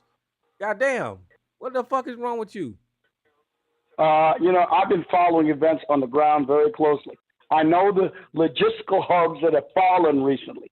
The Russians have abandoned their concept of deep battle, and now they're fighting on a broad-fronted band, much like the United States Army did against Germany in World War II, rather than what they usually do, deep slashing thrusts. They're advancing on a broad front and then nibbling the country to death. They take a few kilometers, they consolidate, they dig in, they get everything set up, and then they go take a few kilometers more. They decided to stop doing what they were doing at first because they were taking too many casualties doing it. Now they've wised up. They changed their tactical structure. If you've been paying attention like I have, you would know why. Okay, well, whatever. So you. And I'm talking about what they did. Wait a minute now. I'm talking about what they did at Mariupol. I'm talking about what they did at Bakhmut. I'm talking about what they did at Pokrovsk. I'm talking about what they did at Yevgeny and all these other places where they have been advancing steadily. Okay, so you're okay with damn Ukraine losing? What did I just say? You want me to say it again? I'll say it loud and clear. Maybe you didn't hear me. No, if it takes that to get Ukraine to come to an armistice and request either an armistice or a peace treaty with Russia, then yeah, I'm fine with it. So are you okay with the Russia invading Sweden next? That would be a violation of the NATO charter, and then I would say yes, we have to go to war with Russia. If and when that happens, I'll be ready for that one. What the hell ever, man? Vladimir Putin. So right now, though, it hasn't happened. If it does happen, let's stand by and get ready to fight the Ruski. Yeah. Other than that, no. You say that now until Trump tell you it's okay. No. I'm telling you, I'll take my marching orders from Trump. I got my independent mind. I got my own opinion. Okay, well, that's and I'm telling you right now, you lying every word you spit out of your mouth. You do take your marching orders from Trump. Ever since this conflict started. You do take your marching orders. I haven't changed my mind about anything. You do take your marching orders from Trump, so that's a guy. No, I don't. I take my marching orders anybody, not even Trump. And I do like Trump. I want a hell of a lot. But damn it, if I don't agree with him, I don't agree with him. Okay, well, you agree with him on damn near every goddamn thing. Because he's right on most everything. Even shitting in his diapers. That's why. Motherfucker, you make that. That's Joe Biden. Ask the Pope. Ask the Pope who was crapping in his diaper. And not on one occasion, on a bunch of them. That is the oldest president. The way that man works, he probably don't want to get up. So you know how it is when you say, "Oh, I can hold it another 5 minutes before I got to go." Sometimes you underestimate the amount of time you got left. And don't tell me you ain't never done it either, nigga. I don't know what you're talking about. That's the way shit works. Hey, it's called, your digestive system are involuntary or semi-voluntary muscle. You can only hold them so long. Are you saying that you shit on yourself, sir? I'm saying that something. I'm saying, yeah. Like when I was in a foxhole or a fighting position, You know, and it was nighttime, and I didn't want to get out of the hole, because you get out the hole, you get shot at. I really I could hold it till morning. Oh, hell no, I couldn't. Well, that's the way the shit is, man. Hey, look here, man. I'm going to tell you right now. I don't want no goddamn war. I don't want to go to war in Europe. I don't want to go to war in the Middle East. Not unless we have no choice or we're obligated to do it by treaty. We are not obligated by any treaty to go to war with or in aid of Ukraine. Okay, well, I just want, for the record, I just want to let people know I ain't never shit on myself. I just want to. Well, you're a lying bastard. You just want to admit it, motherfucker. Okay, I know you did. You're a lying son of a bitch. I have never shit on myself. I'm sorry, Sarge. I can't. Shit, man. Well then, you know what? Well then, maybe you need to be in some stressful situation where getting out of your goddamn hole to get your ass shot. Okay, well, I wasn't. I never shit on myself. Shit, fuck that. I mean, I don't want to go to war with Russia or anybody over there. It's not worth it for the United States.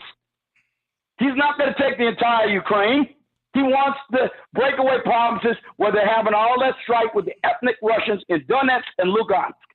That's what he's upset about, because they ever since the Euromaidan thing, when the goddamn globalist, that bitch Victoria Nuland and her little buddy in the State Department kicked out Petrovich, who was Putin's butt boy. He's been pissed off about that ever since.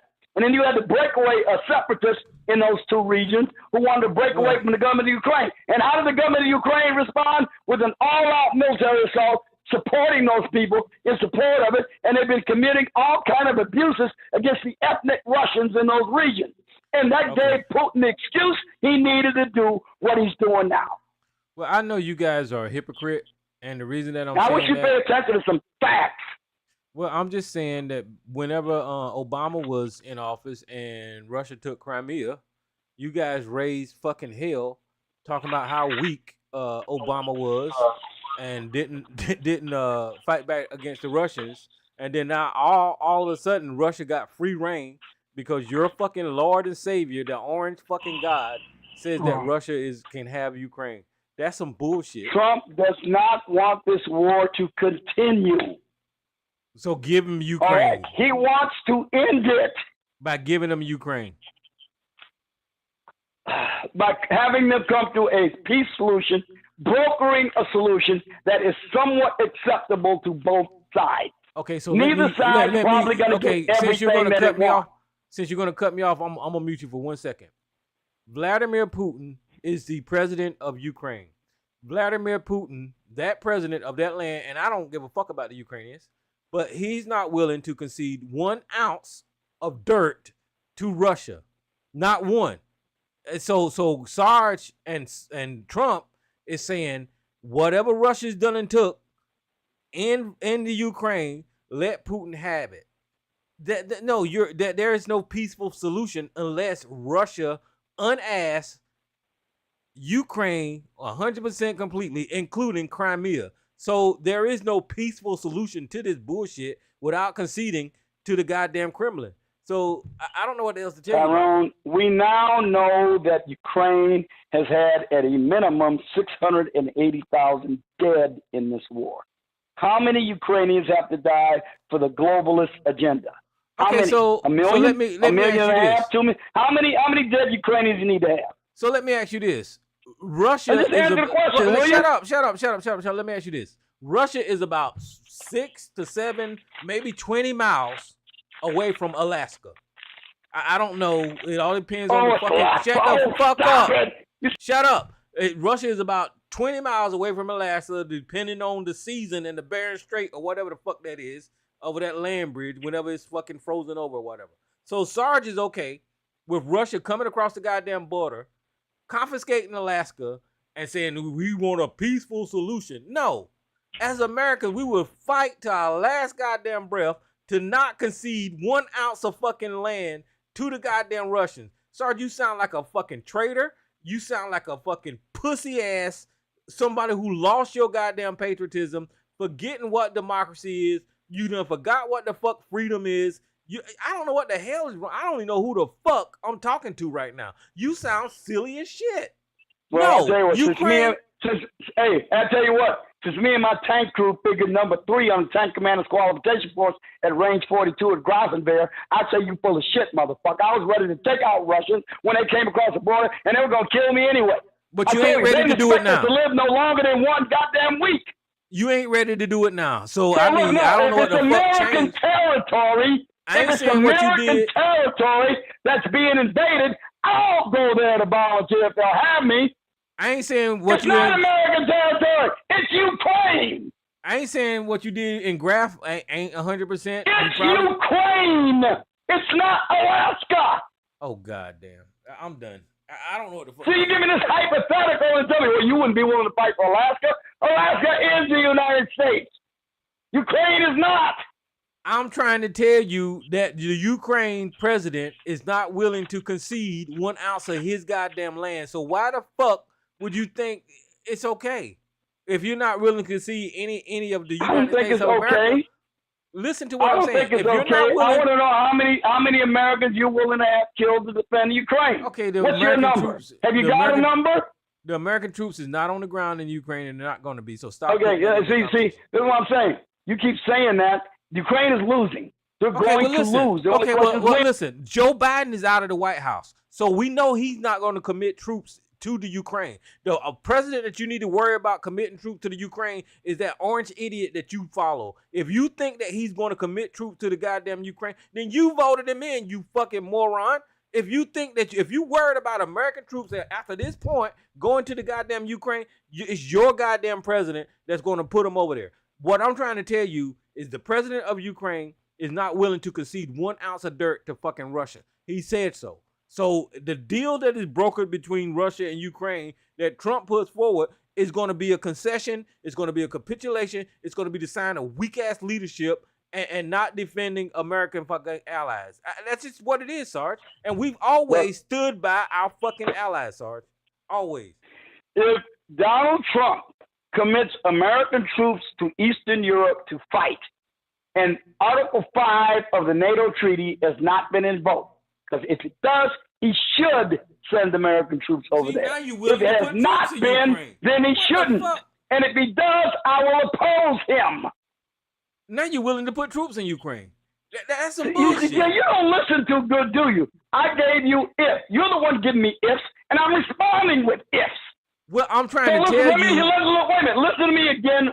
No, you ain't got to repeat it. I heard you the first time. You said you would oppose it. I heard you. You said you will oppose it. How Donald Trump is going to commit soldiers to Ukraine, and I'm the one that voted for him. I'm voting for him with the full expectation that's what he's going to do. One of the reasons I voted for him because I don't think he will.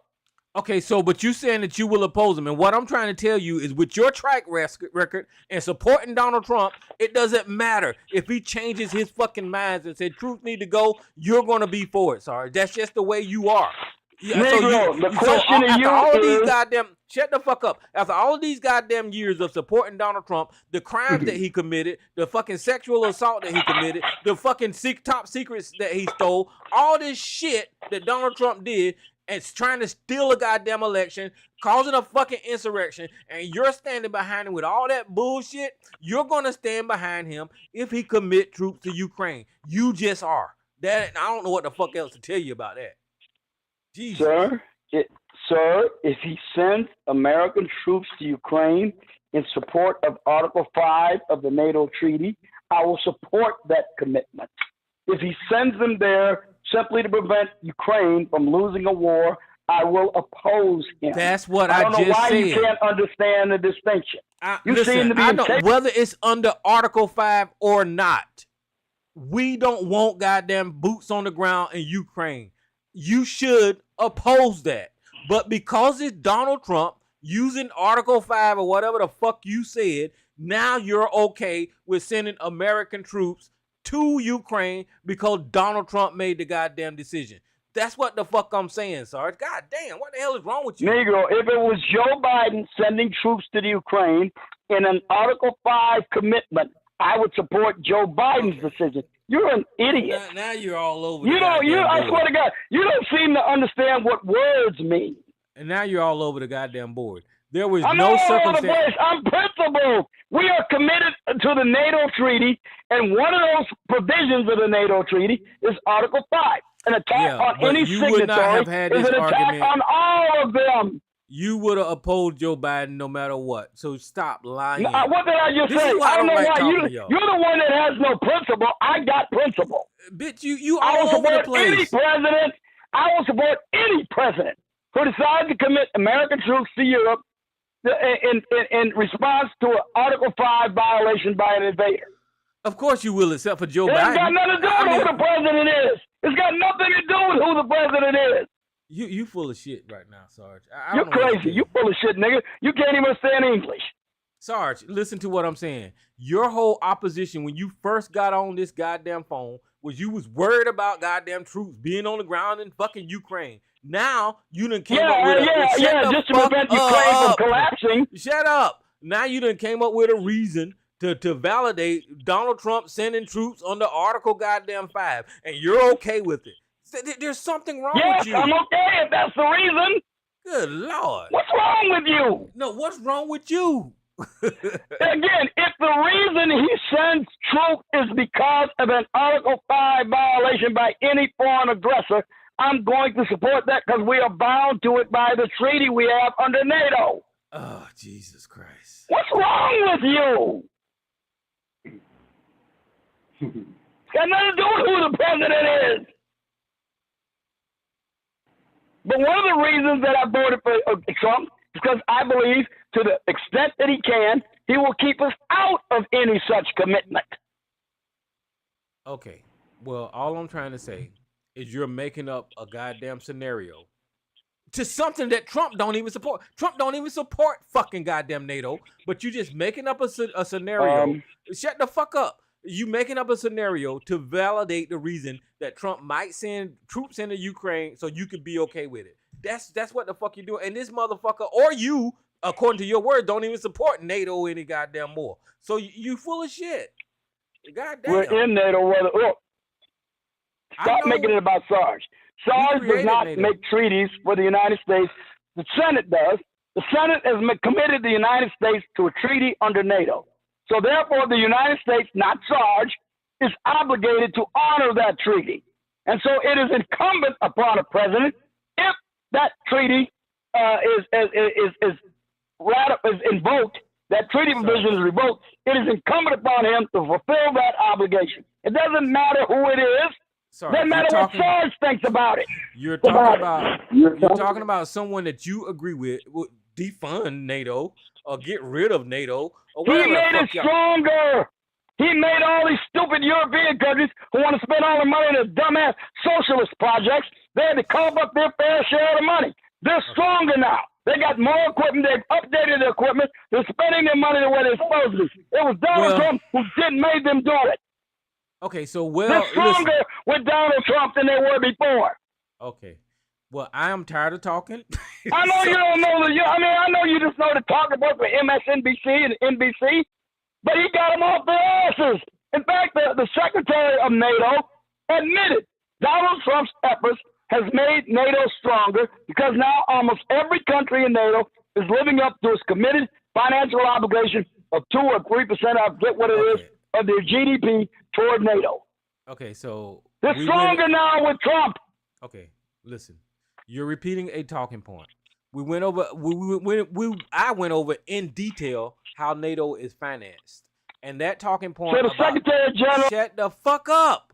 That talking point that you're using about people not paying their fair share is a lie and a conspiracy. And Donald Trump did nothing to enforce other members to pay anything more or less to goddamn NATO. That is just some fucking fodder for you guys to go out here and repeat about goddamn NATO. The only reason that I'm not pushing back on it is because I'm tired of fucking shooting down all of y'all bullshit when it comes to Donald Trump feeding y'all fucking garbage like you're spewing out of your fucking mouth right now about NATO and about the Ukraine, and it's just crazy. So that is not the way NATO get funded, and Donald Trump with his weak ass fucking goddamn non-negotiating abilities did not do anything to strengthen fucking NATO. Now, if you want me to pull the article up again and read it to you, you sit right here that night with me when I went through the way NATO is funded, and I proved you wrong that goddamn night, Sarge. So stop with the bullshit. I can't stand it. I'm not going to go through another 4 years of talking about these goddamn conspiracies and you making up shit and repeating shit that Donald Trump says, which makes no goddamn sense. Just like him spewing out terrorism is going to fucking... It's just crazy. All of this shit is fucking crazy. I'm not doing this again, goddamn it. Listen, I'm getting ready to get off this goddamn... I'm not talking to you no more. I know, because I'm about to whip your ass again, nigga. You scared to death, man.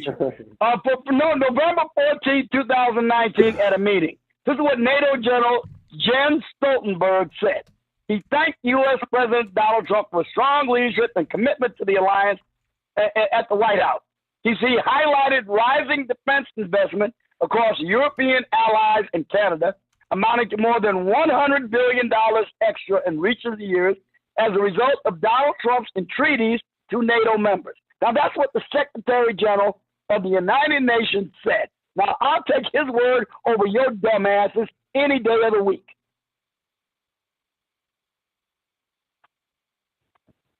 You full of shit. You take too many MSNBC talking points. Yeah, well, I'm going to get this one from CNN. I know you will. I know. They're the authority. Fact check debunking 5 Trump claims about NATO. Now, I could read this whole goddamn article, but the first one, Trump false claims the majority of NATO members do not pay or meet the alliance or their target members by spending a minimum of 2%. That was a damn lie. He didn't say most of them did. He talked about the ones that didn't, like Germany, one of the major members. Germany was not living up to its 2 or 3% commitment to NATO. He was talking about them specifically. They're one of the most important. In fact, they are the most important NATO member on the continent. Listen, y'all Google work. All that shit about NATO that Trump was saying is false. It's fact checkable. He was talking about Germany mainly. All this shit that this idiot is repeating about NATO is fucking false. It's fact checkable. All you gotta do is just Google the words that come out of Sarge's mouth, and you'll find that he's telling a goddamn lie. That's all. It's just that easy. It's that. Well, please, you guys go and fact check me, and don't get none of Lyron's bullshit fact check me. I don't know what the hell is to tell you, Sarge. You believe in bullshit, and that's why y'all voted. All you gotta do is tell the truth. That's why he's going to be the 47th president, because y'all have been convinced that y'all cult member leader is goddamn telling the truth about every motherfucking thing he says, which he lies 99.99% of the goddamn time, and you believe every one of those fucking lies. That's the problem. I don't know what else to tell you. Look, most of the NATO members do meet their commitment. Certain important ones do not, and that's who he is referring to. So he never said most of the NATO members don't pay their fair share. Okay. Germany was the worst offender, and then the most important. Listen. NATO makes their goddamn payments. Sometimes they fall short, right? But the United States president is not in charge of that other country's GDP. So they can't tell another motherfucking country how to spend their motherfucking money. That is the dumbest shit. Why do you even believe that? That's just like him saying that Mexico gonna pay for the goddamn wall. He's gonna march into NATO and say, "Ooh, where's your GDP at?